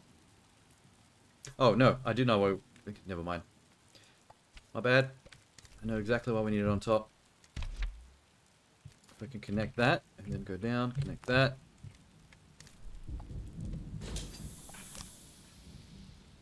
Sick. Sick, sick, sick, sick, sick. Okay.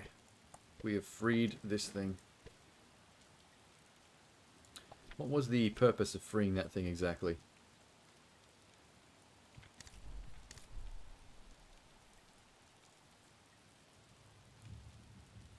What was the purpose of freeing the thing? So we can get to this? Yes, okay. So we need to now hit this switch to deactivate the laser so I can doorway drop into this room, then get to here. Got it. Let's just reset the whole thing. Now that we've got that majigger out of the way.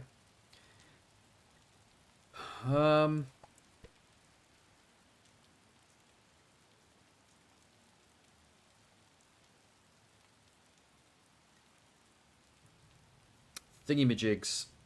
Okay. I can get to here. Shut that off.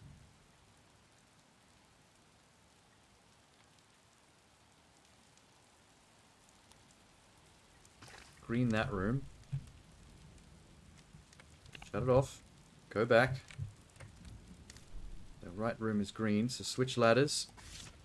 I reset. Switch stays the same. I was actually dumb. I don't need to do that. Stupid. I actually needed to be in this room for this purpose. Oh, shit.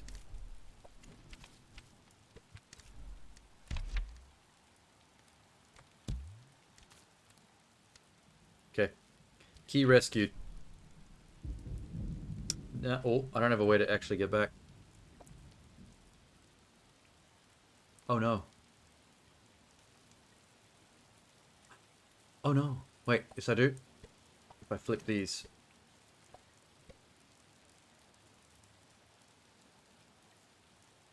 That means I have to connect these doors up.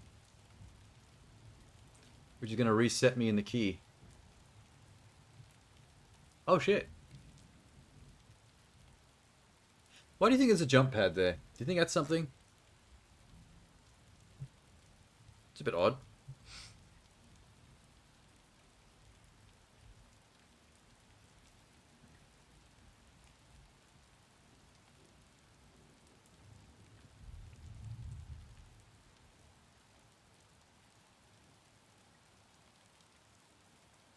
Fuck.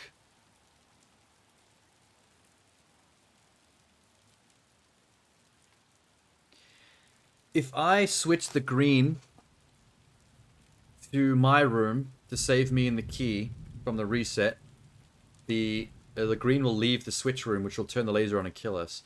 Unless, this is the only thing I can think of, use the key to block the laser to save myself. Bam. Then I need to take some time to reactivate the laser. Stop.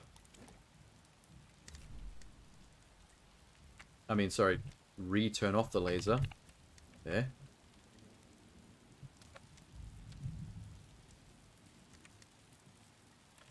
Got it. Home free? Nope, wait, that's not the end. Oh, down here. Yeah! I solved the signs. I grabbed that fucking key, I solved the signs. Open the doorway, hit the button and get the shuriken. Damn it, why is this door closed? Do I have to go back down? Okay, that's why.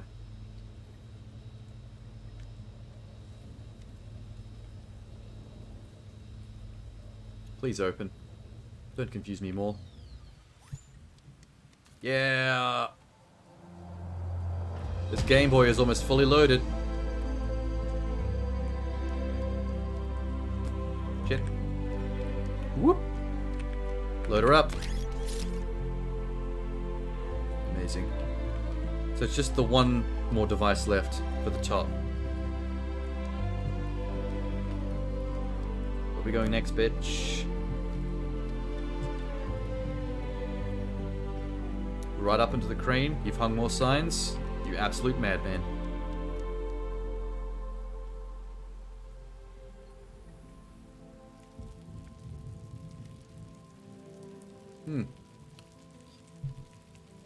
Go back. What?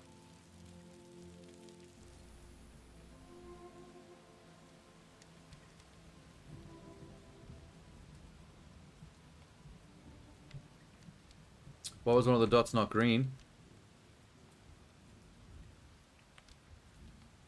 Oh, you mean that thing on the crane? That's just like the number of doors that are open. If you move the crane, those switches change.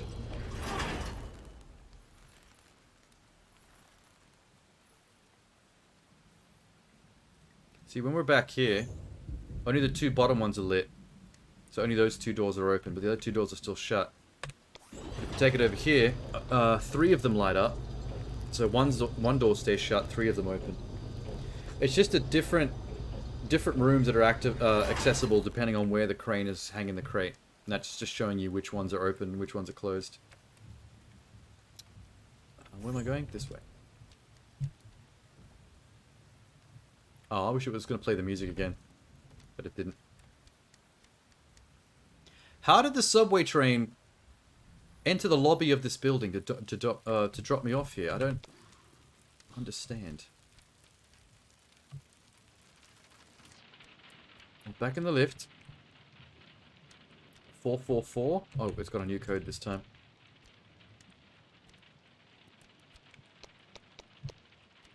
We're just going to a different part of the building? Are we done with the subway train?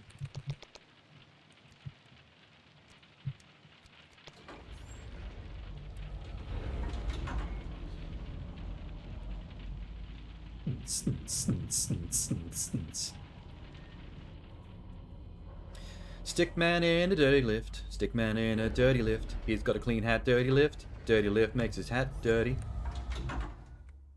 The hat's pretty dirty, but it's also sturdy. Sturdy hat on a dirty head.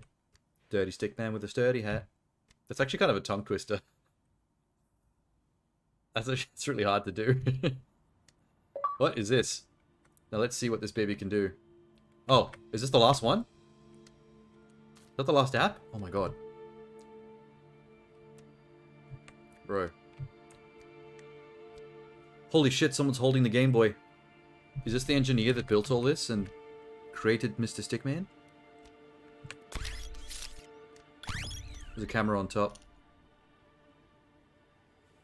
What's happening? What's he doing? This is tripping me out, dude. Wait, what? The mouse? Whoa, man! Whoa! Whoa! Whoa! Whoa! What? Wait, hang on a second. Hang on, that blew my mind slightly. Holy shit. We're actually first person now? I'm a person? Is this about to turn into a first person shooter? Holy shit, I can explore everything. Can I use the Game Boy on stuff? Alright. My noodle is baked. I currently have a baked noodle. This is trippy. I was not expecting this game to detach from the 2D puzzle sign thing. What are we doing? EF. I can use the Game Boy to load him onto any surface. Oh my god. Then what? Then turn it on. This man has hacked life. This man has hacked reality. And I can get him back? Oh my god. I had no idea about this. No wonder everybody keeps this the ending of this game a secret. Can I run with shift? Oh, it does have first person shooter rules. This must be his place, because all his designs for this Stickman technology are like everywhere.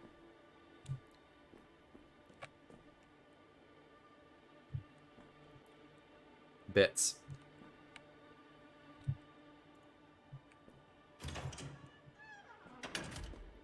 Holy shit. How high up are we? Are we actually on floor 444?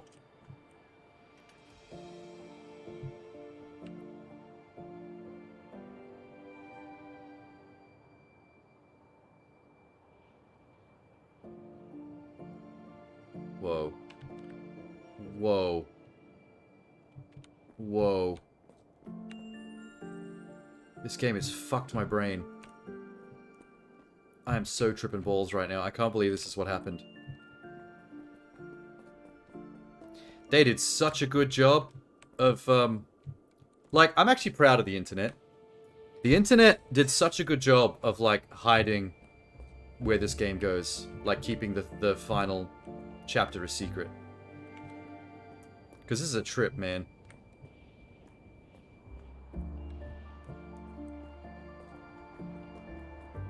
This is why we were building this Game Boy the entire time? Is that a box with a key on it? The fuck?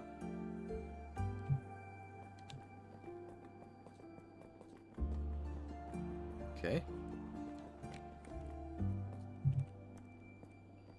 Okay, we've got some puzzle blueprints.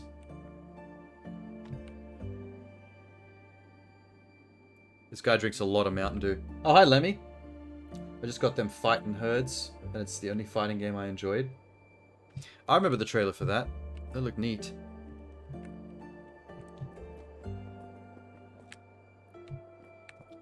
This man makes such a mess with all his puzzle designs, I swear. How do we get to that building? Maybe with the blueprint puzzle, hang on.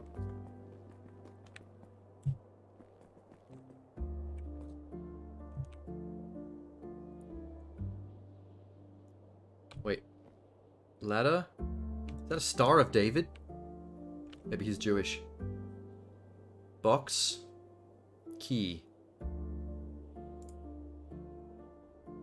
Look at the blueprints.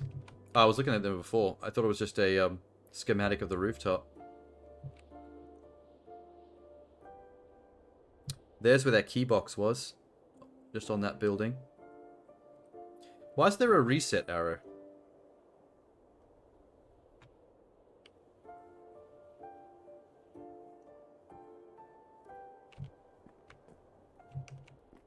Wait. Hang on.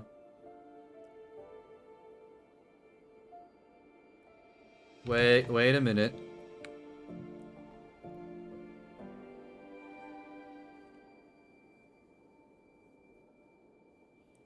Wait a minute. Box. Box. Key. Key. This is a blueprint of the rooftops. There's 4 rooftops. There's 4 blueprints. 1, 2, 3, 4.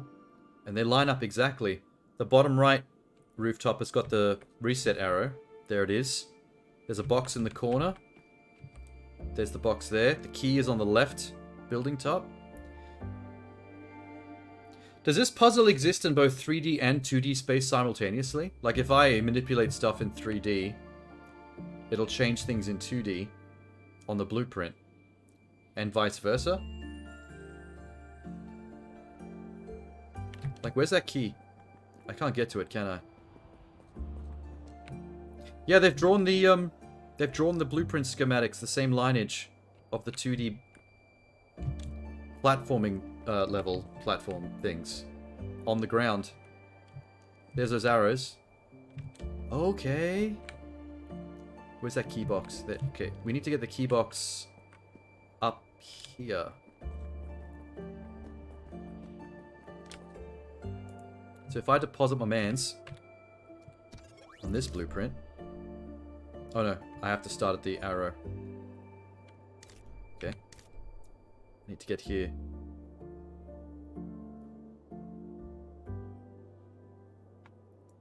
I can't actually move the blueprints, just the arrow connect. Whoa. I can hear bridges. Wait.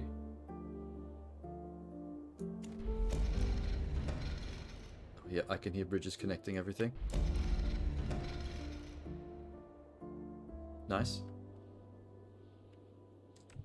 So now I should be able to do fuck all. Hang on.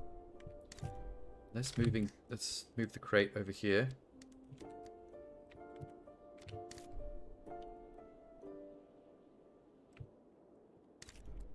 Oh no, I still can't. Okay, wait, never mind. How do I exit this again? There we go. Got my mans back. So did I just build new buildings? Bridges? Yes, I did. How did he design this?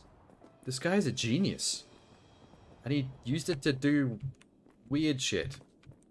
With a dapper stick man. There's the reset point on the 2D map. There's that crate that I moved. Oh, wait, that was good that I did that. The crate would have been over there where I can't get it.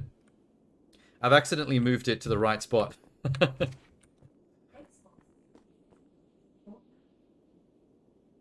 Okay, Alexa thought I said something to her.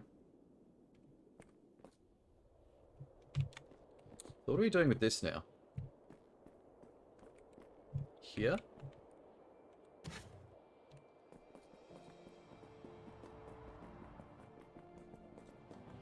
That means that these dotted line platforms that are drawn in chalk on the ground.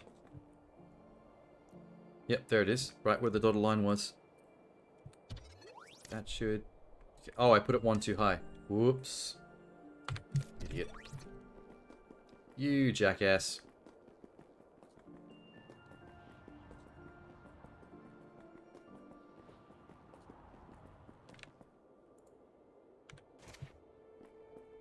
Put it here. Where the dotted line is. Can I put it down? There you go.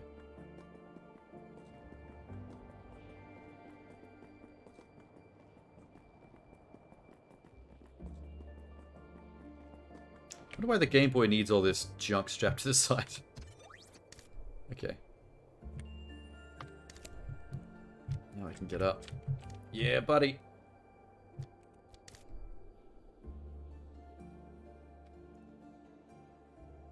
Go this way. Is that the door I'm trying to open? Top right. But what am I trying to achieve? What happens if I... He can't get up there. Wait, am I trying to open a real door in real life? Is that what I'm trying to do? So if I open this door on the blueprint with this key, in the real 3D world, this should be a door there, I'm guessing. There's the key box. Can't really go anywhere with it. Oh, go up here. Whoop. Put there. Bounce it. Now when I go back to real life, should be a key box here. Yep, there it is. Move it from up there to up here with the bouncy thing. What do I do with key box? I'm up here. You can see the key on the...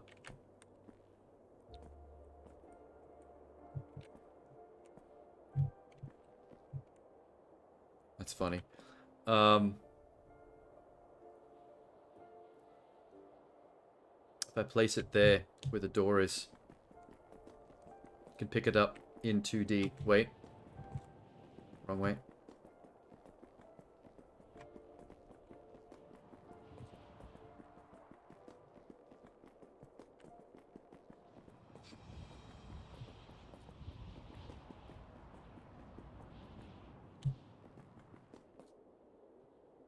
Yep, there's the exit.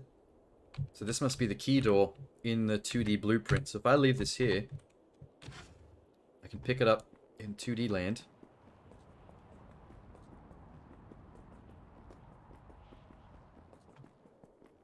I'm actually so fucking jazzed up right now. This shake-up is like taking me so by surprise that I'm actually pumped. I couldn't be more stoked.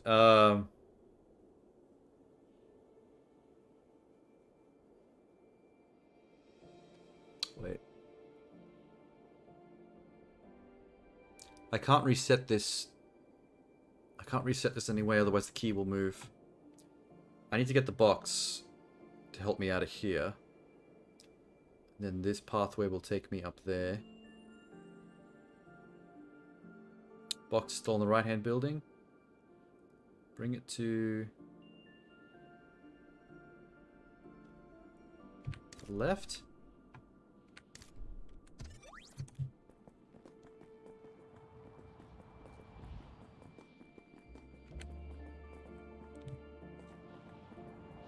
Oh, there is a path down here, okay. This, I don't think this little ladder is represented in the map. Oh no, it probably is. I just don't remember it. And box.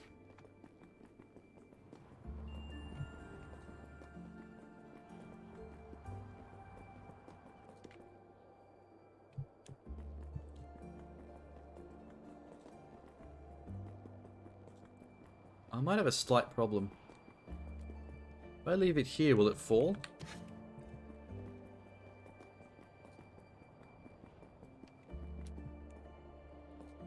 Yes, it will. There it is. Nice. Oh, yeah, buddy. I'm a genius. We've done it. Door should be open. How do I... What's the fastest way up there? This way.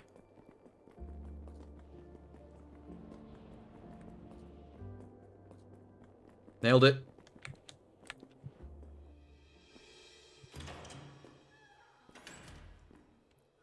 Dapper Stickman, now permanently trapped within the man's Game Boy, had finally realized his purpose. It was as of a tool, but nothing more. Kind of sad, really. But together, they would achieve something? Where are we going with this?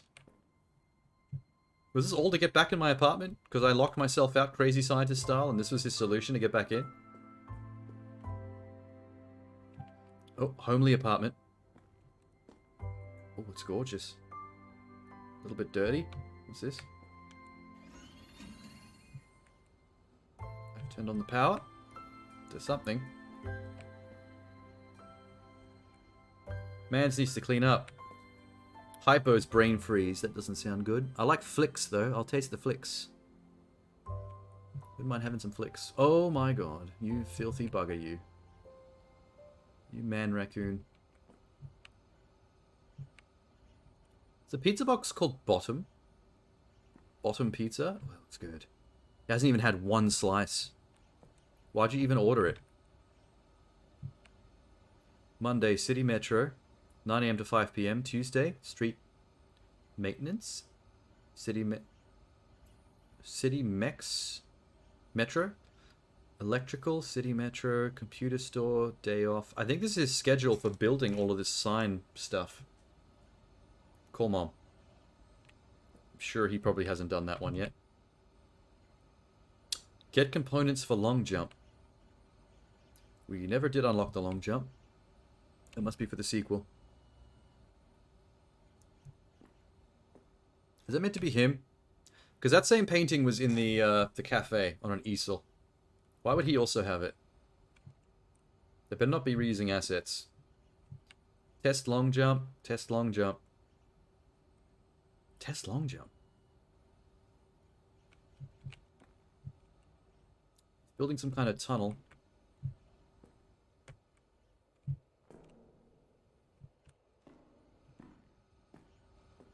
You also got a picture of the Mona Lisa? But a knockoff?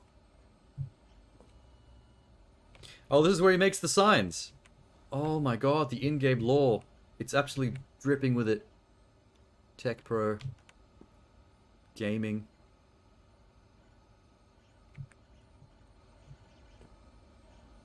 So he's got a slice of pizza there, but it's not from that one, because that one's still full, so he must just... fucking pizza everywhere. Nice game console. Looks like a combination of a Dreamcast and an N64. Bit more N64. Flapjacks, the movie. What's this? Long jump data, location 4. Oh, maybe we can actually install some upgrades for my boy here. For my dapper boy. I like how he just holds it out like that the entire time, so his son can see him. My lovely stick figure, dapper son. Max Force. Someone just got one of the nerds in the development team to pose for an action hero. He doesn't look like he belongs in that movie at all. There's the infamous backpack we see everywhere. He must have 56 of those. There's some of the cabling and wall plugs that we see, connecting a lot of the puzzles. Puzzle designs. There's his plan for every chapter we've been to. What's the diploma for? Willow Glen High School, Thomas John something, high school diploma. Is that it? High school? With the shit this guy's built, I would have assumed he's would have a higher education than just high school. Like technical college at least, with all the stuff he's achieved. Files missing, insert floppy. Way ahead of you. Long jump ready. Request needed grab location. I can't move the mouse. Wait.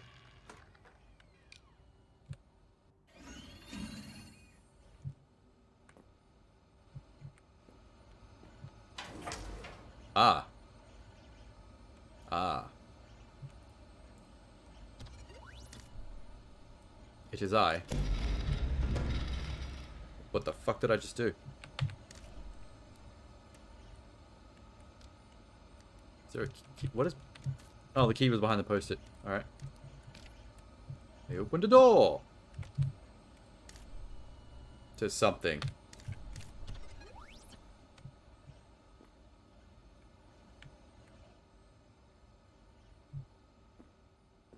What? Oh, this is a blueprint of the apartment. I opened that. Okay. I opened the tunnel. Alright, I get it. Interesting system, my friend. How have you built this?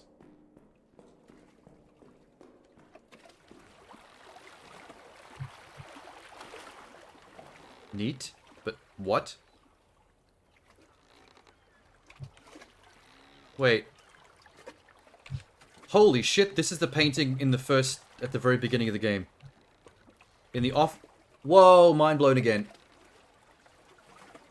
My mind was just blown again. This is the painting on the wall in the very first room you start the game in when you come to life on the whiteboard and stroll off the edge.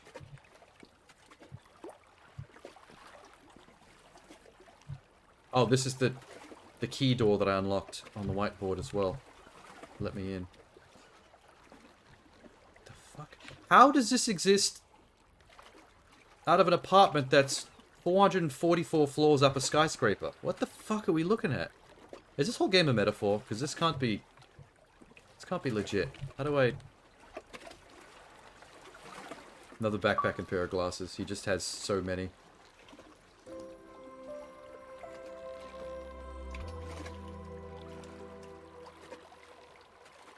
Finally, they had made it. The young high school dropout. Sorry, the young high school graduate. And his young, dapper stick figure son. On a janky Game Boy. They had finally accessed the weird rowboat in the ocean outside his 444-story apartment. Being winched into the great unknown. Is it a metaphor for death? Are we going to heaven? Maybe hell. Does he regret never having a son while he had the chance alive? And that's why he dreamed of the idea of a young, dapper stick figure boy living on his Game Boy. Who knows? You long jumped? What does that mean? Is long jump a metaphor for death? I'm pretty sure we entered metaphor land there at the end. It's the only excuse I could think of.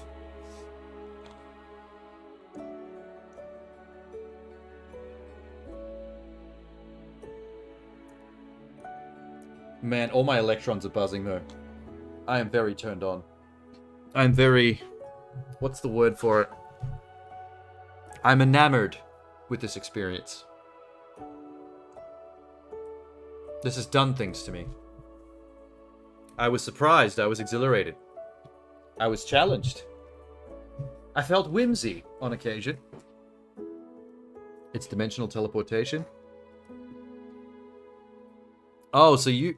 okay, so your theory is that that was all a whimsical visual representation of him designing some kind of dimensional teleportation, which required him to do a whole bunch of shenanigans around town with a 2D sidekick that he created somehow with his tech.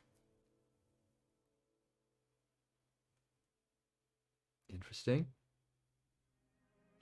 I mean, by creating the signage around town in specific areas, he was, I guess,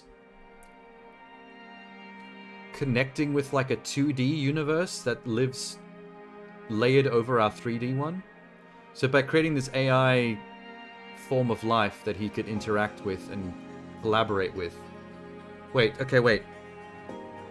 He created some kind of 2D stick figure form of life you can collaborate with between the 3D and the 2D world. And there were technologies in the 2D world in certain 3D areas like the university, the subway, the sewers, that only the 2D guy could access in his own universe. But then install it on the Game Boy, because the Game Boy was like a technological link between the two universes. And with that thing fully created at the end, he was able to create a portal in his apartment that bridged the 2D and 3D universes. So basically, his dimensional portal he created at the end there was like a way for a 3D person to travel to the 2D universe, maybe? Like when he gets to the other end of that rowboat ocean bullshit, maybe the stick figure friend will be waiting for him on the other end? Like in 3D, like their universe displayed in 3D to him, because now he's managed to travel there through a portal, rather than seeing it through 2D interfaces in his world, like the signs he creates. Oh my god, the possibilities. My head is swimming. Oh, hi, Genie. Sorry, I almost didn't see you there. I was losing my fucking mind for a second. Oh, what an experience. Hold any button to quit. Do I have to?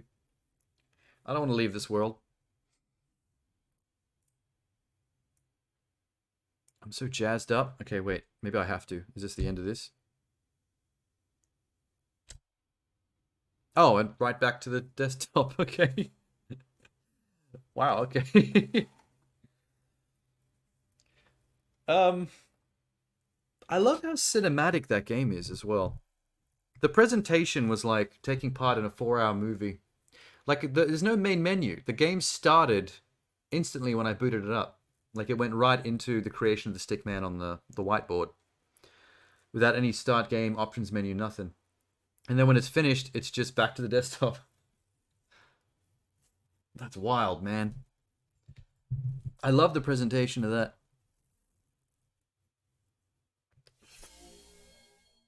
That gets full points for presentation. All the way. The music, the visuals, the voiceover, which I provided, so I want to be credited as with the sole voice actor.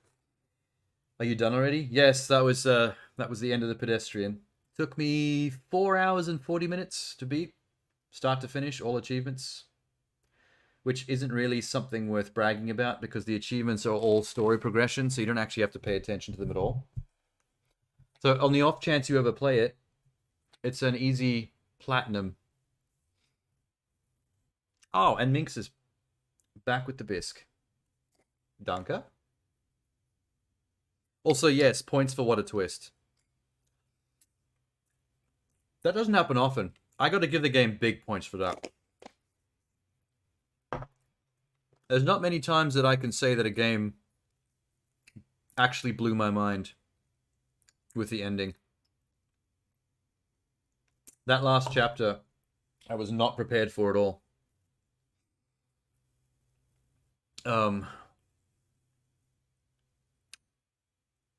Like, some games have done this in the past, but it's this thing where a game takes its mechanics, everything it's taught you about its mechanics throughout the entirety of its stretch, and then at the very end, they pull this like crazy table flip twist on it, which still makes sense because it all still fits within the context of the mechanics you've been taught, but it kind of flips it on its head and creates an entirely new thing out of it that you just didn't expect for like one last final chapter to mind blow you. It's not exactly the same thing, but I got a similar surge of adrenaline from the very ending of Portal 2, because there is all this lore. You did Tales from Borderlands, Never Again. Oh, is that a another game that's just story progression platinum trophy?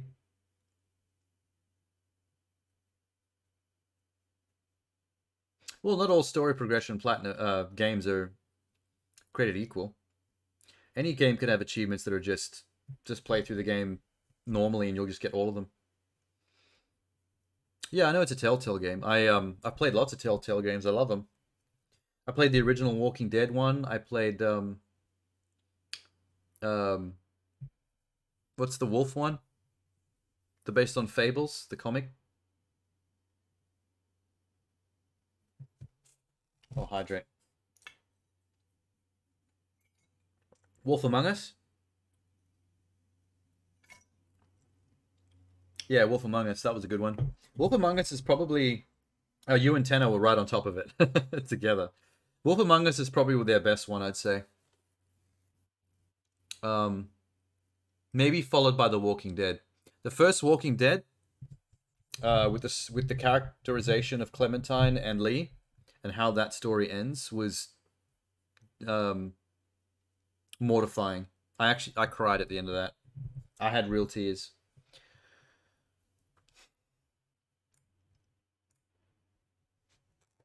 It got me good. Um, I do own the Batman one as well. I own the two Batman Telltale games, which I heard people talk up quite a lot. They said that it does a really good job of splitting the gameplay between Batman and Bruce Wayne. There's actually a lot of storyline involving Bruce Wayne and like doing things as Bruce Wayne in the story, like living his life, talking to people at like a Met Gala and all that stuff. You have the first Batman series through PS Plus. I think that might be how I have it too, but not PS Plus. Actually, no, I think I have it on both Xbox and PlayStation. I would have, because I think they also released it on Games with Gold, so I claimed it on both, so I could play it on any machine I want. Um, but didn't the second one have a very divisive characterization of Harlequin? Like she's very different, her character design. Let's actually double check that because that could be interesting. Um, Telltale Batman. Let's just type that. Images. Okay, it wasn't Catwoman because she looks the same. Oh yeah, it was Harlequin. I can. Whoa, shit. I can see her at the top left there. She doesn't look that different. Slightly style altered, but I think her role in the story and her characterization is not very similar to the cartoons and the live action Margot Robbie stuff. It's not that Mr. J stuff. Oh, Joker looks kind of weird as well. He's got black eye makeup. Looks better than Gotham Knights. Weird. I mean, I wouldn't say that. Gotham Knights looks gorgeous. Do you mean it looks better than Gotham Knights the entire game, like the graphics, or are you saying Harley looks better than Gotham Knights' depiction of Harley?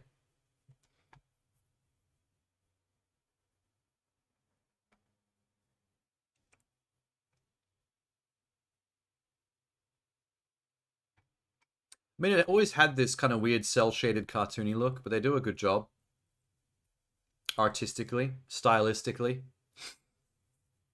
of doing their own thing and making it look really neat. I think Wolf Among Us really, that's when the engine really hit. Because Wolf Among Us is a great look. Looks better than Harley in her villain outfit in. Oh, okay, you were talking about Harley. Hang on.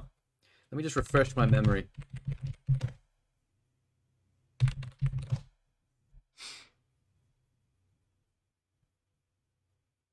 Oh, fuck. Wait, okay. I mistook what you said. When you said Gotham Knights, I forgot about the new game. I was thinking back to, what was the last Rocksteady game called? Arkham Knight? That's okay.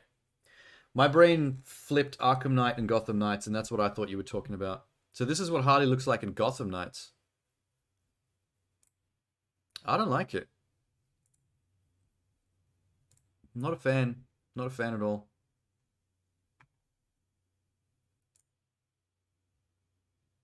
I like the Suicide Squad one, the upcoming one. She looks great in that. Why does she look... This is also from Gotham Knights. How come she looks like this in this screenshot? Is that how she starts out? Imprisoned, but then when she gets out and becomes a villain again, she turns into this? The pants aren't tight-fitting pants. They're open at the bottom and they don't fit with the top. Wait, where's the full body? Oh yeah, I can kind of see what you mean by the pants. They flare out as they go down the bottom. That's her in a prisoner top. I like the prison look. I like this. I like that one. I know this is probably me being shallow about it and just going with whatever one looks more, let's just say, pervertedly sexy, like with the pigtails and shit. Maybe that's not the right term for it.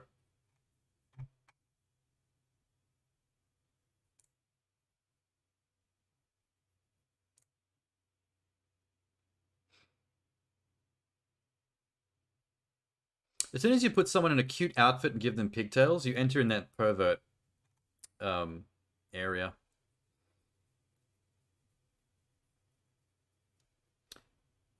The fight attire, I hated when I saw it in game. So that's just when she gets out of prison and is actually fighting as a real villain. Yeah, I don't like it. I don't like the face paint is terrible. It's just white face paint with a massive dollop of tar in the middle. Oh, that looks... Yick. She cut her hair too, for some reason. I like Harley's long hair, pigtail or otherwise. Yeah. Someone's photoshopped this picture of Harley onto this screenshot of Gotham Knights for their YouTube video. That's a bullshit screenshot. That's her from Arkham, probably.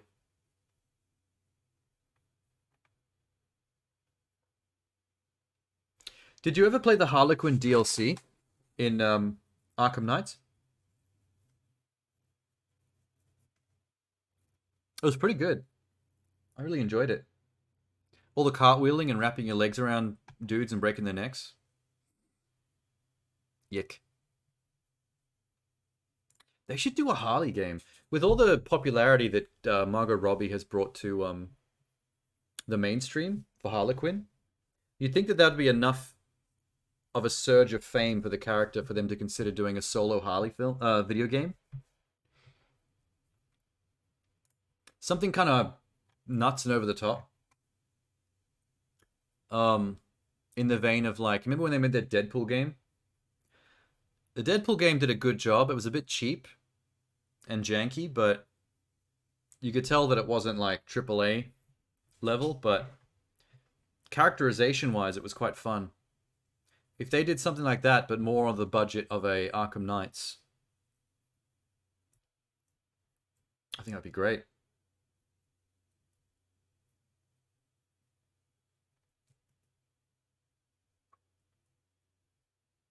Maybe piggyback off her character from when we last saw her in Suicide Squad the movie. After, like, whatever, like the game can be what she does after Suicide Squad the movie. And then model it after Margot Robbie's Harley Quinn, so it's different from all this stuff.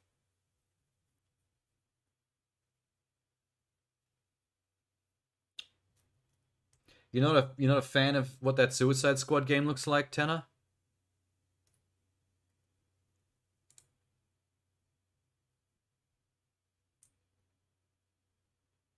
Oh, I think that Suicide Squad game looks alright. Although it's the kind of game you want to play in 4-player co-op. It's designed specifically for that. Whereas Gotham Knights, it looks like you can get away with just playing that solo and it's not that big a deal. You hate your phone. You have been getting a lot of autocorrects lately. It's not been your friend. Look at this fucking Reddit thread. We are not going to agree with this, I'm feeling. Gotham Knights finally fixed the Harlequin problem. And they've got a screenshot of all the sexy pigtail versions from the last Arkham games, the big X on them, and a big tick next to the ugly version. Are they trying to say that she's better now that she's not being hypersexualized? That they cut her hair and gave her a shit outfit and ugly face paint?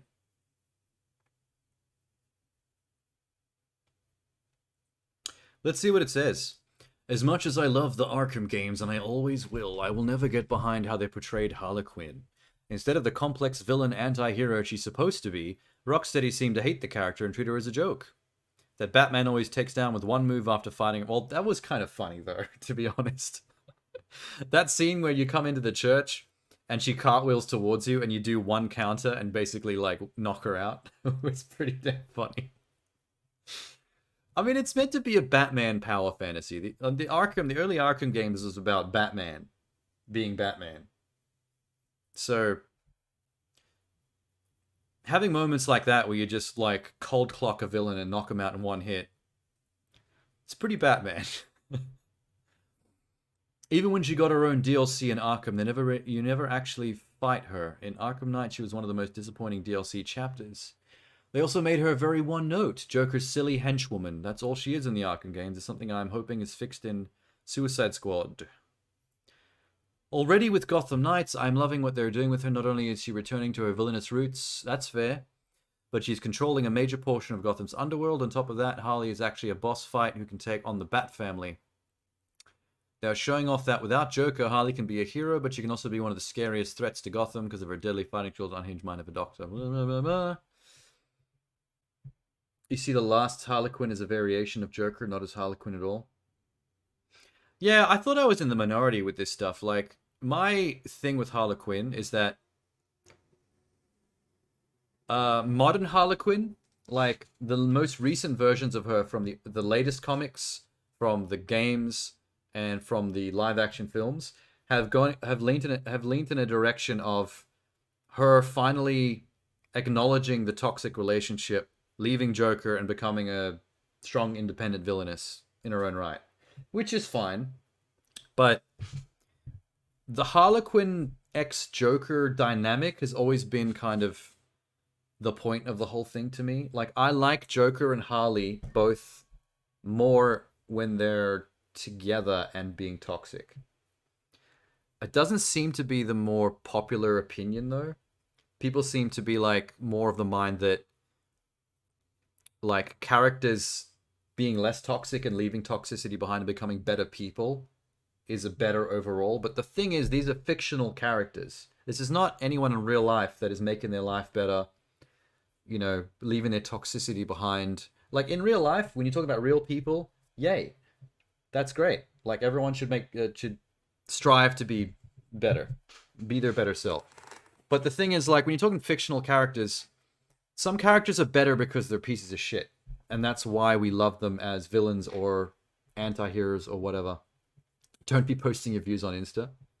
Well, no, I mean, I'm not championing toxicity in any way. I'm talking about fictional characters. Like, I enjoy the Joker-Harley dynamic. It's fucked up, but they are fucked up villainous characters. We shouldn't be rooting for them. So in a way, by like having these storylines and these character arcs go in a direction of fixing things like this, is like, why are we rooting for these people? Like, they are the most fun when they are the most fucked up.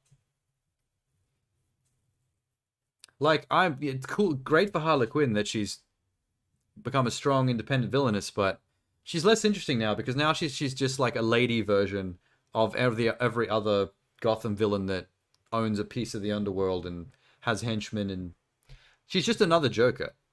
Whereas the Joker and Harley are both made better by the way their characters bounce off each other.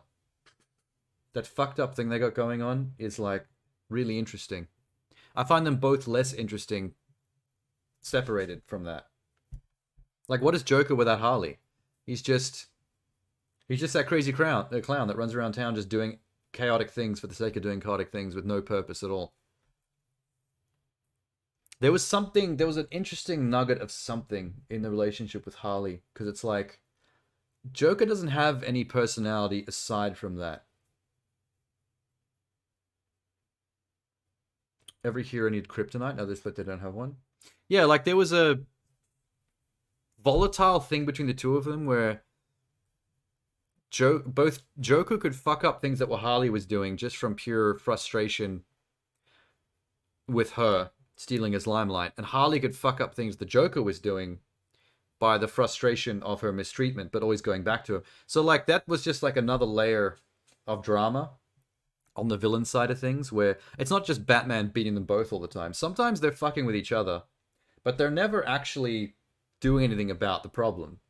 They still stay obsessed with each other for some reason. And that is like perfect toxic relationship right there. Robin without Batman is Nightwing. Yeah, but Robin without Batman gave him a chance to be turned into something different and interesting in its own right. Harley isn't. Harley is just Lady Joker when turned into her own independent thing. Harley was created for the Batman animated. Yeah, I remember that. I used to watch that on TV when I was younger, when I was a kid. When she had the full leotard with the jester ears and the pom-poms on the ends. You ever seen the YouTube clip of that one scene from the Batman animated series when Joker wants to go to bed or turn in for the night, or he doesn't want to do anything, or I forget what the setup was. But then I think she says something like, "What's the matter, Puddin'? You don't want to rev up your Harley?" And she goes, and it's like, did she just make a reference to doesn't he want to stay up and fuck? Like, what the hell? It was a kid show. Nightwing is a bit Batman-esque because, I mean, he was trained by him, but Nightwing is enough his own vibe, though. I don't mind what Nightwing became. There's too many Robins as it is. All the Robins are too similar. Damian was the only interesting one because he was kind of like a little shithead that didn't gel with Batman's whole thing. He's too violent. He had that Punisher thing from a young age.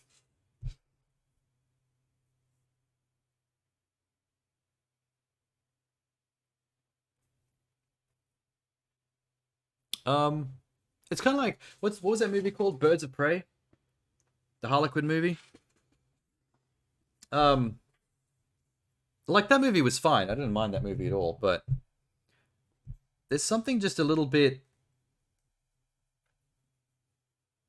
low key about it in a way that like I keep forgetting I saw it and then I remember it and I was like, oh yeah, that was fine. But I think it's because Harley is finally free to like go nuts and do her own thing, but it doesn't amount to enough. Like she gets overshadowed by the fucking Birds of Prey in that movie. Like it didn't end up being her own movie. It just ended up being her shanghaiing the Birds of Prey movie, but the Birds of Prey still being the more important aspect of the plot. Damien is Bruce's son, raised by Talia to hate him. Yeah, exactly. Yeah, Todd and Damien both had a little bit of a fission growing with Batman at an early age. It's just Todd and Damien ended very differently. Like he was already pushing back against Batman ways before the crowbar shit,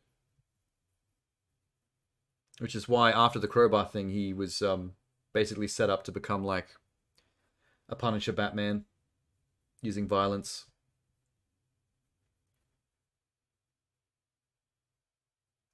Have I seen the Harley Quinn TV series? I've seen some of it.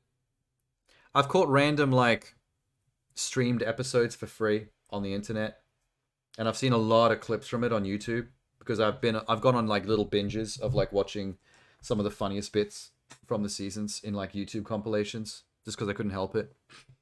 That show is funny as. That show is really good.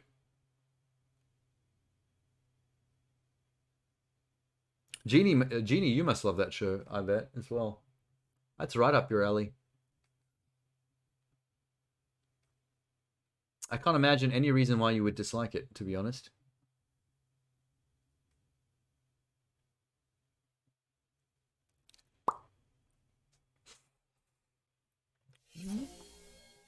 You saw the first episode, need to see more. Oh yeah, by the time it gets to like the second season onwards, um, it just gets better and better. Like they lean into the relationship between Poison Ivy and Harley. Like they become a legitimate couple.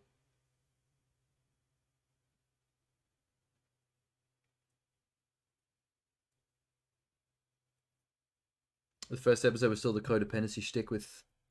Oh yeah, that's fair. No, but they go full bisexual. Um, Harley and Poison Ivy and that they don't hold back at all.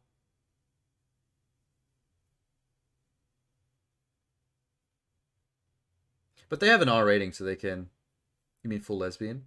Well, on the part of Poison Ivy, yes. I think technically Harley still is would still be considered bisexual, but in this case, obviously, it's a lesbian relationship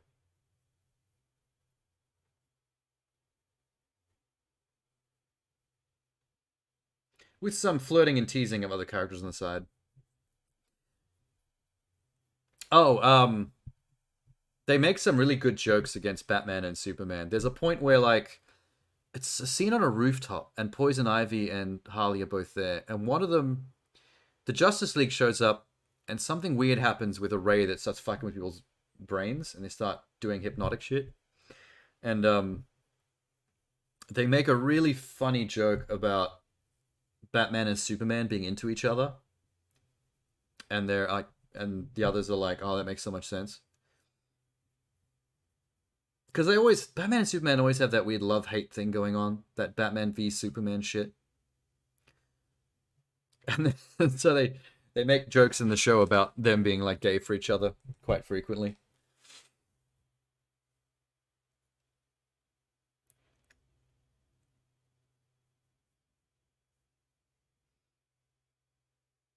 It's funny how it took that cartoon to give us the first um lesbian relationship stuff between Harley and Poison Ivy, because that stuff has existed in the comics for a long time, but like no TV show, game, movie, like nothing else has ever touched on that until this cartoon.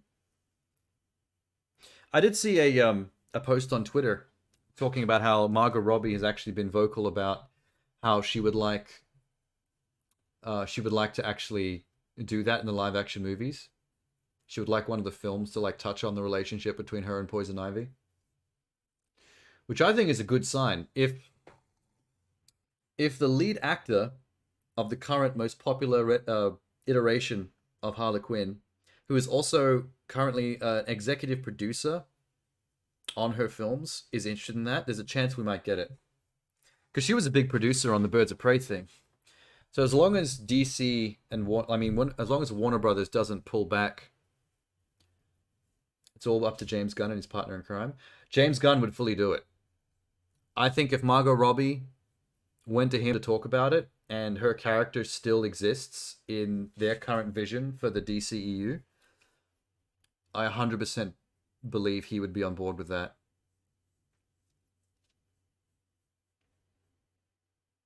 He's replacing everyone else. From what we've seen so far, we there's no guarantee, there's no confirmation that everybody is being replaced. DC is being very reset. The reset's been pretty heavy so far. But like it doesn't need to be 100%. It probably will.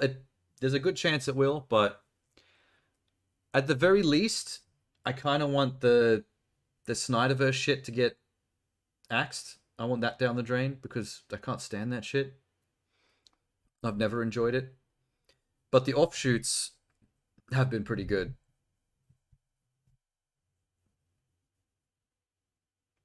Like, you know that last Batman they did, the Matt Reeves one? Because that movie exists in its own bubble, not connected to anything else, the reset could technically involve that movie because there's nothing else connected to it to bring it down. Like they could use that vision of Gotham and that Batman as part of their new going forward stuff. And if they do that, they could have a new iteration of Harlequin introduced into that universe in whatever way they want. And I think it would be kind of, if they do that, it would be cool if they just brought back the actress to like do a new style of Harley, but still with Margot doing it. They still pissed you off canceling Batgirl. Yeah, but that was part of a different phase of DCEU going down. That was before the whole gun reboot. That was when Warner Brothers was basically losing the fucking plot and dumping everything they had. Like, it wasn't just like when they dumped Batgirl, they dumped it along with the new Scooby Doo animated film, which was already complete. They've been working on that for like a year and a half, 2 years. And it's like, that's a full animated film. They just fucking washed down the drain as well.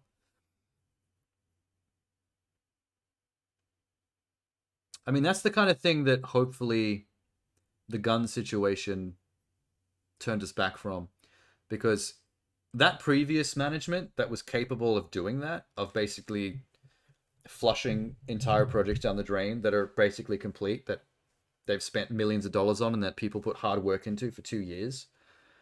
If that management is now also flushed away by this new James Gunn era, then that is way for the best. Because no version of Warner Brothers needs to exist that is capable of doing that to people's creative work. So that is an absolute kick in the balls. Can you imagine working on a piece of creative art for 2 years, and then the money people at the top just come to you one day and go, "Oh, by the way, we're binning it. Fuck you. No one's ever going to get to see it. Last 2 years of your life are a waste."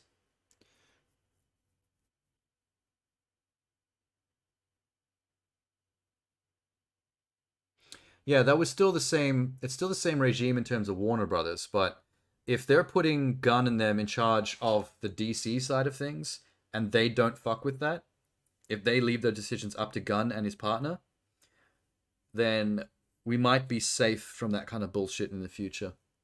I know that CEOs are still free to do whatever they want, but the whole point of giving someone else the reins to a whole subsection of the business is so that you don't have to touch that.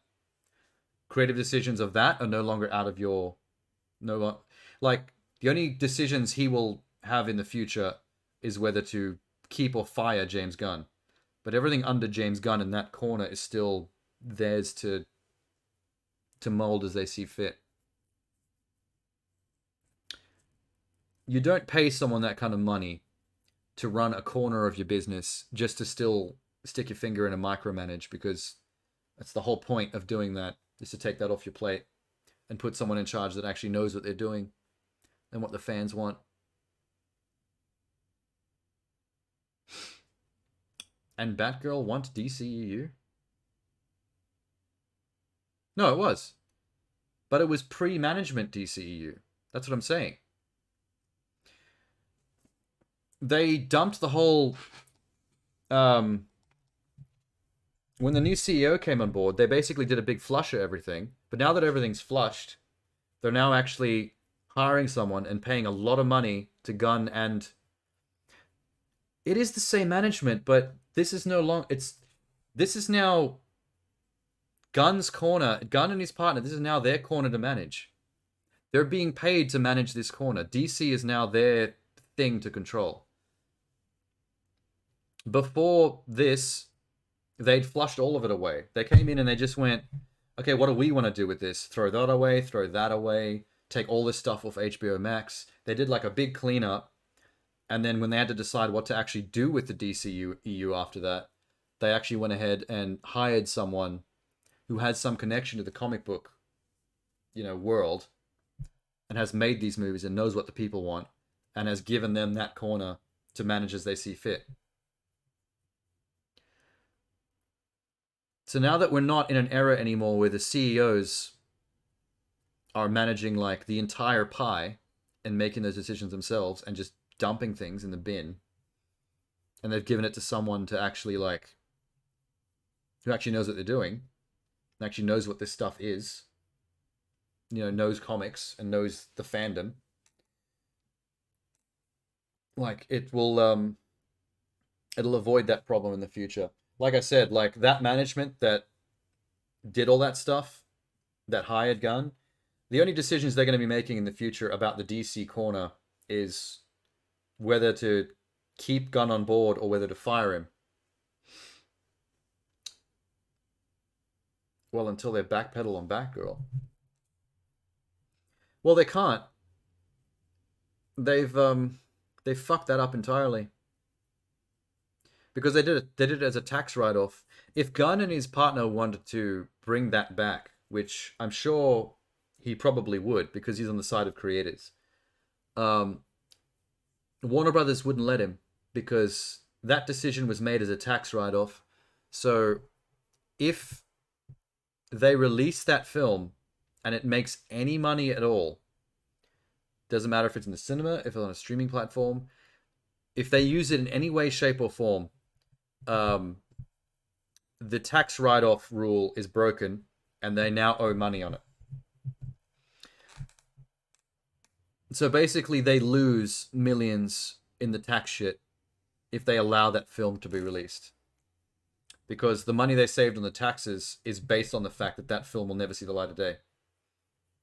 And that goes for Scooby-Doo as well, and all the other stuff that they tanked just to save all that money on the tax write-off. Fucking Twitch app. What did the Twitch app do?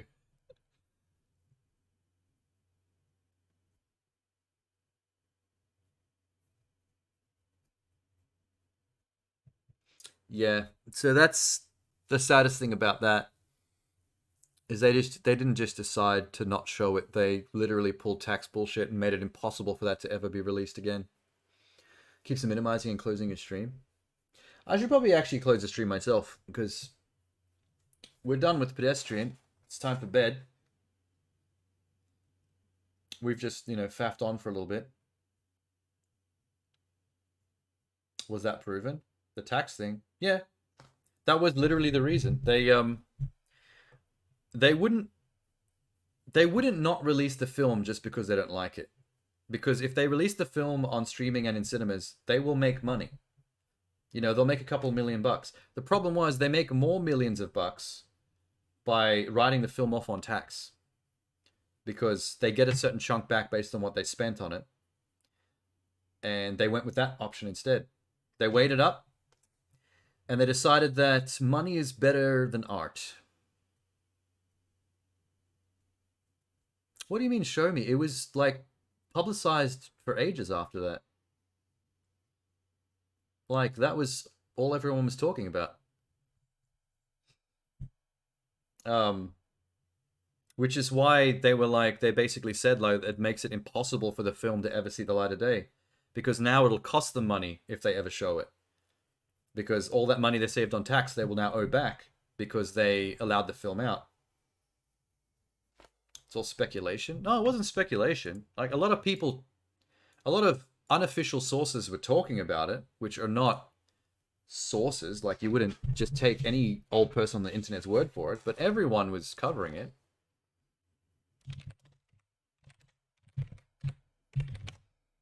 I mean, it's the only reason why, you would do that. I want to see how much money they saved. Hang on.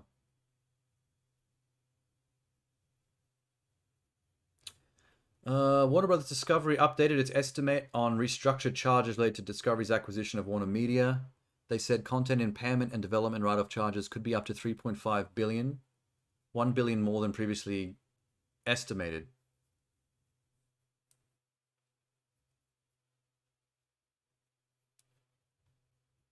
The company said it now expects to incur a total pre-tax restructuring charge of $4.1 billion to $5.3 billion, up from $3.2 billion.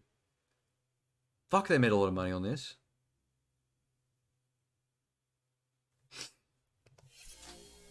I don't understand why they deleted so much stuff off HBO Max, though. There are shows that they paid the money to make, that they own, that they removed from HBO Max. And I don't understand why they did that at all. Because they don't have to pay they don't have to pay contracts to show those shows on HBO Max. They own it. And it costs them money to make. So like, why wouldn't you leave it up on HBO? Yeah, like Westworld.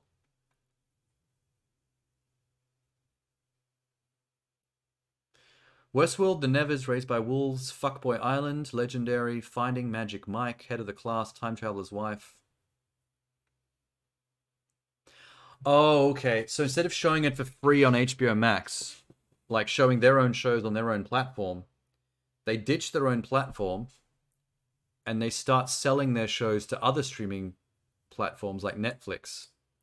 So they're not getting rid of the shows entirely. They're letting other streamers bid for them so they can make even more money out of their shit. Far out, they're a greedy bunch of cunts.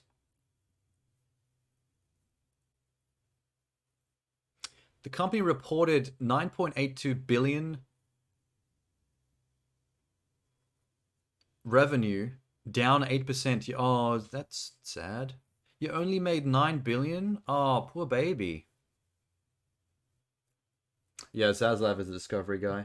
That's why he gained control because they joined Discovery with WB and HBO like all fused together, and then he basically became the boss of everything. Yeah, that cunt, yeah.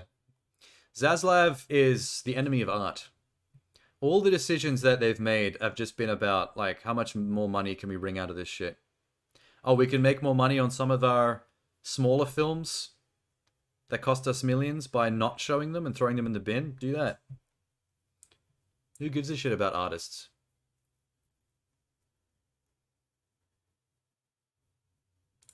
What a knob. I wonder how many more changes are going to happen because it's like some new aspect of Warner Brothers changes like every other month. Like with the change ups in HBO Max recently, this new DCEU deal to kickstart that up again as its own corner.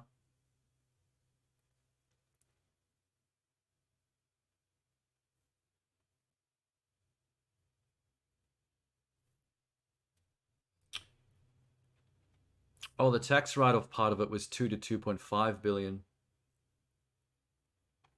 But how much was, hang on.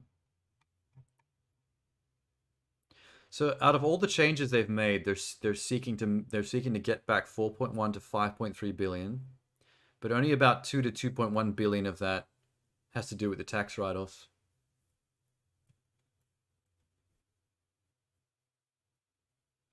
It's funny how none of us can remember James Gunn's partner in running the DCU. We all say just James Gunn and his partner in crime. His name's not important enough to remember.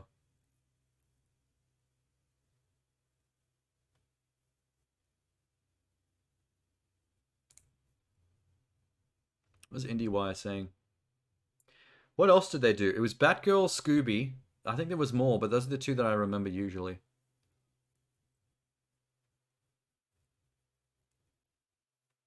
They've written off between 2 to 2.5 billion, so that's definitely more than just those two movies.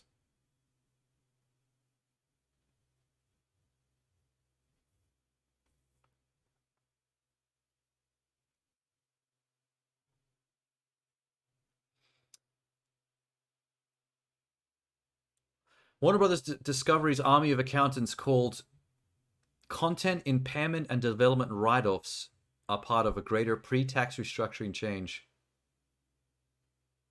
Content impairment and development write-offs. That's such a fucked up way of saying ruining people's art. Just to squeeze more money out of the fucking rock. Yeah, the reason I knew it wasn't mass speculation is because all the articles and the coverage I watched and read of it were direct from Warner Brothers Discovery. Like they were open about all their tax stuff because they have to be like what do you call it? Transparency?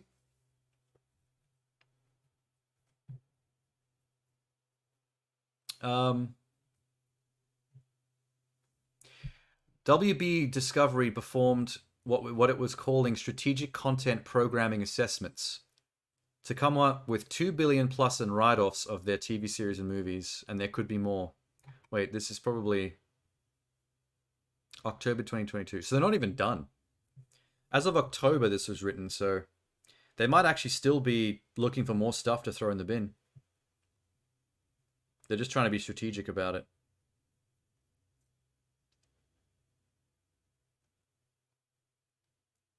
I guess they're balancing the scales of like how much did something cost versus how much would the tax write-off be versus how much are we projecting to make on film theater release and streaming.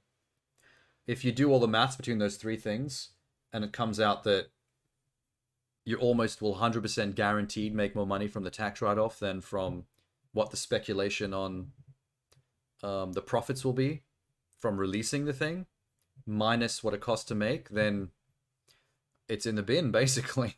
They don't give a shit. It's funny how they call it, what did they say at the beginning here? Where was it? A way to balance the balance sheet. So basically, like, they're in enough of a shit pickle with all their spending and their earnings that they're like, okay, this company's not doing well. We have to balance the sheets, do whatever we can, whatever we have to, fuck everybody else to like turn these profits up, or shareholders are gonna have a big cry whinge. You never saw or heard of what you're looking at today? Oh yeah, well I went through a stint of looking at it a lot when when everyone was first reporting on it. So I got my fill back then when it was, because directly after it must have been like, I think within a month of the finding out about the Batgirl thing, that Warner Brothers came clean with like what the deal was with all of it, and then everyone started making YouTube videos and writing articles, and basically everyone was covering it. And I basically like went through a couple of hours of just looking at all of that because I was fascinated by it. Because up to that point, it was on my mind because I still couldn't, as someone who's been to film school and has made films, I couldn't wrap my head around why a company that was about creating a particular kind of art would behave so anti-art. I know money, obviously, is always the answer, but it just baffled my mind how multiple films that obviously would do just fine because it's a Batgirl movie, it's tied to Batman, it's going to have so many nerds lining up to see it no matter where they release it. I'm like, it'll make you money. Why don't you want to make money? And as soon as I read all that tax stuff, I was like, oh, it's a whole new level of money scrounging bullshit that completely omits the art from the equation, like in its entirety. And that made me so sad.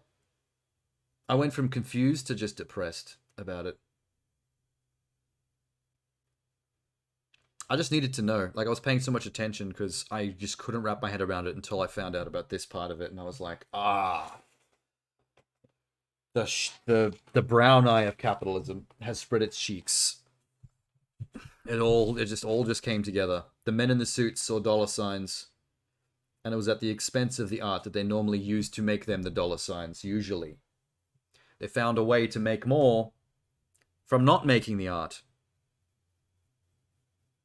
The guys who normally spend millions of dollars making the art to make more millions, like, what a fucking dark future we live in. This is the bad timeline of the multiverse. Sad. Okay. That's it then. I'm gonna take off, do my thing, so I can do another fresh stream tomorrow. Golgoa? Golagoa? I don't know how to pronounce it. Another puzzle game. Another one-off. One that only deal. Just like Pedestrian. That was great though. You know what's funny? Before we went off on this massive tangent talking about everything else, I was saying something about Portal, and we got really distracted. I think I was saying something like, the last time I remember a puzzle game blowing my mind at the end, in a way that like flips things on its head, was when Portal 2 had all this like built-in lore, if you're paying attention to the audio diaries and reading stuff, about how the portal surfaces, the white portal surfaces that you're allowed to shoot portals onto, were made with a white paint that's created with moon dust. It's literally like dirt from the moon that they've harvested and brought back. And then that final sequence at the end of the game where you're almost defeated by GLaDOS' minion dude, whatever his name is, and the place starts falling apart, and a giant hole caves in out of the ceiling while you're lying on your back, and then your brain clicks, and you remember that the portal surfaces of paint is made with moon dust, and you think, no, that can't be. This can't be what they're asking me to do. And you point your portal gun through the ceiling, and you fire it at the moon, and you wait a few seconds because it takes a while to travel the entire way. And then the portal that's already on the floor nearby opens up in space, and everything in the room gets sucked in because it's created a vacuum to the surface of the moon. And my brain was like, what? It sounds really wacky when you just talk about it. Like, it sounds silly. But when you're playing the game and that happens live to you, and you put two and two together, and you think, this can't be what I'm supposed to do, and it works, it's like, that is some good game design. To draw my attention to that, make me remember the lore that I've learned earlier, and go, ah, light bulb. And then big finale, big epic finale sequence, everyone getting sucked out into space. And there's a moment where you get sucked through the portal and you're hanging from a wire, and you're just through the portal, so you're technically in space. You can see the surface of the moon, you can see the Earth in the background before you get pulled back through. That was some wild shit. That was a scene that I like. If they made a Portal live action film, that would make an amazing final sequence. That would be epic. Somehow you avoided that. Oh, like playing the game? Or just never seeing any spoilers about the ending? In which case, sorry for spoiling. I got too excited talking about it. I didn't think about spoilers for people.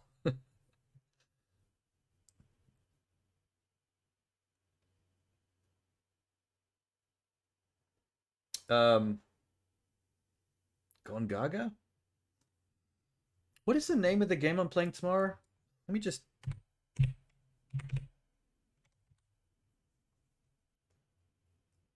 Oh, fuck. It's in my stream schedule on the About page. Gorogoa. You don't give a shit about spoilers, especially if you have no interest in playing. Oh, that's fair. I'm generally not that anal about spoilers myself. Whether or not I plan to play something. It's a shame if it's something like a crazy big plot twist that only has impact one time, witnessing it fresh, but I'm not going to lose sleep over it.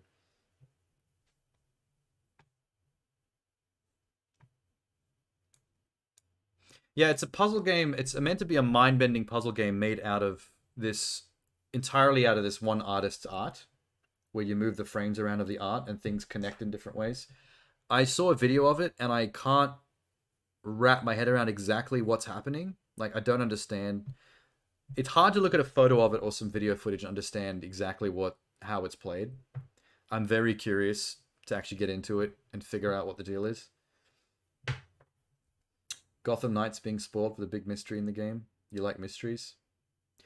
Yeah, it's sometimes a shame when certain kinds of things get spoiled that would have had a better impact, especially if you're into it. But even then, I'm not gonna be too, like, some people lose their fucking minds about spoilers, but I never really gave too much of a shit. Like, I don't mind. Like, I like going to comic book movies a lot. I like watching Marvel stuff, but I don't lose my shit when I get spoiled about some Marvel stuff. Like, the new Doctor Strange is coming out, and I see a spoiler for it the night before it comes out or something. Like, I don't give too much of a shit. I usually see the spoiler and go, oh, neat. Now I can't wait to see the movie even more. Because I know something, that crazy thing happens.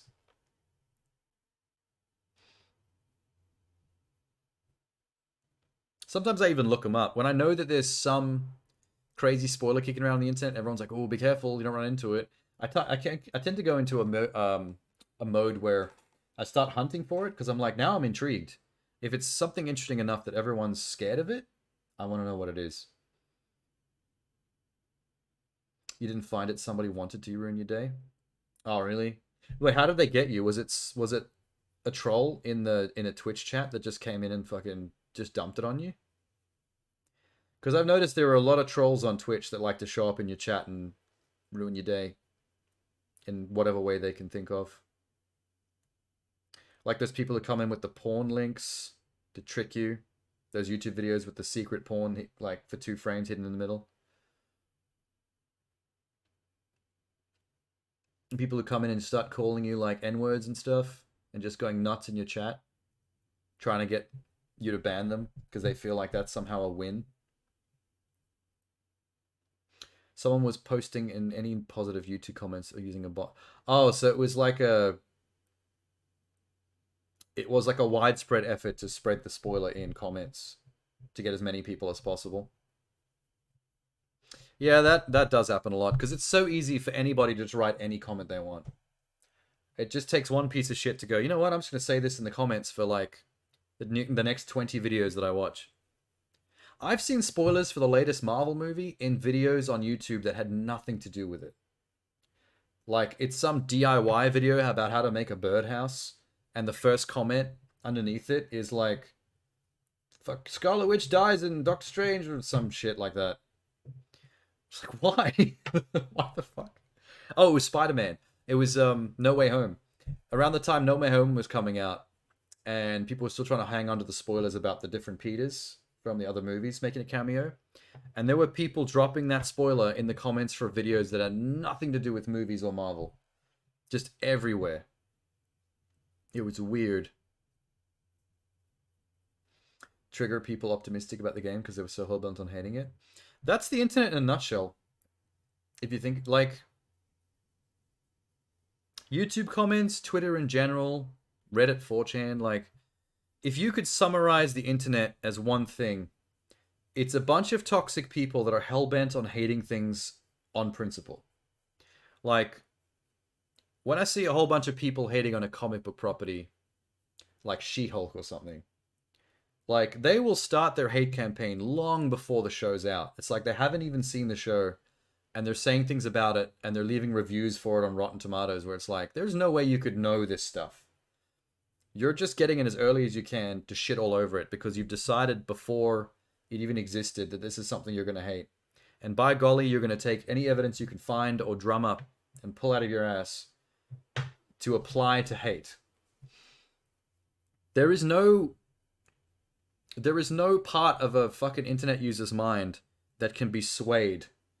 Like, if you go into something like, let's say, let's use the same example. If you go into something like She-Hulk and you've seen the trailers and you've heard about it, and you go in thinking like, oh, that doesn't sound like something I'd like. It sounds like shit. I'm expecting it to be shit.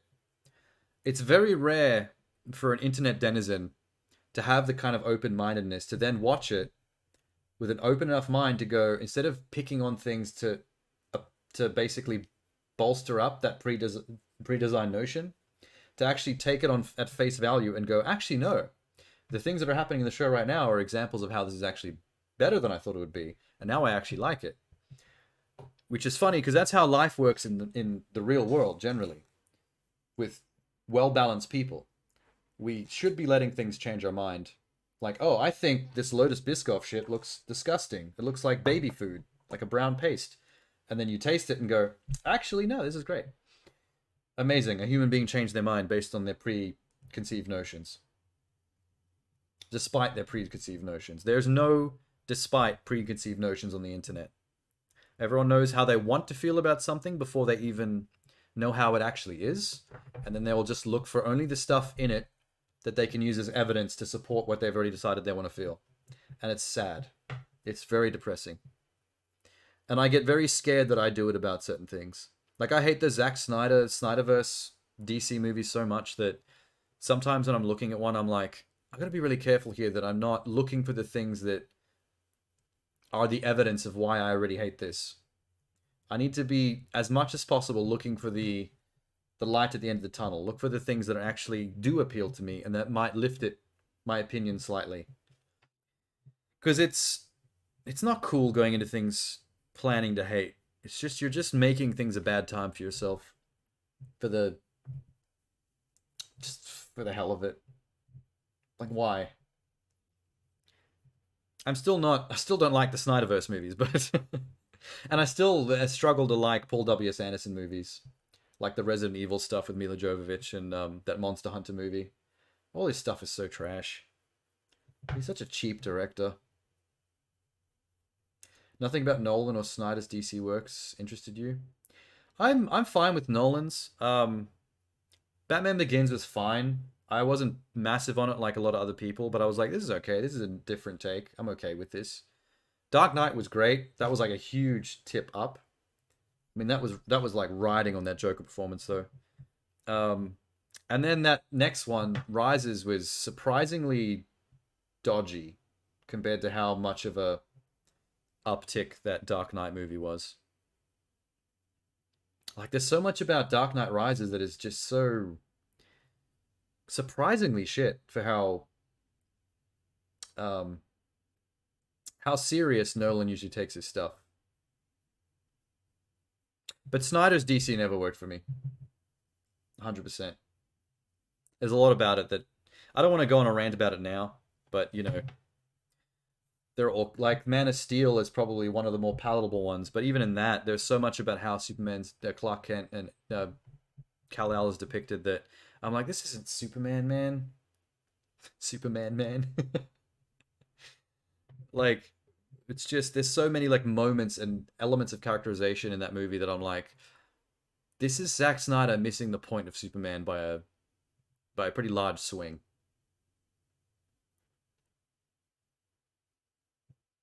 And that kind of carries over into the other movies. There's so many things where I'm just like, yep, that misses the point. That doesn't understand the character. A lot of this is just edgy 13-year-old boy doodling skulls in the margins of his homework book. That's just what Nolan's art feels like to me.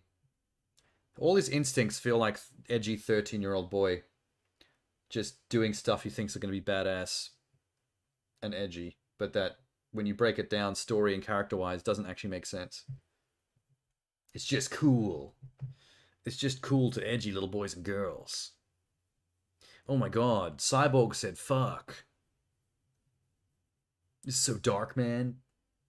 Look how fucking cool Darkseid looks. Like, Darkseid is boring as fuck.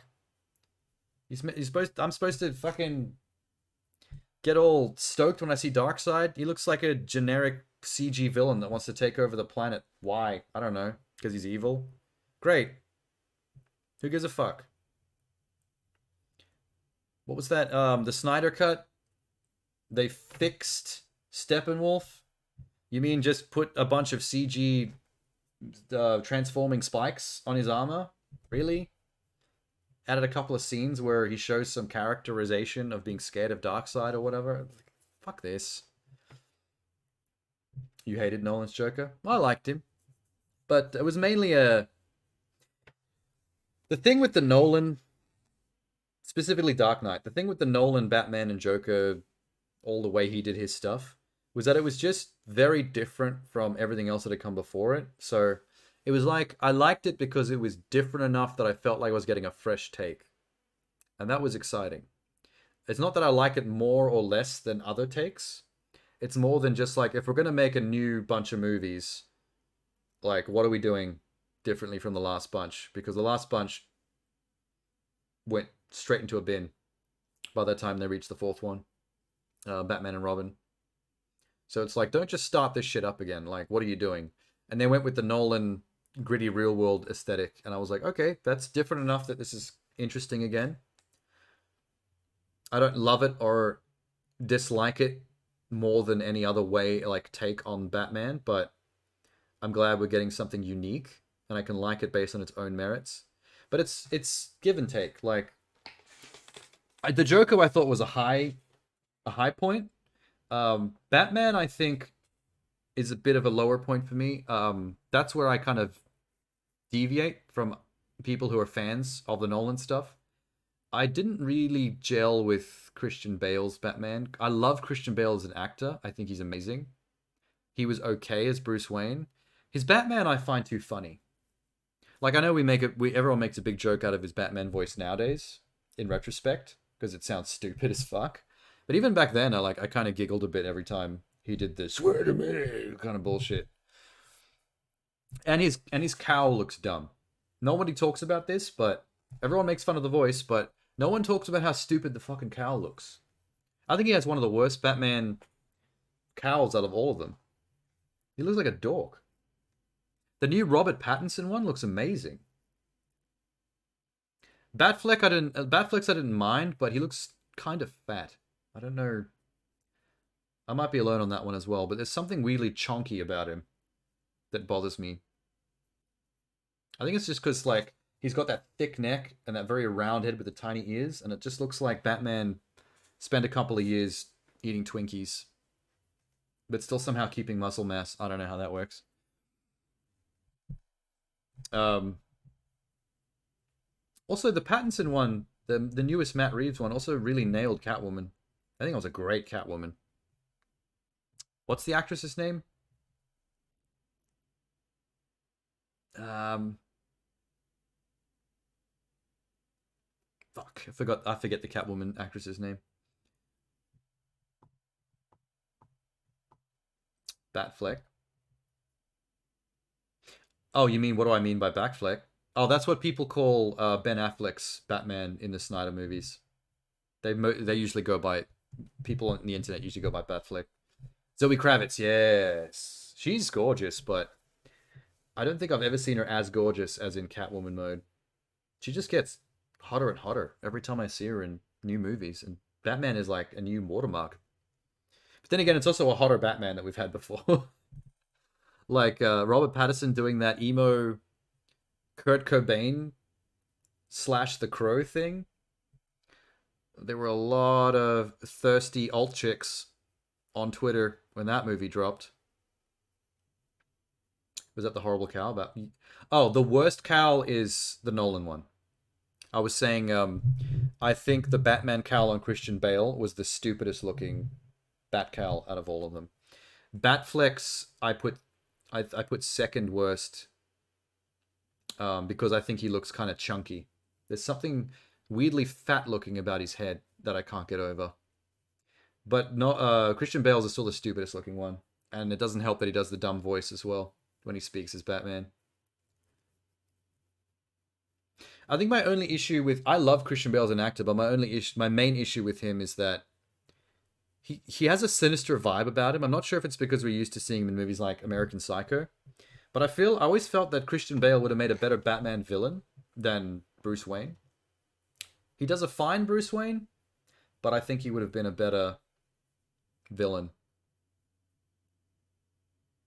And the batsuit, the cowl was just its own fucking nightmare. Doesn't matter who you put in that cowl, it just looks stupid. But I know that the new Matt Reeves Batman is very divisive. The one with Robert Pattinson. Like some people really love it and some people really hate it. But I think generally in terms of casting and the look of everything, I love it. I love Pattinson as a young Bruce Wayne. I love his cowl. I think it's one of the best cowls they've ever had in a live action Batman. I think his silhouette and his entire thing looks great. The Catwoman, everything about her is amazing, brilliant. The thing that I want that makes me the most excited about a Batman 2 of that series is seeing what they do with more of the Gotham characters, because seeing how good their Batman is, how good their Penguin is, how good their Riddler was, how good their Catwoman was, that's four characters that are like the best they've ever been in live action. That I'm excited to see what a Freeze would look like, what a Harlequin would look like. We've kind of seen what the Joker would look like already with that deleted scene, so that's me. Fine, I guess. More keen to see what a Harlequin would be like. I think it's also about time we got a real Poison Ivy villain movie. The only time we've ever seen Poison Ivy in live action was Uma Thurman in Batman and Robin, which was cartoonish at best. Both her and Freeze were ridiculous. So, in a more grounded, grittier movie like the Matt Reeves Batman universe, I would love to see what a serious Ivy in a take like that would be like. Maybe something like out of Arkham Knight, how she had that. I can't remember which Arkham game it was. Maybe City, maybe Night. Whichever one where you go off on a big side arc about Poison Ivy taking over the whole city with plants. Like giant fucking Little Shop of Horrors plants and vines growing out of like buildings and stuff and out of the street. Let Ivy go nuts. Let her bring nature back to the entire city and fucking destroy everything, and go from there. That could be exciting. In the past, like back in the George Clooney days, they never would have gone that far. They would have had her plan to do something like that, and they would have stopped her before she could pull it off as the end of the movie. With these newer movies, with like maybe the Robert Pattinson sequel, if you've got Ivy as the villain, have her succeed halfway through the movie, and have like Gotham get fucking wrecked and overrun by nature, and then have to deal with things from then on. I think that could be like a great new twist on how to do a Batman live action story. The villains need to achieve more. It's kind of like how in this in the first Matt Reeves Batman, Riddler actually succeeds initially, like in the general aspect of his plan. Like before they can actually solve all the clues to stop his plan to blow up all the dams and flood Gotham, he does it. The bombs go off before they can do anything to stop them. And then the whole third act is them dealing with the fallout. Like Riddler gets caught before that happens and put in prison, but his plan still goes off and they still have to deal with the aftermath. Like I think that's a neat direction.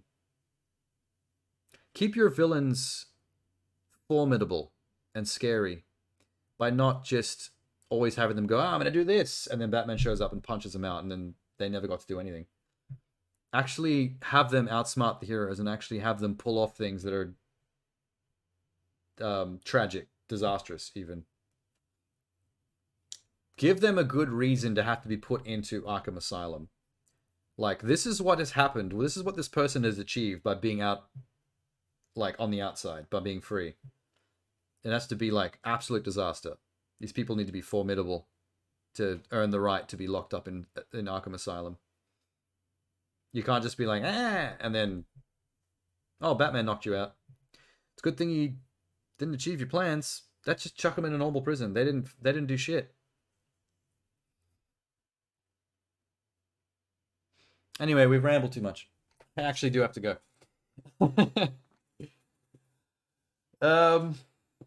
Good seeing you, Jeannie. You too, Tenor. I'm sure Minx is still lurking, maybe. She's always secretly around, wringing her hands in glee, waiting for the next Biscoff to drop.